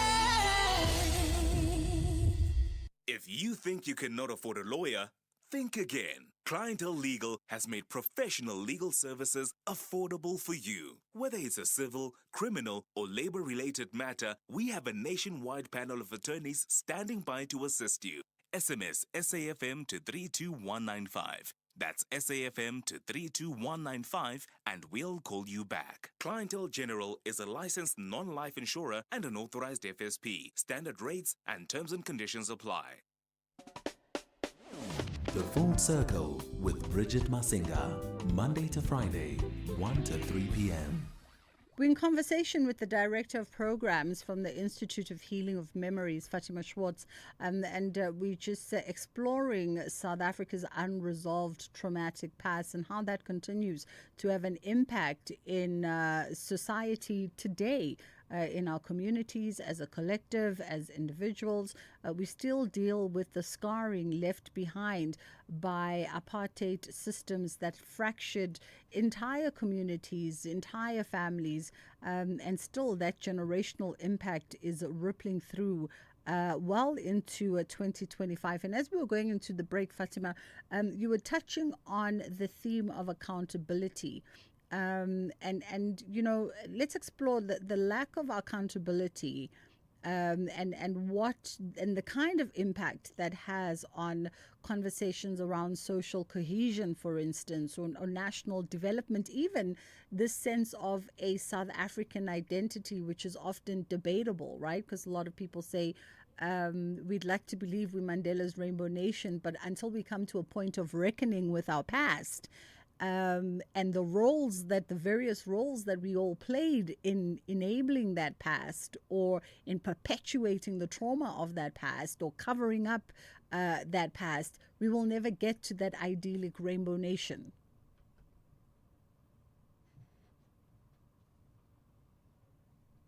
Fatima?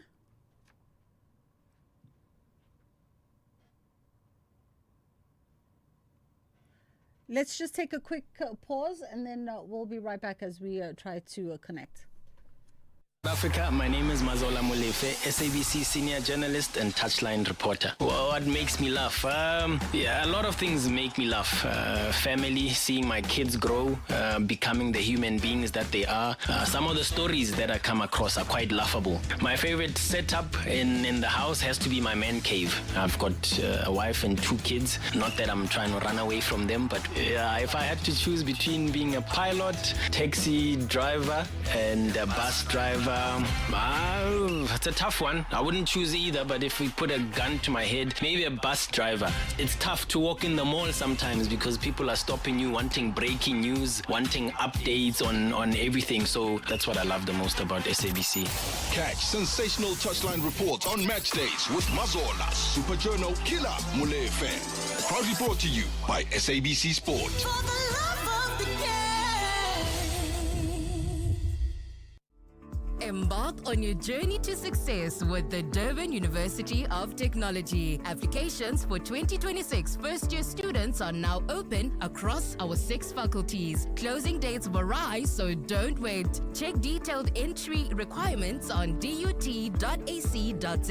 Apply today through the Central Applications Office at cao.ac.za. DUT and Vision 2030, creative, distinctive, impactful. Gender-based violence is destroying lives and tearing communities apart. It happens in homes, in schools, at workplaces, and too often in silence. But it doesn't have to continue. If you see it, speak out. If you are hurting, reach out. Because doing nothing is not an option. Listen to all 19 SABC radio stations for hard talk, discussions, advice, dramas, educational shows, and interviews around GBV with experts, survivors, lawmakers, and a whole country affected by gender-based violence. All on your favorite SABC radio station. Call 0800 428 428 to report abuse or get help. GBV, it ends with you. This message is brought to you by the SABC. The Full Circle with Bridget Masinga, Monday to Friday, 1 to 3 p.m. Coming back for just a minute or two to wrap up with Fatima Schwartz. And Fatima, I know you didn't hear my last question, just the last point on our conversation. You brought up accountability as we went into the break, right? And I wonder the impact of lack of accountability, the impact that has on themes around social cohesion, for instance, and national development.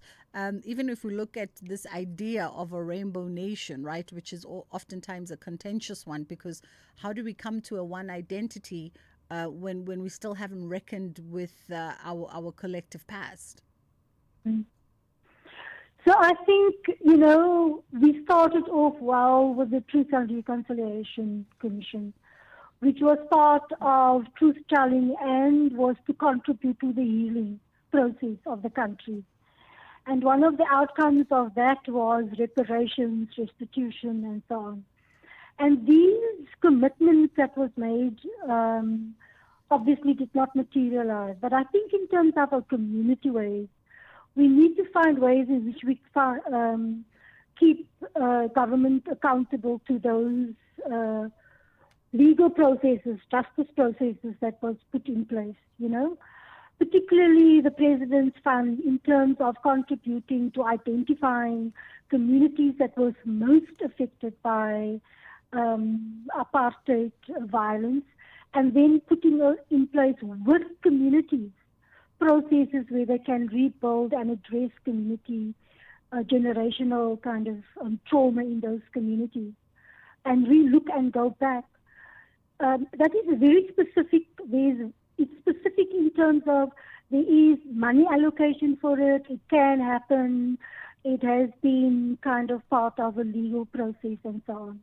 That's one way in which we can start holding people accountable in terms of addressing in small parts, because what we need is we need signs of hope. We need signs where we have communities that have been identified and we can see the change that can be made. But also we need to move again into the broad, as you're talking about the identity, I think our motto of unity in diversity is very powerful, and we must embrace our diversity. But also we must again reclaim the kind of, if we could overcome the monster of apartheid, structural, with the power imbalances and everything, as we went into it with fighting for a democratic society, a non-racial society, a non-sexist society. I mean, it's very clear kind of guidelines, right? Yes. And I think that's what we need. We need clear. And this whole vague concepts of social compacts and blah, blah, it confuses and it becomes all muddy. I think the one lesson for me was how communities pulled together during COVID. Yeah. How they kept people away, the hungry lion away from the door. Fatima, unfortunately, they tell me we have to wrap it there today. Wrap But up. I wanted us to just touch on this issue of accountability. Perhaps we'll pick up this conversation again at some point, because it is a very important one that must continue to be had. But that was Fatima Schwartz, Director of Programs for the Institute for Healing of Memories. Let's shift gears, take a quick pause. We'll come back with Anya van Beck. Here, there, and everywhere. SAfm 105.1 FM in Johannesburg. Anya van Beck joins us now, talent and culture strategist and HR expert. We're going to have a quick conversation on what do you do when you put on a performance improvement plan. How are you doing this afternoon, Anya?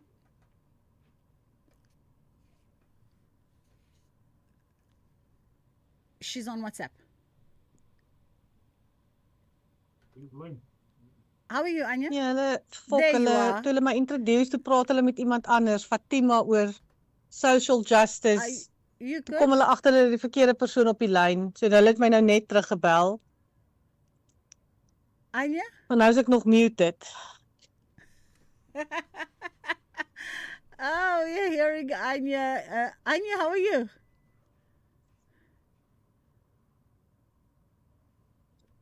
Anya? Okay. Yes. Yes. We were eavesdropping on your conversation there live on air. No, really? Yes, really. Let's have a quick catch up. So what do you do when you put on a performance improvement plan? Firstly, maybe just a quick understanding as to, you know, a performance improvement plan and the objectives for such a thing. Yeah, no, definitely. So I think what we need to remember from the organizational side, the whole purpose of a personal improvement plan is for the individual to be aware of where their performance, where there's a gap between expectations and what the management and other team members might observe. So there's a gap that they want to fill. So the whole purpose behind the PIP or personal improvement plan is for the individual to say, okay, let's have a look at what else must I do? Are there skills that I need to learn? Do I need to change or shift the behavior? And that's the whole purpose for us to focus on what we need to improve on. Now, the one thing that I do want to highlight and I do want to make the listeners aware of is that I've worked with clients where when they have their performance review, they work on a bell curve. Now, a bell curve simply means that you need, let's say you're working with 15 colleagues. You need to have about 10% in the top half or the top quadrant. You need to have the bulk of your employees in the middle quadrant where they on par and they perform up to scratch. And then you need to highlight the rest of the employee as underperforming. I'm not sure what the rationale behind that would be, but a bell curve is usually just, you know, how we spread the performance, and they believe that you know, that's needed. And the reason why I'm highlighting that is sometimes people might find them in the personal improvement section, even though they're actually on par. Yeah. And I think that's a good starting point for people to say that when you are put on a performance improvement plan, not to take it so personally, rather to, you know, enhance that mindset of, let me see what I can learn and how I can grow. Perhaps there's a blind spot that they might not necessarily be aware of. Speaking about not taking it personally, there's oftentimes the sort of silent dance between the fear and the determination that surfaces when one is under this performance microscope. How do we navigate that emotional upheaval? Yeah, such a good question, Bridget, because I think we need to start with just understanding that as humans, when we experience those emotions, it can be very uncomfortable. And the first step for me, for the listeners, would be to just be comfortable or get a little bit easier with feeling those emotions. This might vary from shock to embarrassment to even anger. And if you just allow yourself to recognize, pinpoint those exact emotions. It's part of emotional intelligence, being self-aware, and then to pause and say, okay, now that I know what it feels like, let me now circle back and take ownership of the scenario. So then you can start to separate your identity from, the observations or the behavior that they're sharing. And let's also quickly touch on, just owning the learnings, which is something you bring up, and you say whatever outcomes, own the learnings.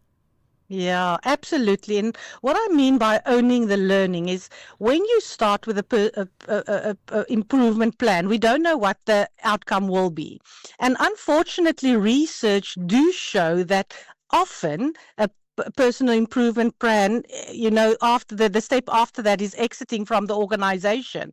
But if you own the learning, it's almost as if you shift your focus on what is it that I can take away from the situation. So if I adopt a growth mindset, where can I own the growth? Where can I transition into something else? And I think it's a part where you need to stay true to your own values. Yeah. And I think in the long run, it's about celebrating the steps, the progress along the way, the skills that you've won, and also even thinking of perhaps there's a new skill that you can put on your resume. But for me, it's about that mindset of not seeing yourself as a failure, but let me focus on how do I communicate better? How can I even ask for help outside of my department? Perhaps there's a mentor, perhaps there's a coach, perhaps there's another colleague that can support your learning throughout this process.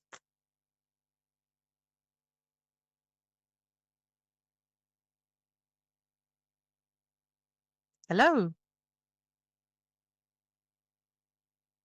Oh, that's me. That was my bad. Oh my God. I was Bridget, technology today. We have to wrap it there because of the Madlanga Commission. One eye is on the Madlanga Commission on the TV, I guess.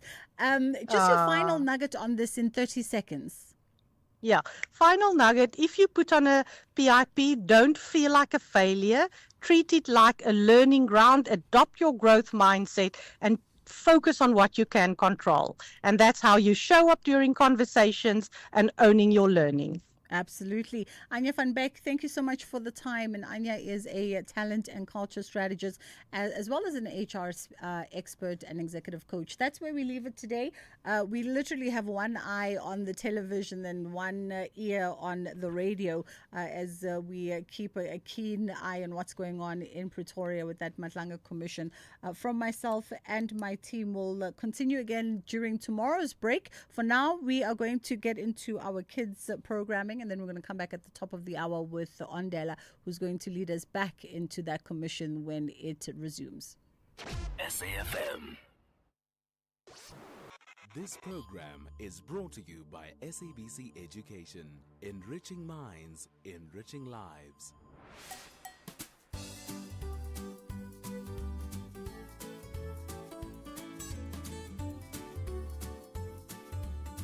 Hello friends and happy Monday. I hope you're having a great start to your week. Today let's talk about something important, being neat. Are you a neat person? What are some of the things you do to keep yourself neat? Do you think being neat only means keeping your clothes clean, or is it also about looking after your room, your school bag, or even your handwriting? What are some top cleanliness tips that you follow and think every child should follow? All right. Let's hear from some of our friends while you share your answers with the people next to you.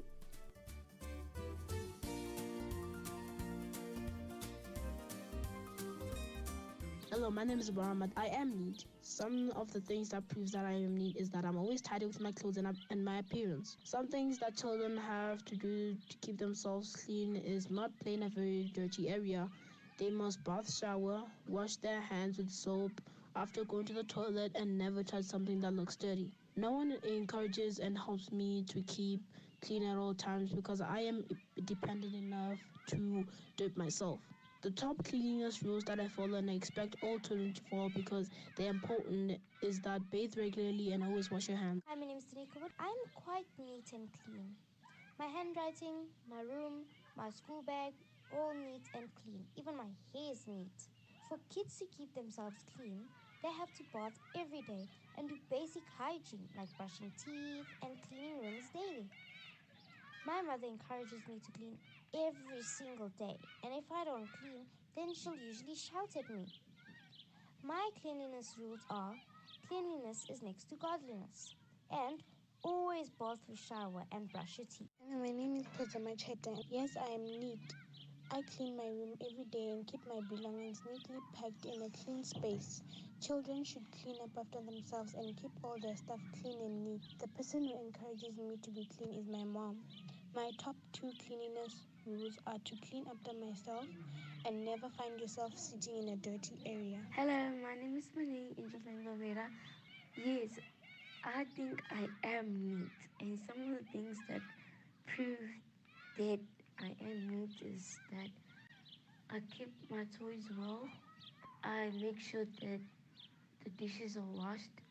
I sometimes sweep the house during the weekends when I have enough time. So the person who encourages me to clean at all times is my mom and my dad. So my top 2 cleanliness rules that I follow and expect all children to follow, because they're important, is to always make sure that the house is clean and to fold all the things or your clothes, and to also make sure that your room is tidy and there are no things on the floor. Thank you and have a lovely day. What's up, SA? My name is Vutelunkosi Dlamini and I'm not neat. And some of the things that can prove that I'm not neat is my room. It's usually a mess, but my mom tells me to clean it, so that's the only reason why it's clean sometimes. And my table. The person who sits next to me sometimes comes late, and he's always angry because when he comes, the table is a mess. And I always make a mess because I'm trying to get things done, but the cleaning part, that's what I don't like. Some of the things that children have to do to keep themselves clean, at their homes clean and at school clean, they can pick up papers, make sure everything's neat, fix messes. After they play, they clean up and things like that. Someone who encourages me to clean at all times is my mom. She's a clean freak. She wants the house to be clean 24/7 because she hates being in a dirty house. And my top cleanliness rules is I should always make my beds, clean up my messes, and just try not to make a mess at all so that I don't have to clean it. And I feel like children should not follow my second rule because kids should be kids. They should play, make messes, but they should know that they should clean up after themselves. Thank you. Yes, I am neat. Things that I do to prove that I'm neat is I bath every day and brush my teeth. After bathing, I clean the bathtub. Children need to bath every day and brush their teeth to keep themselves clean. My mom and dad always encourage me and help me to keep clean, always. My 2 cleanliness rules that I follow and expect all children to follow is always keep yourself clean and brush your teeth 2 times a day. Hello, my name is Ashley Kabamba. Yes, I do clean up after myself every single day. My mom is the one who started teaching my sister and I to clean up after ourselves. I really think that it is really important to clean up or pick up after ourselves so we can help our parents not do a lot of things and also for us to be clean and healthy. My name is Sheshamalapo. After I have done a mess, I clean after myself because my mother and father told me to do that. But sometimes if I don't, my nanny cleans it up. And I would say that That's a bad thing for kids because you have to learn to clean up your messes. Because if you don't, your parents might get angry with you. So yes, I clean up after me. But sometimes I forget to, and then my mom calls me or my nanny and tells me that I shouldn't do it. And then they get angry with me. So since now I know that I should clean after myself, I do it. Yes, I do clean up after myself at all times. My mom is the person who taught me to clean up after myself. Yes, I do think that it is important for children to clean up after themselves because one day my parents, no auntie, will be there to clean up after me. Like the famous saying, cleanliness is next to gardenless.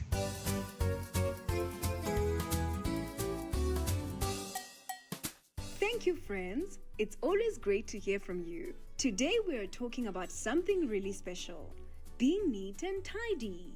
Being neat is more than just looking good.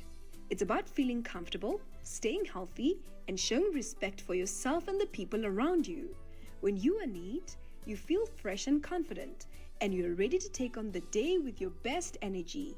There are so many ways kids can keep themselves neat. Bathing or showering every day keeps your skin clean and healthy. Brushing your teeth in the morning and before bed gives you a bright smile and protects your teeth from cavities. Combing your hair makes you look smart, and washing your hands often keeps away germs that can make you sick. Your clothes also matter. Wearing clean clothes, socks, and shoes not only make you look good, but it also helps you feel comfortable at school and at play. Even polishing or wiping your shoes shows that you take pride in how you present yourself. But neatness doesn't stop with your body. It's also about your surroundings.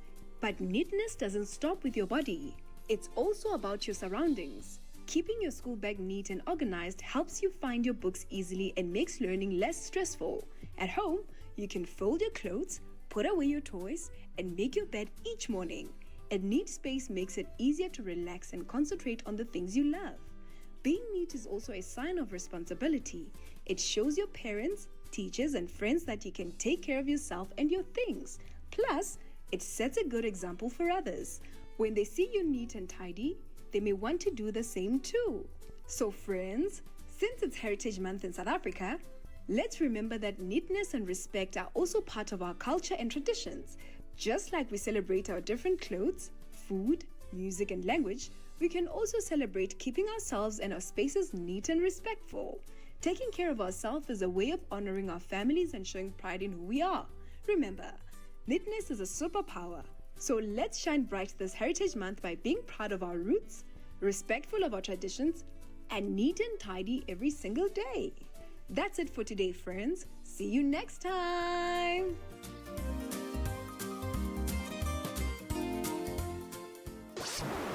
This program was brought to you by SABC Education. Enriching minds, enriching lives.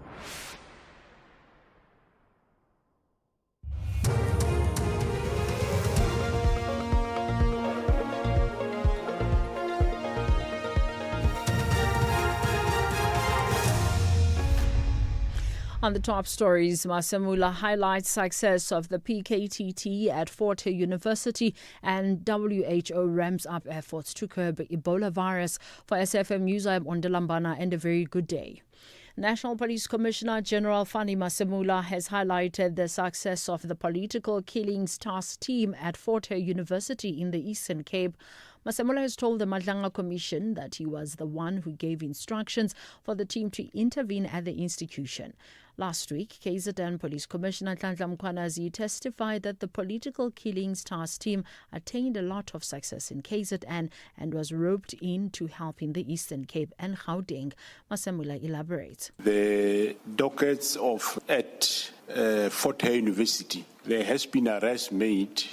Those cases are still at court, have not yet finalized, because the trial of this type of cases take long. The Competition Tribunal has heard fresh evidence in the excessive and predatory pricing case against SA Airlink. Economic expert for the Competition Commission, Jason Aprosky, has testified that the airline overstated the value of its assets by using a method known as gross replacement value. It is the full cost required to replace an asset with a new equivalent, including costs like purchase price, delivery, installation and other associated expenses. Nosipho Khadebe reports. Aprosky argues that this approach inflated the costs that any new competitor would face when trying to enter the market. This would have the effect of allowing Airlink, as the incumbent, to benefit from higher ticket prices and excess profits. The latest economic testimony follows earlier submissions from factual and financial experts. Airlink faces prosecution after the Commission investigated 3 complaints relating to its pricing conduct on the Johannesburg-Mthatha route between September 2012 and August 2016. Nosipho Khadebe, SABC News, Pretoria. The city of Tshwane has urged residents in the Pretoria CBD and surrounding areas to be patient as they continue to be without electricity. This is a result of theft and vandalism of the key components along Struben Street. The city spokesperson Londela Mashiko says their teams are working around the clock to restore power. While the exact estimated time of restoration remains unconfirmed, the city assures residents and businesses that updates will be shared as and when there are developments. The city recognizes the inconvenience caused by this irregular and prolonged outage and sincerely appeals for patience and understanding. The Agriculture and Rural Development Department in Limpopo has issued a fire danger warning for Sekhukhune, Waterberg and Capricorn districts. Small-scale farmers have been advised to take precautions as the fire conditions could be worsened by strong winds. The department spokesperson Moshopulo Matotse says communities are urged to not start open fires. Extremely high fire danger warning is expected in the Limpopo province, especially in Sekhukhune, Capricorn and Waterberg districts. Farming communities are warned about the fire danger and are advised not to set any open fire because it is extremely dangerous to do so. Should there be any open fire, it will be out of control due to strong winds moving at high speed predicted for today. The World Health Organization African region says it's ramping up vaccination efforts to curb the spread of the Ebola virus in the Democratic Republic of Congo. The viral disease was detected about 2 weeks ago with 35 deaths and 43 confirmed cases. The WHO says the virus is still confined to the Bulabe and Muega health zones in the Kasai province. This is the 16th Ebola outbreak in the DRC since the virus was discovered there in 1976. Dr. Patrick Otem is the regional manager for emergency response at WHO Afro. For the Ebola Zaire species, we have actually 2 vaccines that have been pre-qualified by WHO. One is recommended for emergency response, which is the one that we are using now, the RVBO vaccine. And we have already vaccinated up to yesterday 1,500 contacts and their contacts, as well as the frontline health workers. We have on the ground now in Bulape up to 4,000 doses, and we are trying to ramp up the vaccination so that every new case that is identified, they are vaccinated quite quickly. Recapping the top story, National Police Commissioner General Fani Masamula has highlighted the success of the Political Killings Task Team at Fort Hare University in the Eastern Cape. I'm on Delambara for SAfm News Headlines at 4:30. SAfm 104 to 107 nationwide. And there is a lot happening around them. And there is no way that he can accept that he investigate this case or oversee this case. And further mentioned other areas where he says they are too close, they work together, they share a lot of information together. So there is no way that he can then oversee this investigation.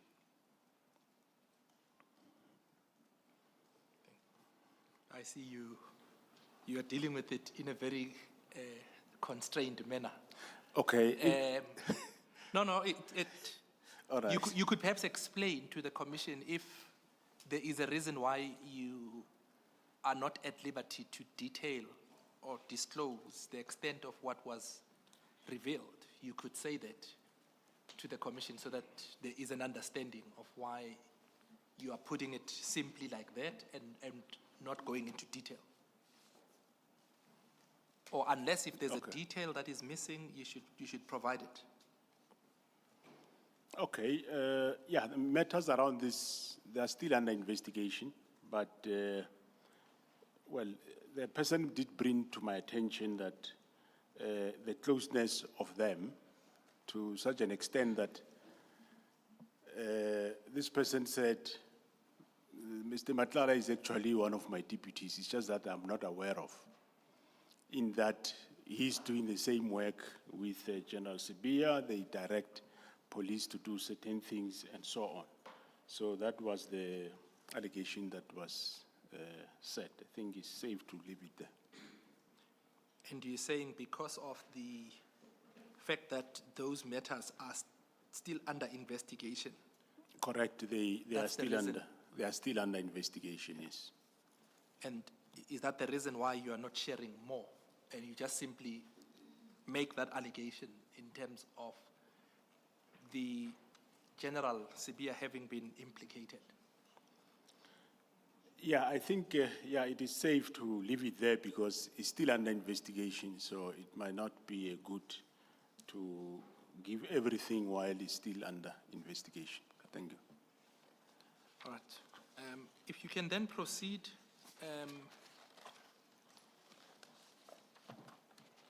you say through investigations, this is the last sentence in paragraph 102.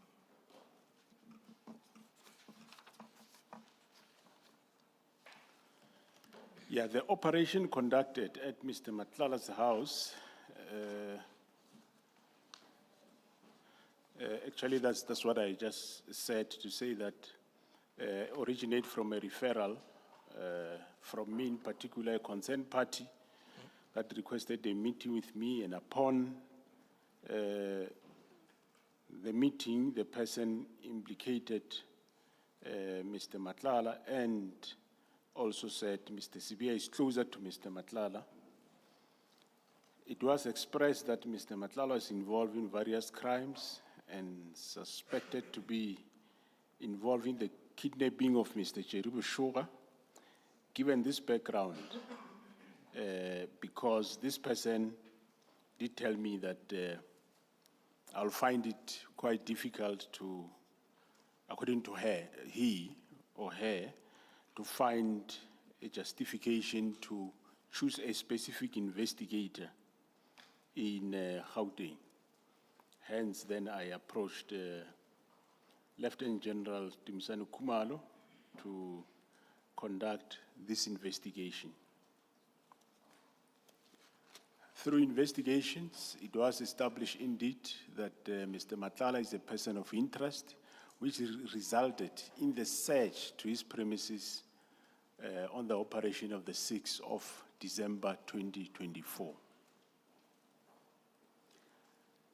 I'm advised that soon after his arrest, Mr. Molefe was charged with murder and conspiracy to commit murder.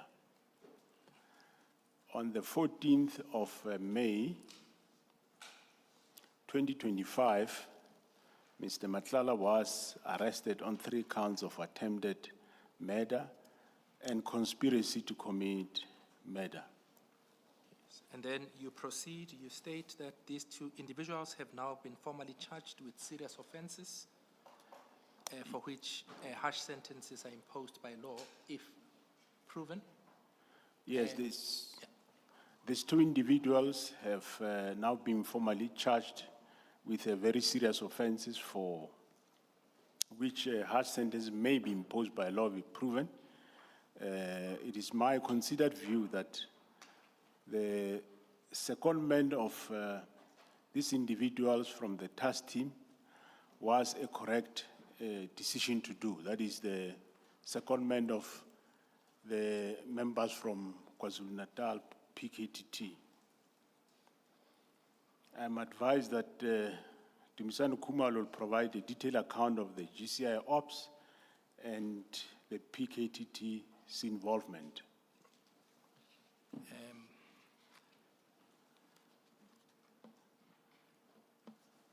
Mr. Khumalo or Lieutenant General Khumalo will give the details regarding those two takedowns of the 6th of December and the issues surrounding those activities, and as you indicated, it'll also deal with the statistics in relation to the successes of the PKTT and deal with the secondment of the PKTT members to the Gauteng team. And That is correct, Commissioner. Okay. Right, and then we can go to the next topic. I mean, I know that later on you bring back these events of the 6th of December in relation to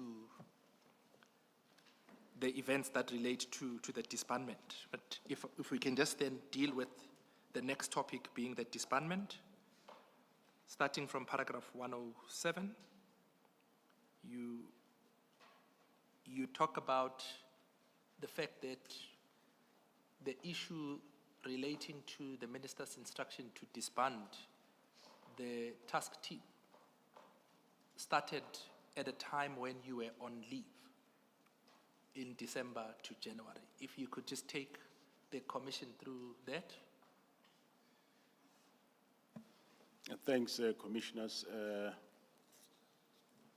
And paragraph 107 of my statement, my involvement in the events unfolded in December 2024 to early January 2025, commenced while I was on annual leave from the 30th of December 2024 to 14 January 2025.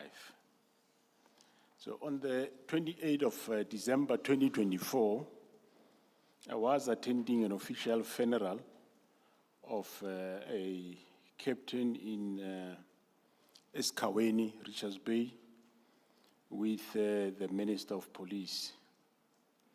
We had an opportunity to engage. We had engaged on other matters during that day. Sorry, there's a point there that you make that annual leave had been approved by the minister. Oh yes, the annual leave, yes, was approved by the minister himself, yes. So he was aware that you were on leave? He was aware that I will be going on leave from that day, okay, of the 28th. Yes, you met at that funeral on 28 December 2024, and you said you had an opportunity to engage. Then, if you can proceed to 108. Yeah, despite this, at no point during our interaction did the minister indicate any intention to disband the PKTT, let alone immediately or express concerns about its operations. This lack of prior warning made the subsequent developments all the more unexpected and perplexing, as there had been no communication or indication suggesting that such a drastic decision is imminent. Can I just ask you maybe to pause there, to say up to that point, in other words, from the date of the 28th of December when you last saw the minister before the instruction was issued, and going backwards from the time when the minister was appointed into office, had the minister expressed any dissatisfaction or concern about the PKTT and its activities and that it was not performing satisfactorily? No, he never expressed any dissatisfaction or unhappiness. Hence, he was not even yet briefed about what PKTT is and what it does. Okay, I think you deal with that in the paragraphs that follow. If you can then deal with 109.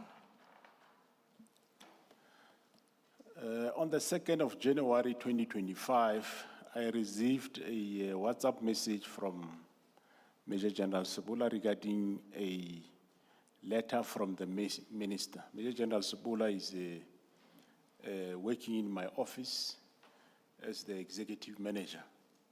It has come, I had not seen the letter at that stage.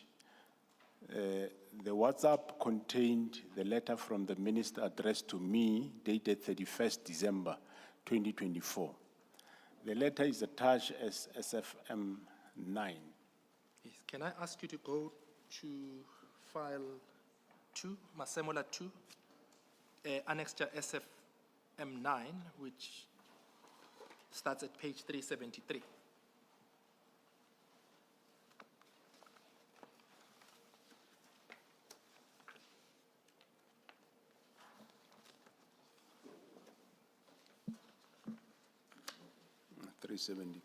Yes, I'm there.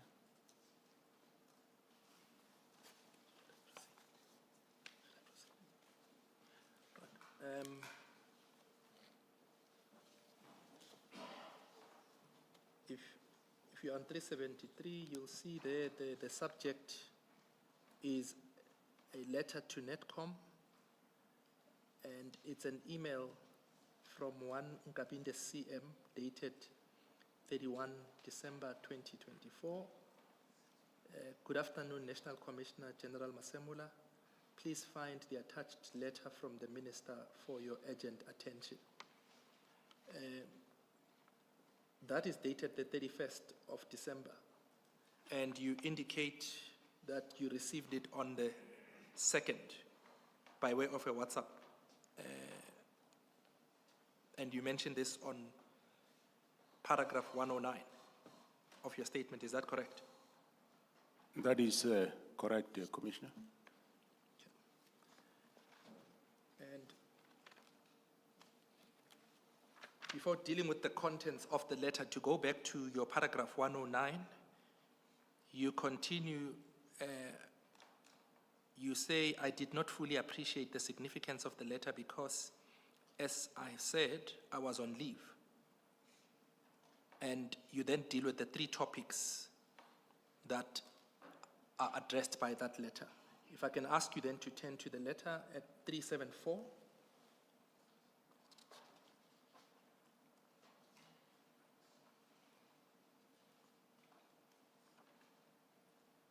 You will see the heading. The heading is Directives on Matters Relating to Crime Intelligence, Ports of Entry and Political Killings Task Team. And the first issue is filling of posts in the Intelligence Division. The second is ports of entry. And if you turn over the page, the third one is the Political Killings Task Team. And if I can ask you to deal with that, issue that the minister was addressing. In 2019, please proceed from there. Yeah, the letter reads as follows on paragraph 3, Political Killings Task Team.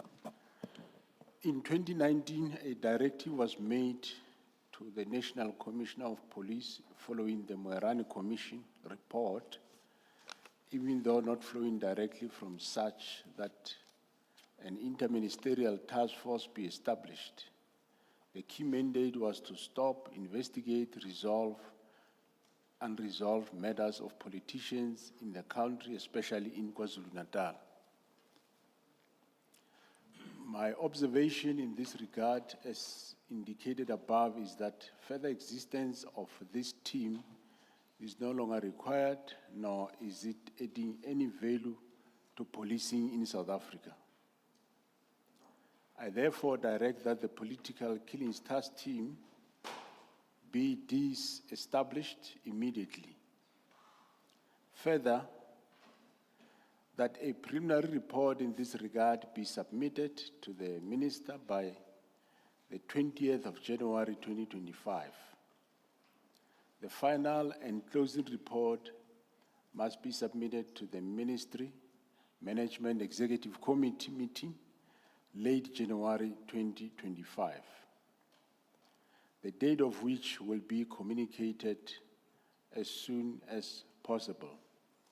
You are sincerely signed, Minister of Police, Mr. E.S. Mkhunu, MP, dated 31st of 12, 2024. Now, if if you go back to the issue that was touched upon earlier by the commissioners, the three components that emanate from Section 2072, the issue of policy, direction, and operational issues. Now, with reference to the instruction that the minister is giving, what is your view when the minister says, I therefore direct that the political killing task team be disestablished immediately? Does that constitute policy or direction by the minister? If yes, why? If not, why not? Yeah, my interpretation is that, well, it's a, it is a direction, is a directive that actually deals with the work of the National Commission, meaning that I take it as an encroachment in the operational activities of the organization, SAPS, because it's going as far as even saying the when must it be done, must be disbanded, moreover, without knowing, even not knowing the reasons why. So yes, I in terms of, if you take it in terms of the Constitution, I definitely regard this as an overreach to the functions of the National Commission. So you say, as part of your response, that when the minister said that the disbandment should happen immediately, that is also dealing with the how part, i.e. the implementation thereof. Yeah, correct. Let's say my interpretation as a person maybe was wrong to say maybe this is still part of a direction. Then I'll have a problem where he says it must be done immediately, which is the how part. You could have left that to the National Commission. But now, in this case, even where one doesn't know why, would you go as far as disbanding a team of this nature? Because for me, it flies in the face of Section 2053, where it says the police must, part of the function is to investigate crime. So if you stop the investigation of crime, I don't know now, what do you expect police to do?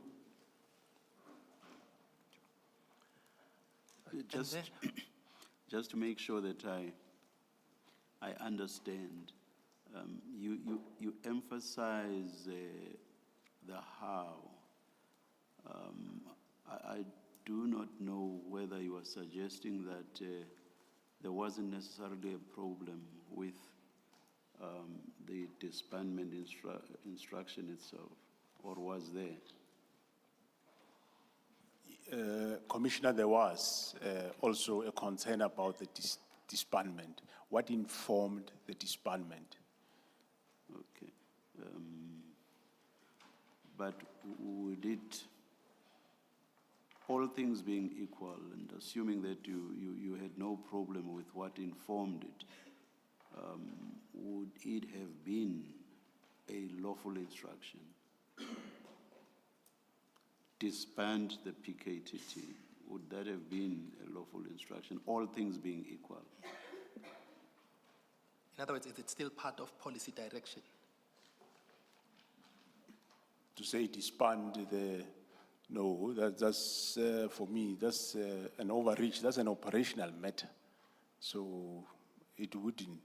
Rather, if ever there is any problem, it should have been discussed. In short then, with or without the how, the instruction was unlawful. Yes, my interpretation is correct, yeah. All right. Thank you, Mr. Mutau. Thank you, Chair. And then in the statement, you proceed that the matter could not wait. And remember, you're linking this to the point that you've made, or rather the point that you've read from the minister's letter that says a report must be prepared and submitted to the minister by the 20th of January 2025. And you were due to return to the office on 14 January that you, like you say, and you say you had considered that you would address the issue upon your return. But then in paragraph 110, if you can please comment from there, you say, however, it seemed the matter could not wait. If you can take it from there. Yeah, paragraph 110. However, it seemed that the matter could not wait. I received a call from Lieutenant General Mkhonazi the same day, 2nd January 2025. He told me that he saw in the media a letter from the minister to me to disband the PKTT. I informed him that I am on leave until 14 January 2025 and had not had any opportunity to consider the contents of the letter from the minister, but that I was aware of it. I made it clear to Lieutenant General Mkhonazi that I had nothing to do with the disbandment, and I informed him that the minister never sought any advice before taking the decision. So when you say any there, you say my advice? When I? You say, you said now any, but the statement says never sought my advice? Yeah, what I'm referring to is that the minister never sought an advice from me before he embarked on this action. Yes, proceed. Lieutenant General Mkhonazi also informed?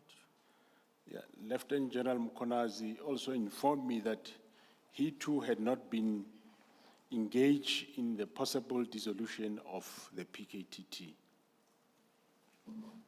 And then in the next paragraph, you deal with how you classified the communication by the minister and what did you do as a step following that instruction that had been communicated to you by the minister.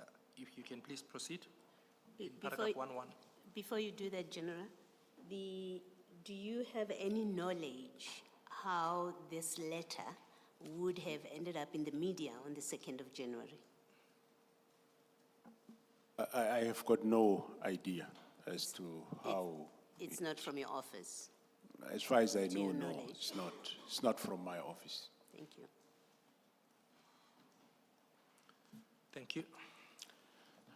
Given the fact that the minister was instructing, not soliciting our views of the disbandment of the PKTT, I deemed it necessary to speak to the President about the issue. I spoke to the President on the 1st of February 2025. During this meeting,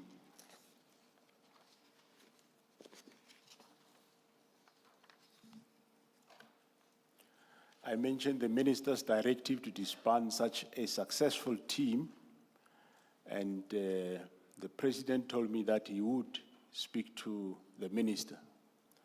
Of course, I didn't really require from the President to say whether I agree or not, but I did tell him that this team is being dissolved, reason unknown, and I said if ever it has to be done, it cannot even be done in this abrupt manner because I don't know what we are chasing. And that's when he says, no, he will speak to the minister. Yes, then 112, you say at a later stage? At a later stage, the President did inform me that he did discuss the issue with the minister. He did not inform me on what details they discussed. Did he tell you what outcome they reached on the issue? No. And is that where you left it, with the president? Yeah, that's where I ended. As I said, well, I didn't expect President to get to an operational matter, but I did tell him that there is this issue. And I said, if ever it has to be done, it should be a process of winding down and not this abrupt manner. And from there, well, later I did, that's why later then I already, by that time I already submitted a report to the minister, the one that was due on the 20th, where I described, or I was explaining to the minister that if you disband this team, this is the best way on the how part. And I described that it should be a wind down and it should be a phased out approach and not this abrupt. But still, as and when we meet, I kept on asking the minister, but what is the reason for the disbandment of the team? I never really got a real reason as to why. Advocate Mutau? Yes. Just going back to the letter, General, it's on 375 in Masamula 2.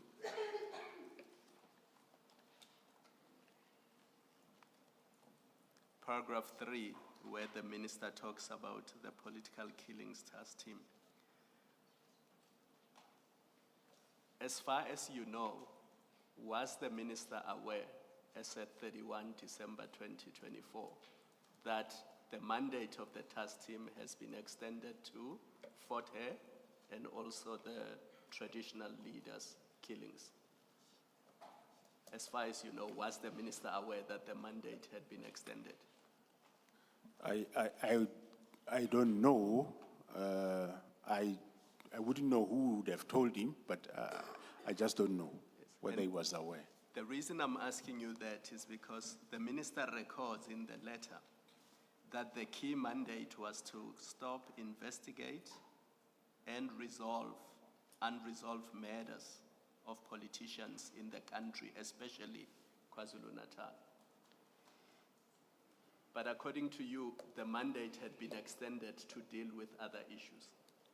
Yes, the mandate was extended to deal with the Fort Hare and later extended to Gauteng. But also, that founding paragraph that a directive was made to National Commissioner in 2019, I don't know that. This team was not established as a result of the Moerane Commission.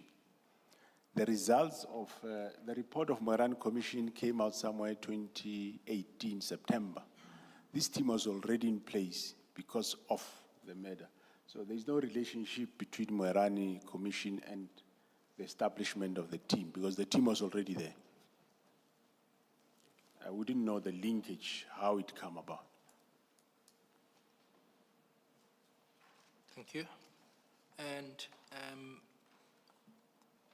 you later on in your statement deal with the various requests to brief the minister about the activities of the task team.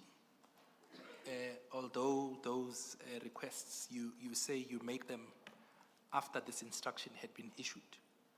But leading to those interactions, if we could start at 113.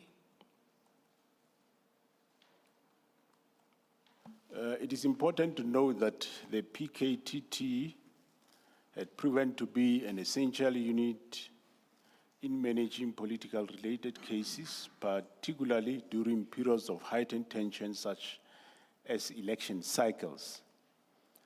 The abrupt directive to dissolve the team not only disregarded ongoing investigation processes, but also undermined the collaborative effort that were in place to ensure justice and stability in affected regions.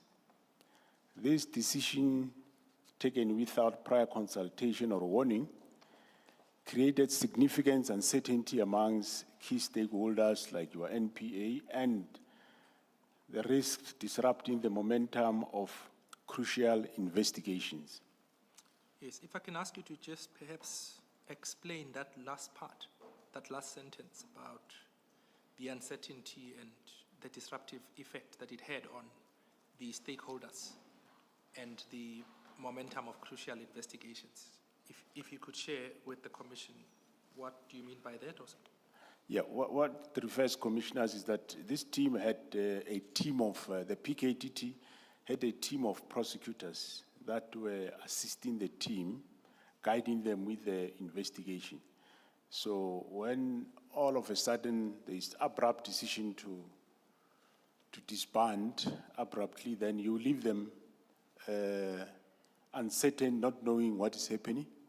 And of course, the work that they were doing also from their side, it means, is left incomplete because they were not regarded or consulted when this decision was taken.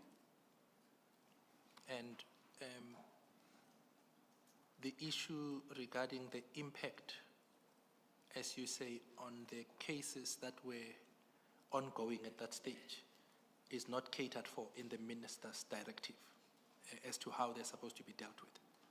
Yeah, the investigations that were still pending,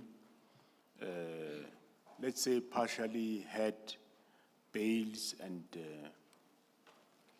cases that were before court and so on. So that is one of the areas that were not taken care of in the letter. And as I said, the prosecutors from NPA were also not consulted. So does it mean they remain in the province of KwaZulu-Natal or they must go? So that raises questions. And also, the impact on the cases itself will definitely be problematic because I also still going to court and there must have been partially had cases and follow up on prosecutors' instruction by investigators that has to be, still have to be done. So those, it means, would have all been disrupted in the main. Right.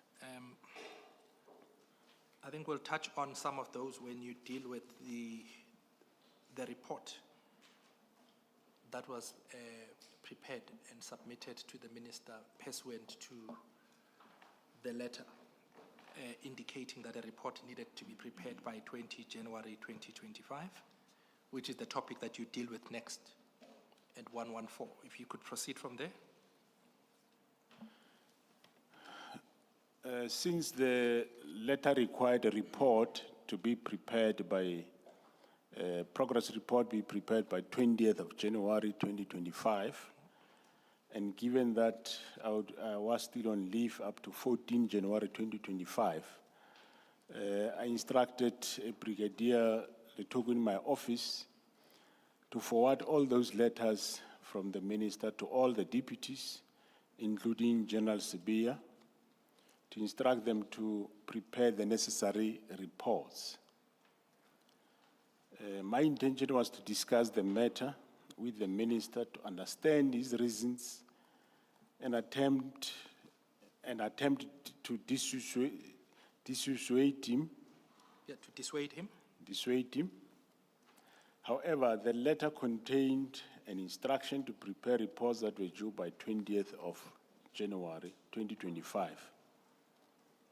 Of course, if I refused to carry out that instruction, I would have been accused of insubordination, since all that was required insofar as the instruction was concerned was the preparation of the reports, which I then allowed the officials at my office to start doing while I was still on leave. And if I can just ask there, to clarify, when you say the refusal to prepare a report could possibly result in the minister accusing you of insubordination, what do you mean by that? I'm meaning that, well, you want a progress report by 20th of January, but he wants also the immediate disbandment, which by design, it looks like it was designed that it happened while I was still on leave. So I said to the officials that no, prepare the reports, but no disbandment, because the date for the first report is 20th of January, and I'll be back by the 14th. So all I'm saying is, if I didn't do anything, probably the minister would have said, yeah, no, this one is not taking my instructions. Hence I said, no, prepare the reports, I'll see them when I come back. So it's prepared, don't submit, because I'll be back and I'll deal with it when I get there. Yes, because the due date was the 20th of January. I said, no, prepare the reports. When I come back the 14th, I'll deal with everything henceforth from there onwards. Please explain this. The minister says prepare a report, preliminary report in this regard. And this follows the sentence that says the PKTT is being disestablished immediately. So when it says a preliminary report in this regard, what did you understand that to mean? My understanding was that he wanted a report probably on how far is the disestablishment. But what I am saying to the official is, no, you don't disestablish anything. Prepare a report in terms of how you think this establishment, if ever is done, how it should be done. But that the team be disestablished immediately, well, that I didn't comply with, and I told them nothing should happen. Maybe that was the plan, that it happened while I was on leave, but I said to them nothing happened to the team. They can start preparing reports on the team. Here's what I'm trying to understand. You have said now more than once that an instruction to disband would be unlawful, or once given, it was unlawful. Now, it doesn't quite make sense to me that you would have feared insubordination if asked to make a progress report, that's how I understand you, on a disbandment that is unlawful. Why did you not say, Minister, your disbandment instruction is unlawful? Therefore, I cannot make a progress report on something that is unlawful. Well, that I didn't say. I just said to the team, prepare whatever report, but compliance to that immediate disestablishment, you just don't do that one until I come back. Thank you. Thank you, Chair. Then on paragraph 115, you deal with the fact that you returned to the office. If you can proceed from there. I returned to the office on the 14th of January 2025. And late in the afternoon, I had a discussion with Lieutenant General Sibia. He presented a plan or a letter to me on how to close the PKTT in line with the directive of the minister. I was, however, not satisfied with that proposed plan because it contained, most important, it contained this immediate disestablishment. And I informed him, General Sibia, that it would be responsible of to summarily disband the PKTT and remove case Dockets from them, as it will detrimentally affect it will have a detrimental effect on the investigation of the cases. It will cause problems, complications in relation to the prosecution of matters already in court, and it will detrimentally affect witnesses in witness protection and families that were affected by these killings. And then you say in 116, you gave Lieutenant General Sibia an instruction? I instructed General Sibia that the PKTT should be wound down in a phased approach without compromising the proper execution of our police duties, if ever it has to be done. And which I then instructed him to go and rework on this plan, and I further directed him to another Major General to go and assist him in developing something of a phased-out approach. Yes. General, now you're talking winding down. You actually repeat this further on, paragraph 131. You say, importantly, insofar as the way forward is concerned, this is 131, we had proposed that the following steps be taken to wind down the PKTT. And in 131.2, you say the 128 dockets that were still, no, I'm looking at the wrong paragraph. 131.3, you say no new dockets would be taken by or allocated to the PKTT. So what you say in 116 ties in with what you say in 131 and 131.3. What all that tells me is that you had basically accepted that the PKTT be disbanded. Your difference with the minister and indeed even Lieutenant General Sibia was whether this should be immediate, which is what the minister and Lieutenant General Sibia wanted, or it should be a phased process, which is what you preferred. Now, you have said that the instruction to disband was unlawful. Can you explain why you accepted that there be a disbandment, but that it be a phased process? Yeah, thanks, Commissioner.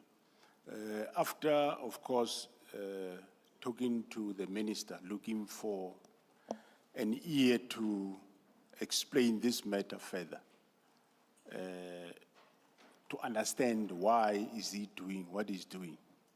At some point then, I had no alternative left but to say, well, if ever it has to go your way of disbandment. In other words, I'm giving in, but not in his approach, but on my approach, to say, let then the team be wind down if ever it has to be disbanded. So, and in the absence of a hearing by him, because since that time we never discussed it. He agreed that he will make time that we discuss this matter. But that time didn't come, even though I know I met him on the 16th of January, and we discussed other matters. When we come to this one, he says, no, let's wait for the report of the 20th. So that's why what I'm saying is that at this point in time, yes, in a way I'm giving into his instruction, but I say, not your way, but my way. And that's where then still there was no agreement on that. I do not understand that, General. Remember, right at the beginning, I asked you this, and I even said, I was first hypothetical, as it were, and then I said, I will ask you, as General Masemula, a direct question. And I said, if the minister were to give you an instruction that strays onto your purview of functions, would you obey that? And you said you would disobey that. Do you remember giving me that answer right at the beginning? Yeah, correct, Commissioner. Now, why is it that once confronted with what you say was an unlawful instruction from the minister, you relented? Can you explain that? Especially regard being held to what you say at paragraph 161 of your affidavit. In fact, paragraphs 161 and 188. You say, I'm sorry.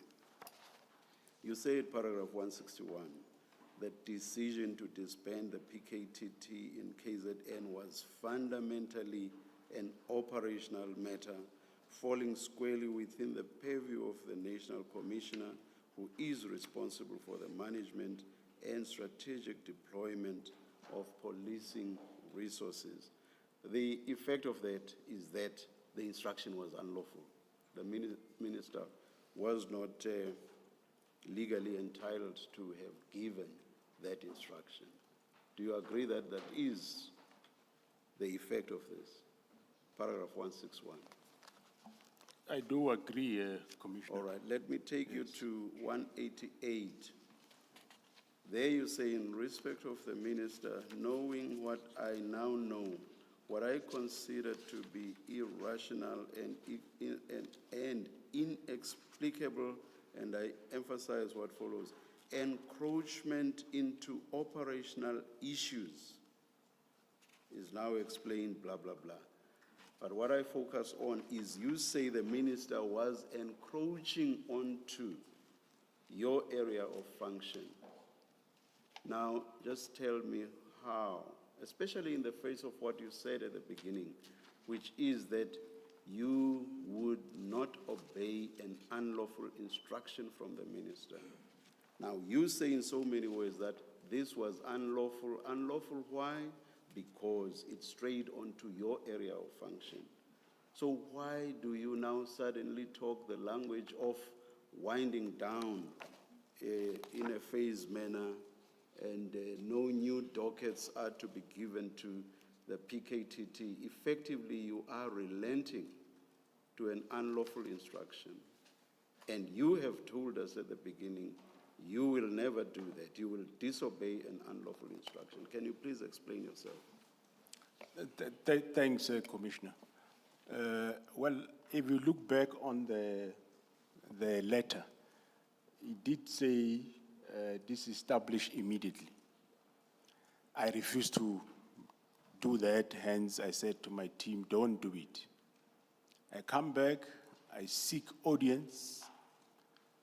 The audience don't come, and eventually when it comes, it's still insistence on do established.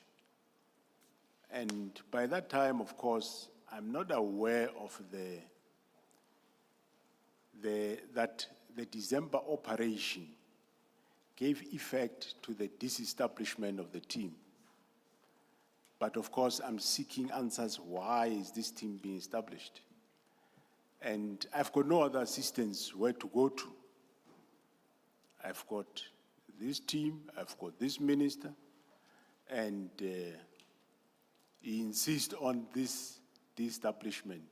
General, if it's unlawful, it's unlawful.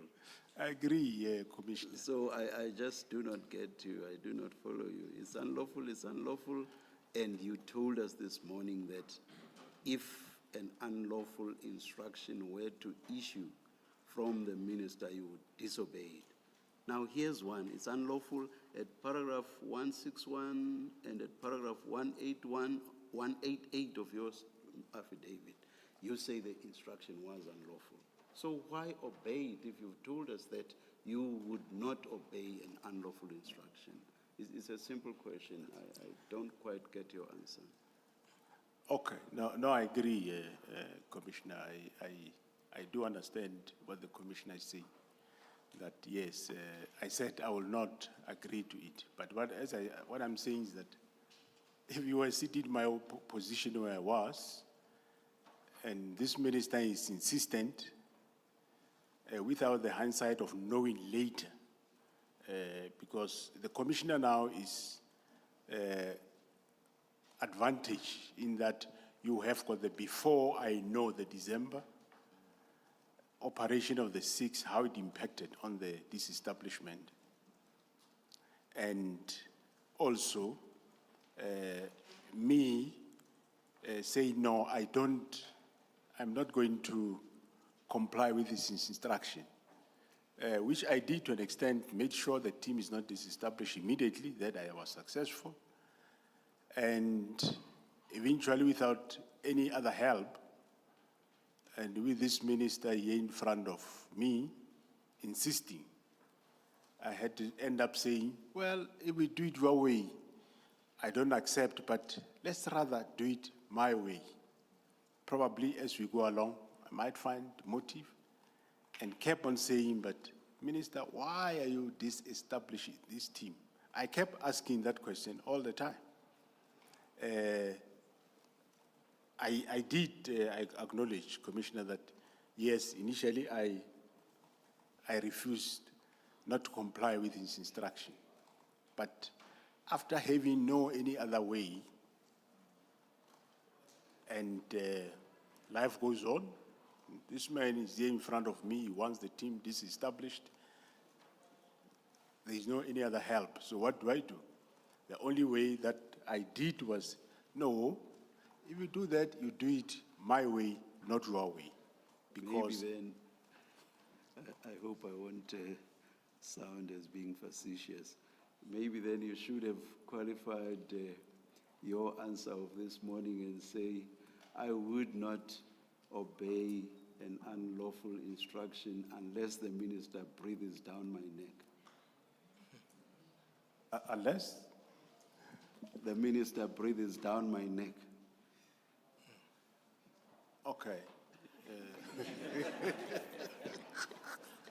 I hear, Commissioner. The positions that we find ourselves as government officials, well, I'm sure the commissioners are prerogative where they are sitting. We go through things. As a follow-up to your discussion with the chair, what is available to you, whether from your employment terms, whether the laws that govern your position and policies, what is available to you as a mechanism should you disagree with the minister, for example, on the decisions such as this? Is there anything available structurally that allows you to escalate the matter or to pursue a particular cause to get resolution other than trying to meet with the minister? Is there structurally anything that you can do about it? Yeah, well, the only avenue I know is the president. Other than that, well, in this case, General Konazi did report to the Portfolio Committee on Police. There was no assistance. So, I don't know. Basically, I can't take my own minister to court. Yes. So there is no any other avenue. You went to the president. You did speak to the president about it. Yes, I did speak to. Thank you. And I can't go to court, taking the same minister to court. There was no such a room. Right. So you say you couldn't take the minister to court. We know you told us earlier you went to the president, and earlier on in your evidence you say that the best that you thought you could do at that time was to insist on a phased-out approach, and you indicated that you were hoping that in that intervening period you could perhaps get to answer the question, why was the minister disestablishing the task team? I think it's as part of your engagement and interaction with the commissioners. That's correct, Commissioner. But was it an option for you to say, I'm not going to do it at all?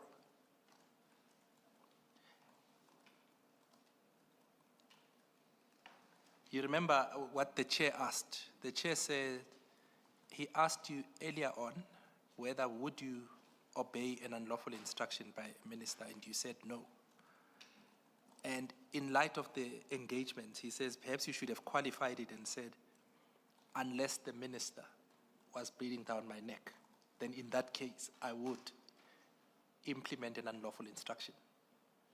I think that's the import of what the chair was putting to you, that it seems in 116, when you implement this instruction by way of a winding down, it seems to be inconsistent with the earlier answer when you said, but if an instruction is unlawful from a minister, without more, in other words, without qualifying it, you said you wouldn't implement it.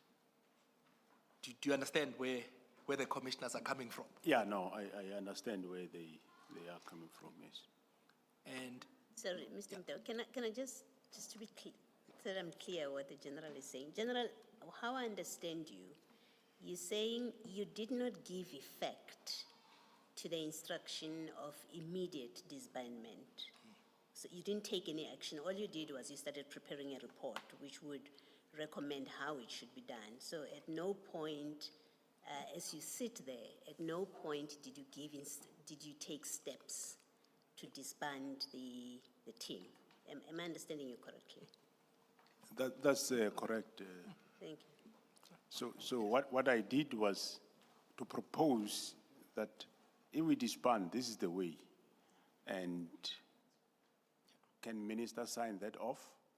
The report of the 20th of January, which was submitted 22nd of January.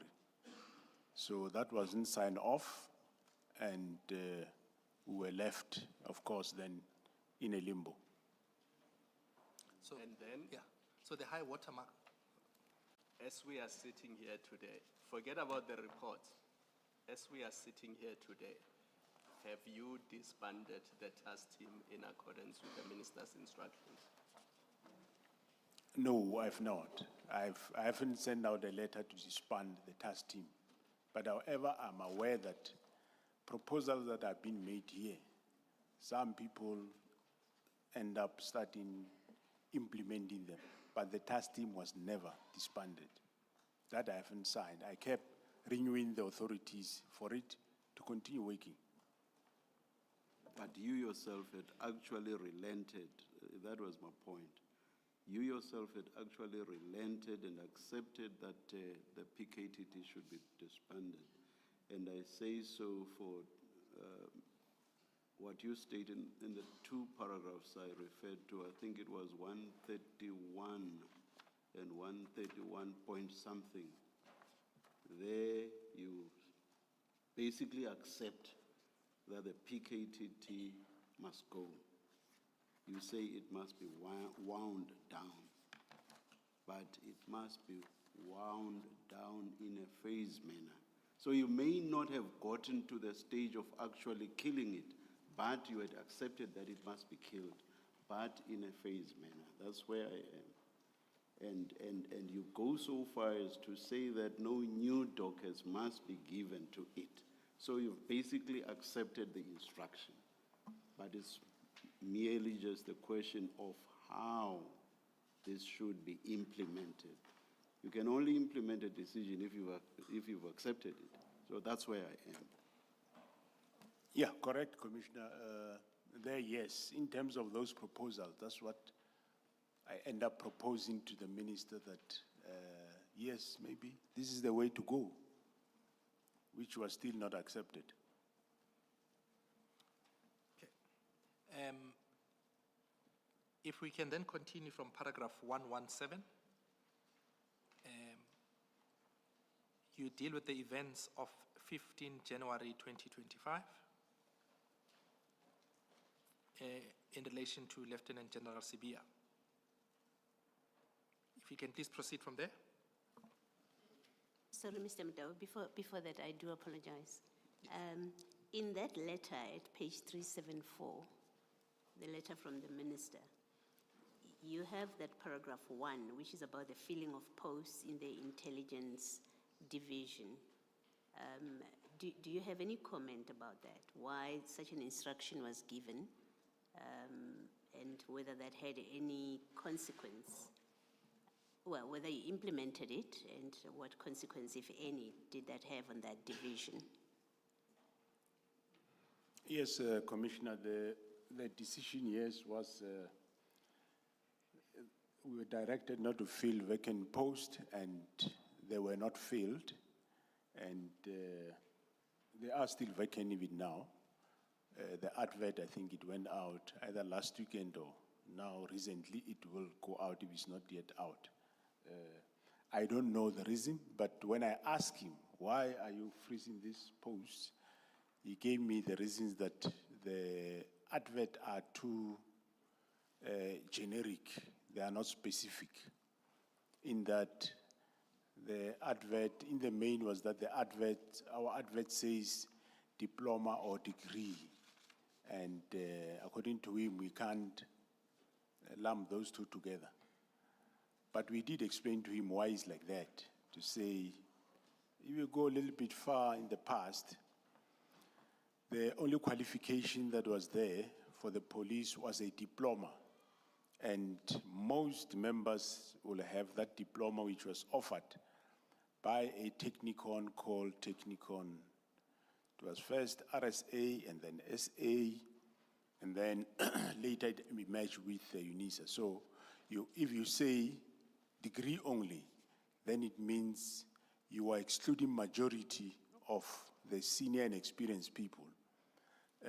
So we rather say diploma degree. That was the reason that we gave him. But nevertheless, he have that his understanding on that. And before this letter and this instruction on the filling of posts, had there been a discussion between you and the minister about this issue of the filling of posts? And is it ordinarily a matter that the minister gets to make a decision about, to give instructions on? No, normally when the posts are vacant, it's an administrative matter that gets filled between myself and either the division or between myself and the provincial commissioners. Actually, sometimes I only sign that adverts because the specific provincial commissioner will liaise with the division human resource and they will advertise posts. That's how it is being handled.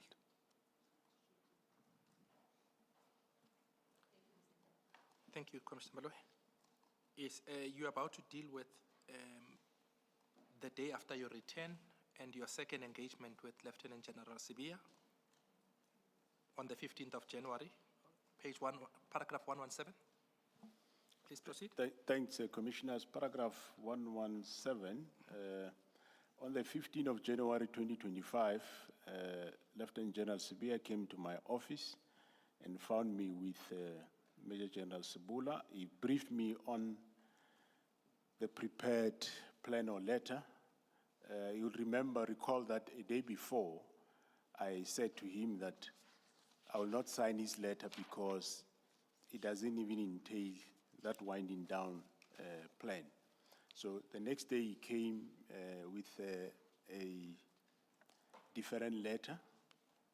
He presented the letter to me, which he directed to Kumalo, which letter he requested that I sign.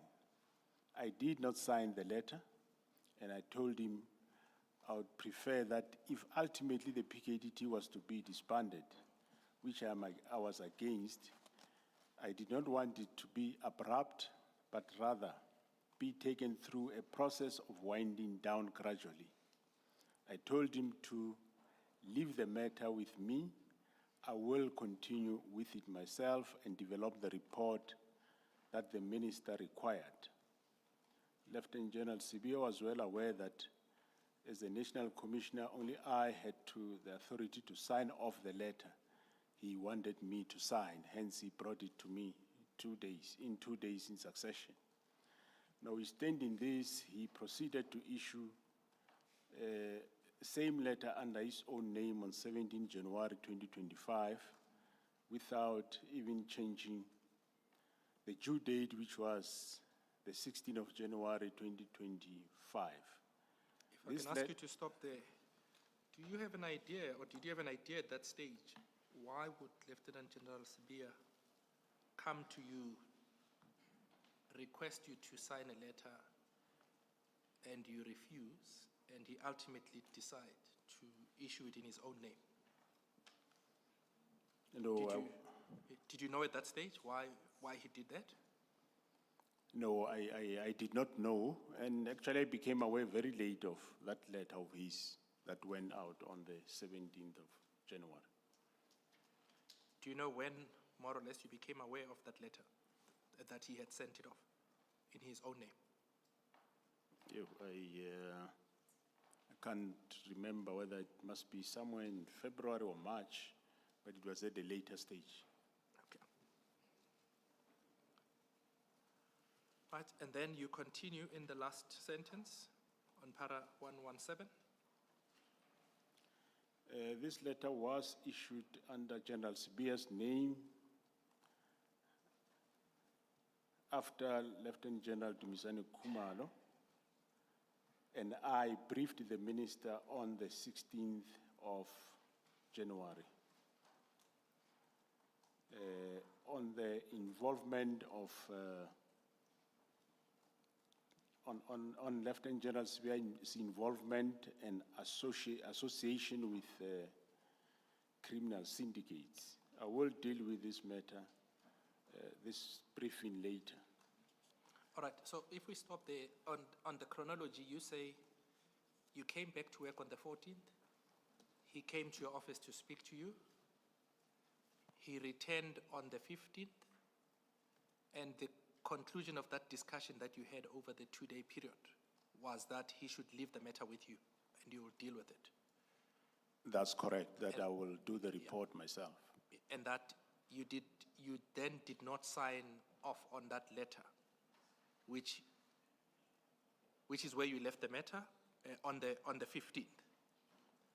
Then on the 16th, you brief the minister, and we'll deal with the details of that meeting with the minister in more detail later. But you say you briefed the minister on the 16th of January, among other things that you briefed him on, was on Lieutenant General Sibia's involvement in an association with the criminal syndicates.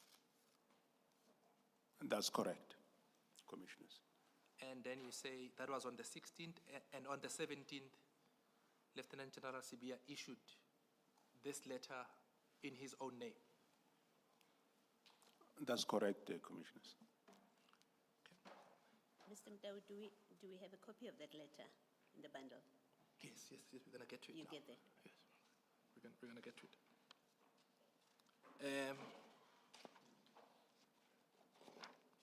We'll come back to the details of what is it that you briefed the minister on, and what is it that you say links General Sibia or makes him involved and associates him with the criminal syndicate. We'll deal with that issue. And in particular, the status of those issues as reported to the minister. What exactly were they? Is it allegations? Is it facts? But we'll get to that issue in a short while. If I can ask you to turn to 118. If you can proceed from there. Yeah, in line with my discussion with Lieutenant General Sibia, I also had a discussion with Lieutenant General Dumisani Khumalo. I told him to prepare a preliminary report as contained in the Minister's Directive of 31 December 2024, and that we should aim for the 20 January 2025 to submit the report. Since this was a direct instruction from me, it took precedence over Sibia's instruction. During that week, although I do not recall the exact date. Sorry, perhaps can I just ask before we go there, Commissioner Mado, just to give you the reference of where we are going with that letter, it is at 376. If perhaps you want to have a look at it ahead of. Yes, let's proceed, because you deal with it in paragraph 122, which is where we are going. Yes, during that week? During that week, although I do not recall the exact date, I contacted the minister via mobile to request audience. I informed him of the importance of providing an initial briefing regarding the establishment and activities of PKTTG. The minister indicated his willingness to schedule time for this discussion. At the same time, there were adverse media reports pertaining to crime intelligence. The minister subsequently called me to express his intention to appoint a senior counsel to investigate various issues highlighted in the media, including the appointment of Brigadier Lekhalanyane and Brigadier Mokwele, the security clearance of General Dumisani Khumalo, and the murder of Sindiso Makata.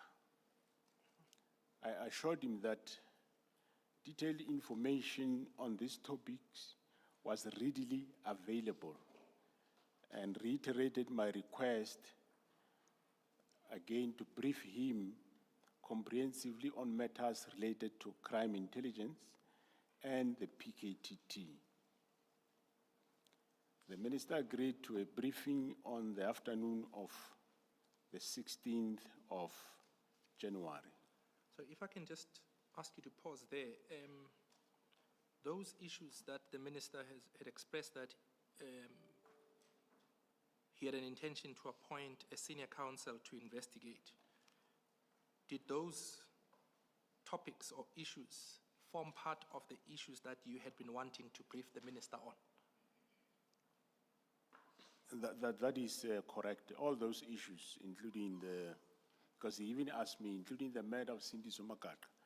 And then I explained to him, yes, including that case, because the only time you see those media articles is because of the work of the PKTT.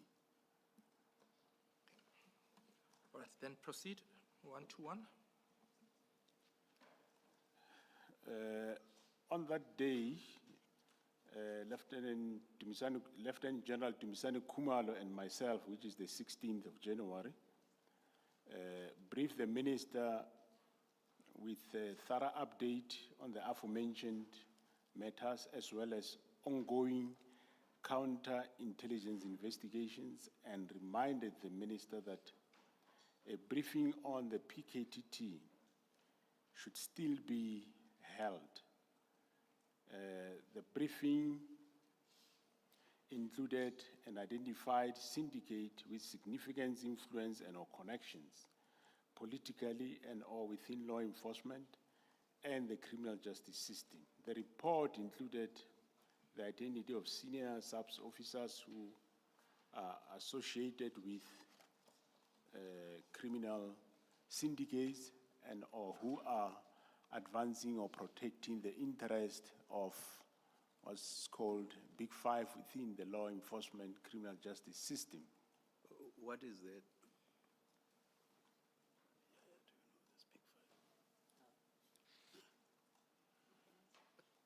Commissioner? What is this Big Five? It's certainly not the animals. No. It's not the animal, Commissioner. It's people that are involved in criminal syndicates. They were just termed by the team to be called the Big Five.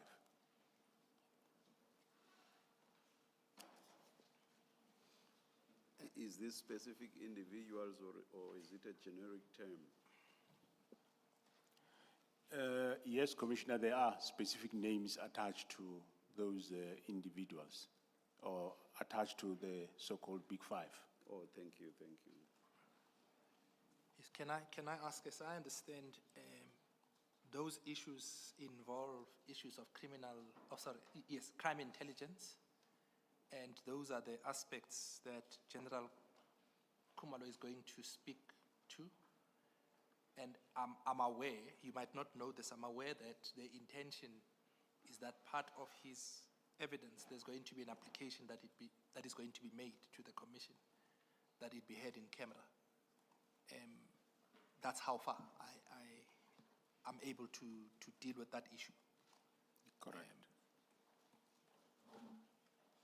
Chair and Commissioners, yes. If an application for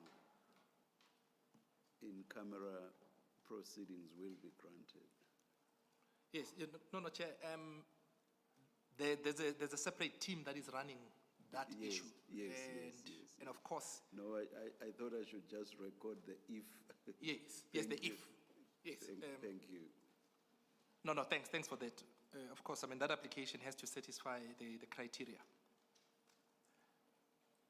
And General, if we can then continue, you say Lieutenant General Sibia was included as one of the senior sub-officers involved with criminal syndicate. The details of this briefing cannot be publicly disclosed given the crime intelligence implications. In fact, when we briefed the minister, he was given a hard copy of the briefing note, and after the briefing note, he had to return the copy. As a result, the minister saw the names of the implicated persons, which included Lieutenant General Sibia, Katiso Molefe, and Ket Matlala.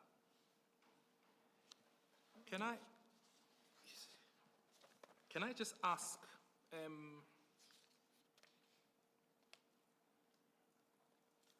I'm running ahead of your statement. I'm moving from paragraph 121 to paragraph 179. Perhaps starting from 178 to give context.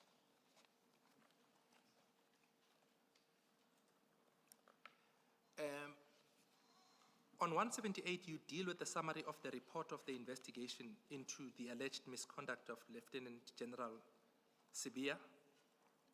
I'll come back to the other details at a later stage, but there are two things that I'd like you to deal with out of these allegations.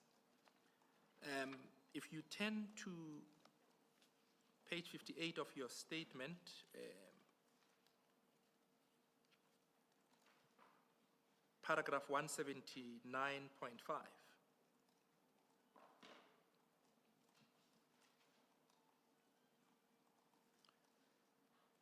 There you say there are unsubstantiated, so one of the issues that you wanted the investigator to look into, or the person that had been appointed to conduct this investigation, was alleged associations.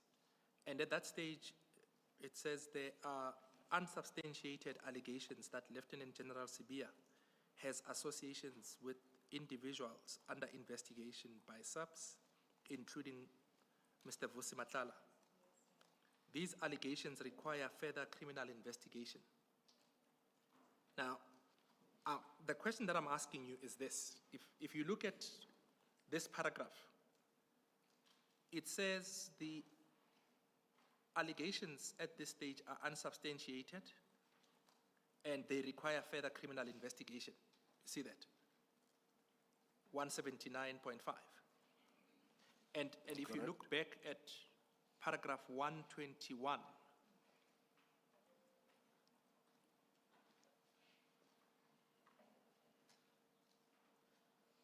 it says, the part that I just read, Lieutenant General Sibia was included as one of the senior subs officers involved with criminal syndicate. And can I ask you to clarify to the Commission what is the status of these allegations? Because you see, on the one hand, it says unsubstantiated, and in the earlier part, the allegations, well, the association is put as a fact. Thanks, Commissioners. So that when the commissioners apply themselves to this issue, they've got to understand what your evidence is. Yeah, Commissioners, this is a matter that is under investigation, and one, of course, will never say, you can never qualify it. For now, you can say it's unsubstantiated allegations until it is fully investigated and proven. That's what I would like to say at this stage. So between these two versions, the commissioners should go with the one at 179.5. The one of 179.5. To say that they are still currently being investigated and they're not substantiated. Correct, Commissioners. Okay. Mr. Mdau, may I just test this? Yes. My understanding of 121, the part that you referred to, is what was contained in the briefing to the minister. And then later on, in the later paragraph, it's an instruction to the person appointed to conduct an inquiry. So it's not a case of choosing, at least for the commissioners, to choose the one or the other, but it's recording what was said to the minister and then something slightly different to the investigator. Yeah. Am I? No, perhaps the issue will become clear, I think, when we get to deal with it later. Okay. But I understand, Commissioner Aloy, there's nothing wrong with that categorization, that the one is a factual recorder of what was presented to the minister during the presentation in that hard copy. And then the other one relates to an investigation that was conducted internally and the terms of reference that were given to the investigator. Yes, I think we'll not pitch it higher than that. Thank you. Thanks. But the point then that you make, returning to 121, is that the consequence that you refer to in the last sentence in paragraph 121, you say, following that presentation that was given to the minister in that hard copy, he saw the three names of these implicated persons: Lieutenant General Sibia, Mr. Katiso Molefe, and Mr. Ket Matlala. And that is... Yeah, that's correct, Commissioners. That is on the 16th. And then your point that you were making earlier is then on the 17th of January, which is on paragraph 122, the letter that General Sibia had brought to you on the 14th and the 15th, which you refused to sign, he proceeded to issue it himself under his own name. That's correct, Commissioners. And you state in that paragraph that by so doing, by issuing that letter, contrary to what you had indicated to him, it was in defiance of your instruction to implement the minister's disbandment instruction and to prepare a report essentially justifying the decision to disband the PKTT. So when he did that, you say he disobeyed your instruction. That's correct, Commissioners. And can I ask you to turn to that letter? It is at page 376 of Masemula 2.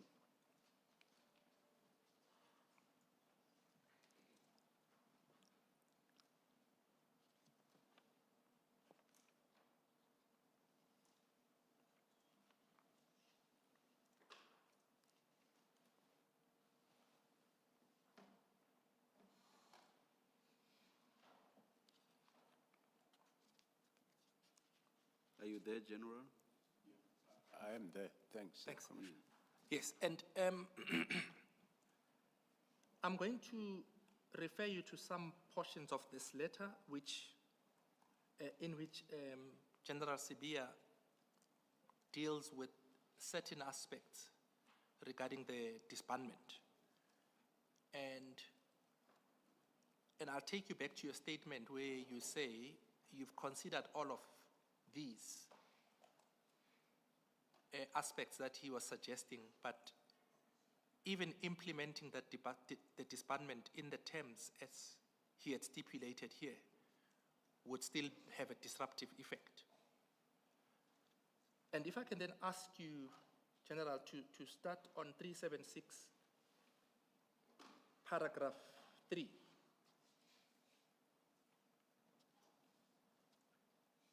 This is after he deals with the establishment of the task team, the minister's letter of the 31st of December. Then in paragraph 3, it says the directive requires immediate compliance with appropriate measures to be undertaken to ensure the effective disbandment of the entity PKT in accordance with current prescripts in this regard.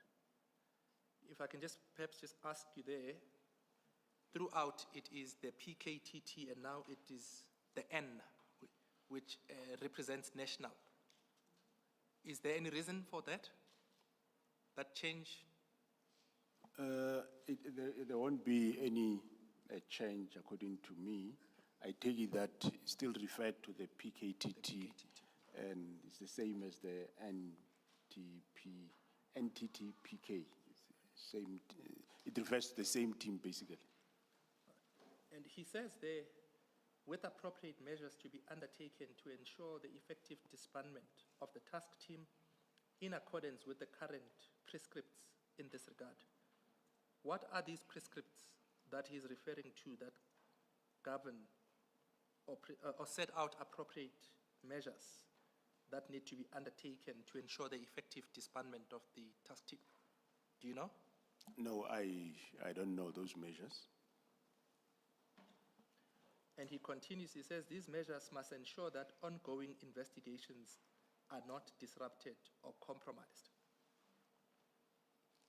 Yeah, well, I wouldn't know what the how part, what does he refer? I don't know. You didn't engage him on this? Did you get a chance to engage him on this? When he brought this letter to me, the 15th, when I look at it, I scanned it. The only area that I said I don't agree with, I said, I can see whatever you do, but I do not want this immediate disbandment of now, because you say all this, but you still want immediate disbandment. And I told you that if ever we disband, we should wind the team down.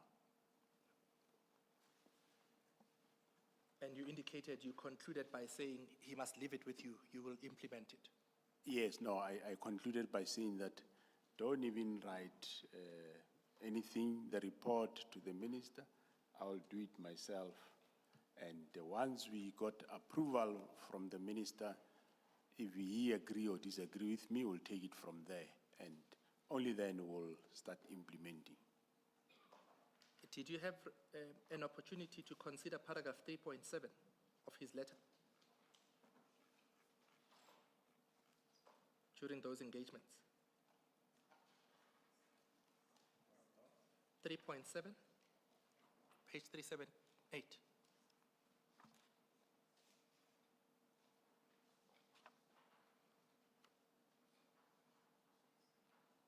And the one talking 3.7. Stakeholder communication. All internal and external stakeholders must be notified in writing about the disbandment of the task team, the transition plan for ongoing cases, and the future protocol. Did you have a chance to consider that aspect of the letter? No. I didn't really consider the whole letter, but the issue there will be who should do that external stakeholder engagement, because whoever it should be done by him or myself, if it has to be done. And paragraph 4, a comprehensive closing report must be submitted by 16 January 2025, confirming compliance with the aforementioned directive. And he goes on to talk about how it should be structured. And you've indicated this letter, he signed it on the 17th. Yeah, so it wouldn't have, there is no report that would have been in by the 16th of January then. And then 4.5, 379, stakeholder feedback. Input from key stakeholders in response to the announced disbandment of the task team, for example, comments by the NPA and SSA. I take it that you also did not consider No. that aspect. No, I didn't consider that. I just said, as long as you talk of immediate disbandment, so just leave this and leave it for me to come up with a plan. And I'm pointing you to these aspects, General, just in case there is going to be a narrative that says, but some of these things that you wanted to be done on a gradual basis were still there. And you say in your statement, you considered this plan when he was talking to you about it, and you still decided that or concluded that it wasn't going to effectively address your concerns. Yeah, in other words, I wanted that he should come up with a plan, not writing a letter that there must be a plan coming from somewhere. He should come with this winding down plan that clearly says what and how it should happen, not writing somewhere else, looking for somebody to do a plan. Right. And in paragraph 126 of your statement, you continue to deal with parts of the contents of this letter. You will see you start with a reference to the contents from paragraph 123, 124, 125.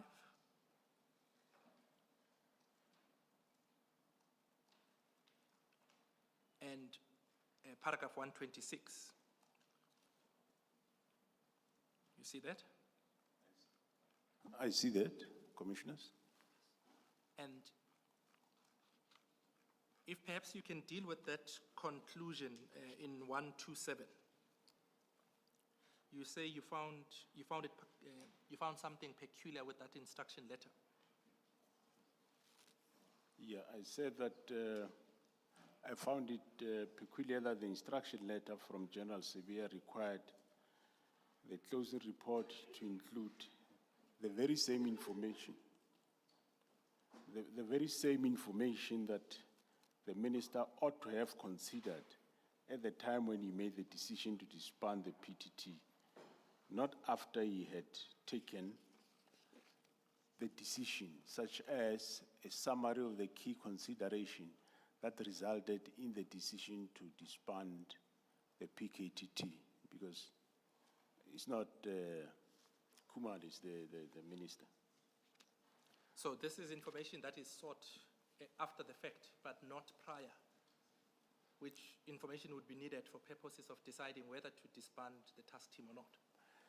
Yeah, so that such information should be part of the assessment that was done, that is referred to in the minister's letter, before he come to the conclusion to disband.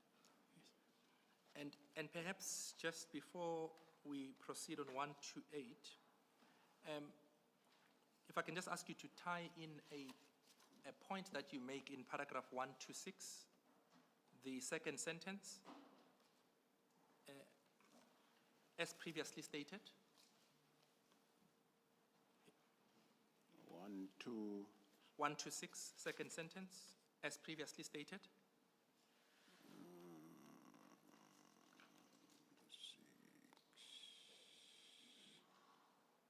That's the fourth line of 126, General. As previously stated, the PKTT was formed because the existing investigative units were ill-equipped to handle the sophisticated nature of political killings and organized crime. In fact, Lieutenant General Sibia's instruction was to abandon an effective model and revert to a model so unsuccessful that the President had to intervene to establish IMC to address this killing. So in 126 and 127, you mentioned at least 2 reasons why you had a difficulty with Lieutenant General Sibia's approach. That's correct, Commissioners. Then if we go to 128. Mr. Madao, before you go to 128, which I think is a different discussion, so maybe still on this letter.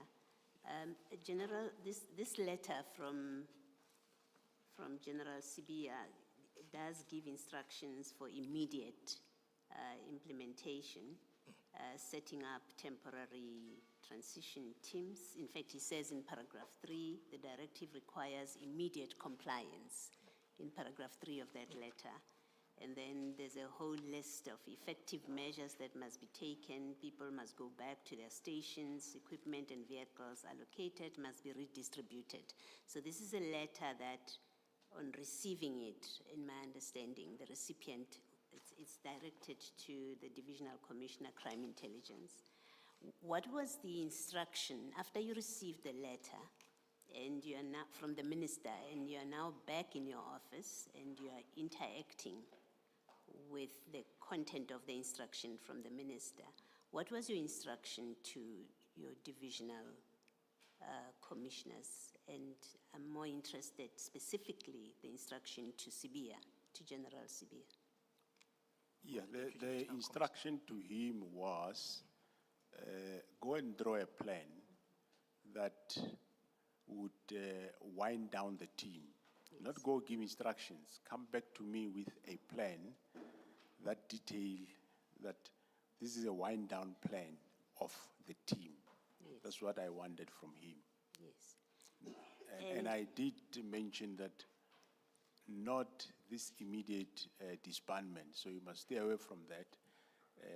Develop a plan that talk to, firstly, the work of the team up to so far, and thereafter come up with a wind down plan as to how should we are going to wind down the team in a phased out approach. Yes. And before that instruction to General Sibia and others, what was his involvement, if any, with the work of this task team? He was never involved. The little I remember, he attended one briefing in KZN. Yes. Other than that, he would recommend, when financial authorities comes, he will recommend them forward to me. But the detailed work of the team, as far as I know, no, he was never involved. So, according to you, would he have been in a position to brief the minister? If he had briefed the minister on the team, on this task team, would he have been in a proper position to do that, given what you know about his involvement or non-involvement with the team? Yeah, the way I know his involvement, no, he would not have been capable, he wouldn't have been able to brief the minister on the work of the team at all, no. Maybe the former minister, yes, could better brief the current minister much better, not General Sibia. Thank you. Thank you, Mr. Mtep. Thank you, Commissioner Madoi. And I think earlier on in your statement, you made the point, and we've dealt with it, that the 3 people that could have briefed the minister, yourself, General Mkwanazi, and General Kumalo, were not requested to provide a briefing, and you never provided that briefing prior to the decision of immediate disbandment being taken. That's correct, Commissioners. Right. And if we can then turn to paragraph 128, we are going to deal there with the paragraph that leads us to the report of the 20th of January, 2025, that was then prepared and you submitted to the Minister on the 22nd. If I can just ask you to deal with that paragraph. On paragraph 28, Lieutenant General Dumisani Kumalo prepared the report for the Minister and submitted it to me in order for me to present it to the Minister on the 20th of January 2025. Of course, I also worked on the report myself with the legal services. I was informed by the Minister's office that he would only be in the office on the 22nd of January 2025. I waited for the Minister to return on the 22nd of January 2025. I submitted the report to him.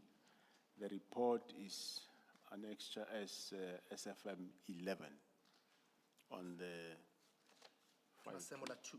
SAfm 2. Yes, that's at page 381.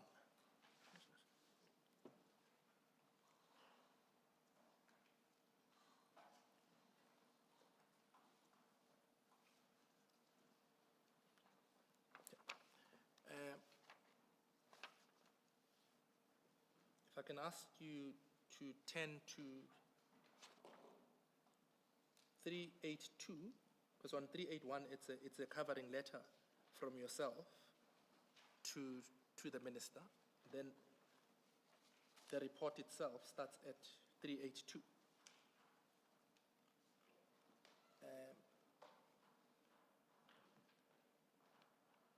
In paragraph 1, you deal with the filling of posts, which was the first point in the Minister's letter.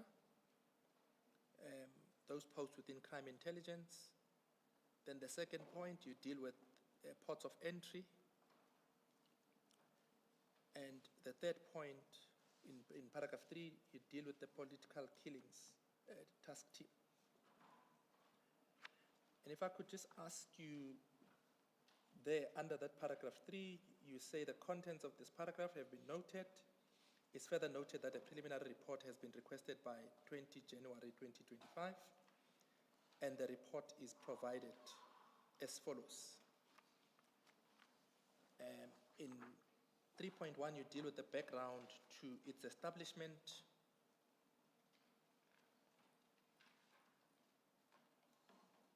(3.2), the threat assessment overview. And if you proceed,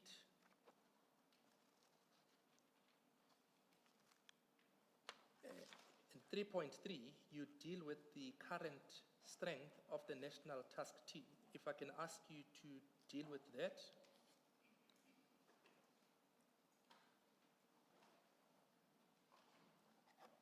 Because here you are highlighting the strengths to the Minister.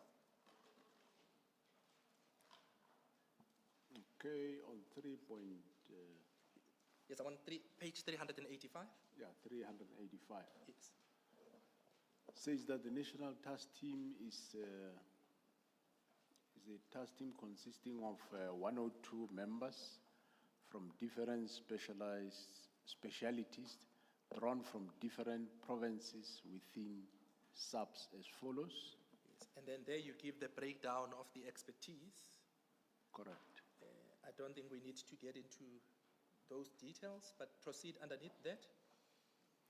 Further, the team has since been allocated a team of 16 dedicated prosecutors from the Organized Crime Unit of KwaZulu-Natal National Prosecuting Authority. And then in paragraph 3.4, you deal with the progress report on cases. Under 3.4.1, it's investigation and prosecution of political related cases in KwaZulu-Natal. And the statistics are provided underneath that. If you turn over the page, you deal with the investigation and prosecution status of allocated politically related cases. And you proceed. I'd like you to deal with 3.4.3, where you say this, or where the report deals with the status of arrested suspects on politically related cases. The numbers are provided. You'll see it says from July 2018 to date, meaning the date on which you are submitting the report to the minister being the 20th. When it was prepared, 20th, submitted on the 22nd. Yeah, if it's submitted on the 22nd January, it means the report would have been gone up to end of February. And then the 388 suspects you deal with, and you give the breakdown there. But I need you to deal with what you say after giving the breakdown. It must be highlighted. Please, if I can ask you to deal with that. Yeah, it must be highlighted that 34 SAPS members were arrested and charged on various related charges, including be involved in the killings or defeating the cause of justice on political related cases.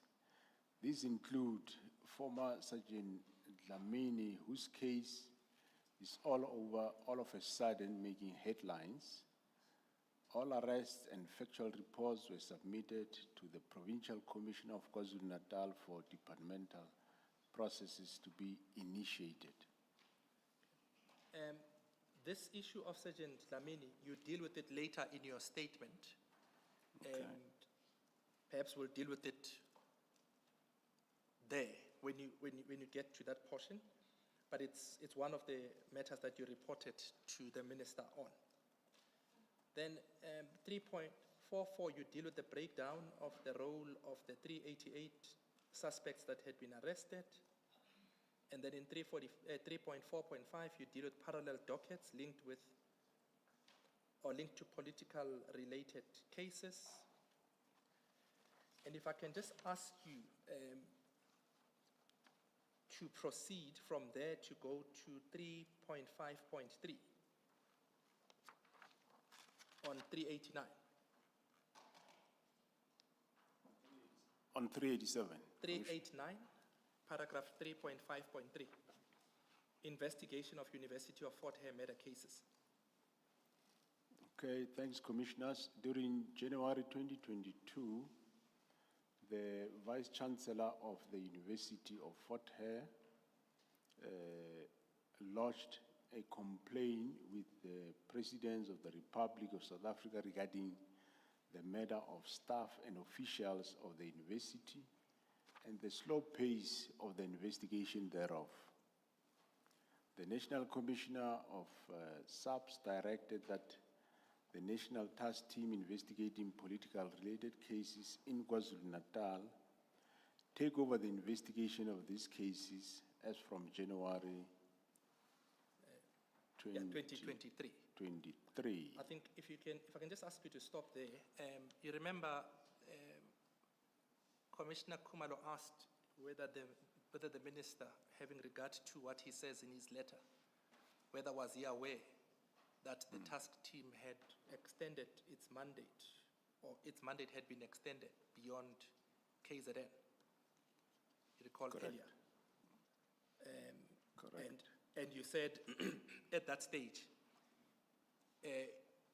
he would not, according to you, you don't know, and you don't think he would have been aware prior to the disbandment letter and instruction that he had provided. And at least on your engagement with the minister, you inform him after he has taken this decision in this report, which is after the fact. You understand? This information, at least on what we have now, there's nothing that shows that the minister was aware of this extension of this scope prior to him writing that letter. That is correct, Commissioners. Yes, he might not have been aware before, but after. But I also need to just correct, I think on paragraph 353. 353, yes. Yeah, the date there, January 2022, and on the second paragraph, January 2023. I think the first paragraph, January 2022, is incorrect. It should be 2023 also. The paragraph below 353. Yes. So it should be January 2023. Correct. Thank you. And then you also deal with the complaints that were referred to the minister against the task team. If you go to 392, paragraph 3.6,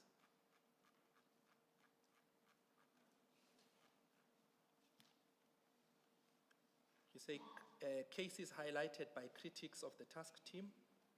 The following cases have been referred to in letters written to the minister in which accusations have been leveled against the task team.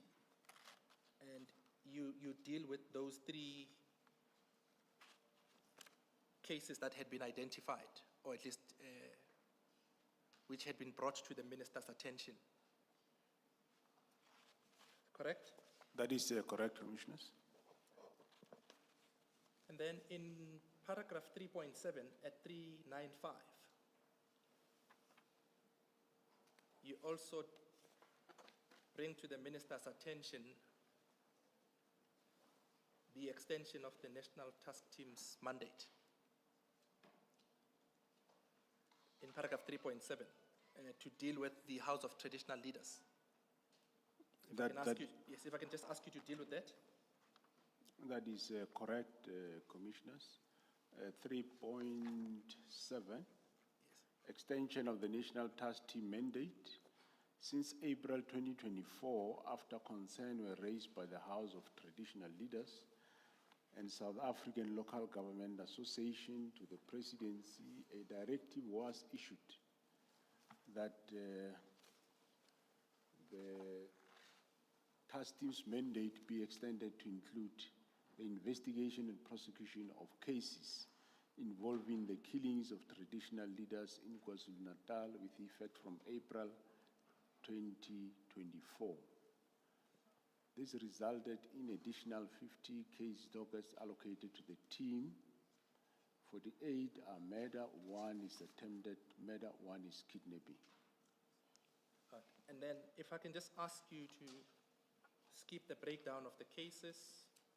And Mr. Matau, maybe to help you because it's almost 4 o'clock, if the General can just conclude by letting us know who issued that directive referred to them.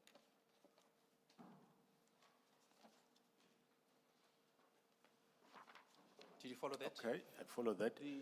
That directive was issued by myself, the National Commissioner. So it was not the President? No.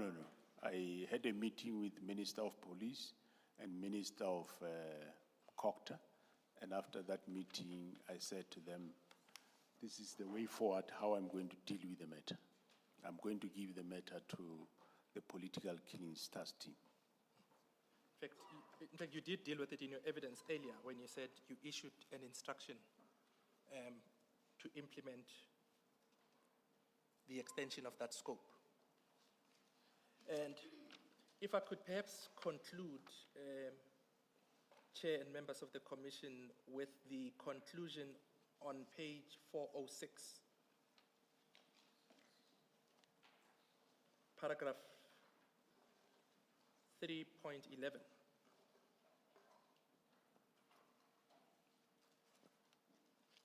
You indicated to the Minister your view regarding the performance of the task team. If I can just ask you to just deal with that. before, in other words, from the words the task team until politically motivated matters. Yeah, the paragraph 311 in the conclusion, the task team has undeniably achieved and far exceeded the purpose for which it was established. No other task team in South Africa has achieved these successes, nor has been able to investigate and ensure successful prosecution of the perpetrators of politically motivated murders. I think if perhaps we can stop at that point if it's convenient, and then Chair and members of the Commission, I'll just deal with a few of the aspects that are touched on in that conclusion. Then. Thank you, Mr. Mtau. Thank you, General. Let's adjourn and resume at 9:30 tomorrow.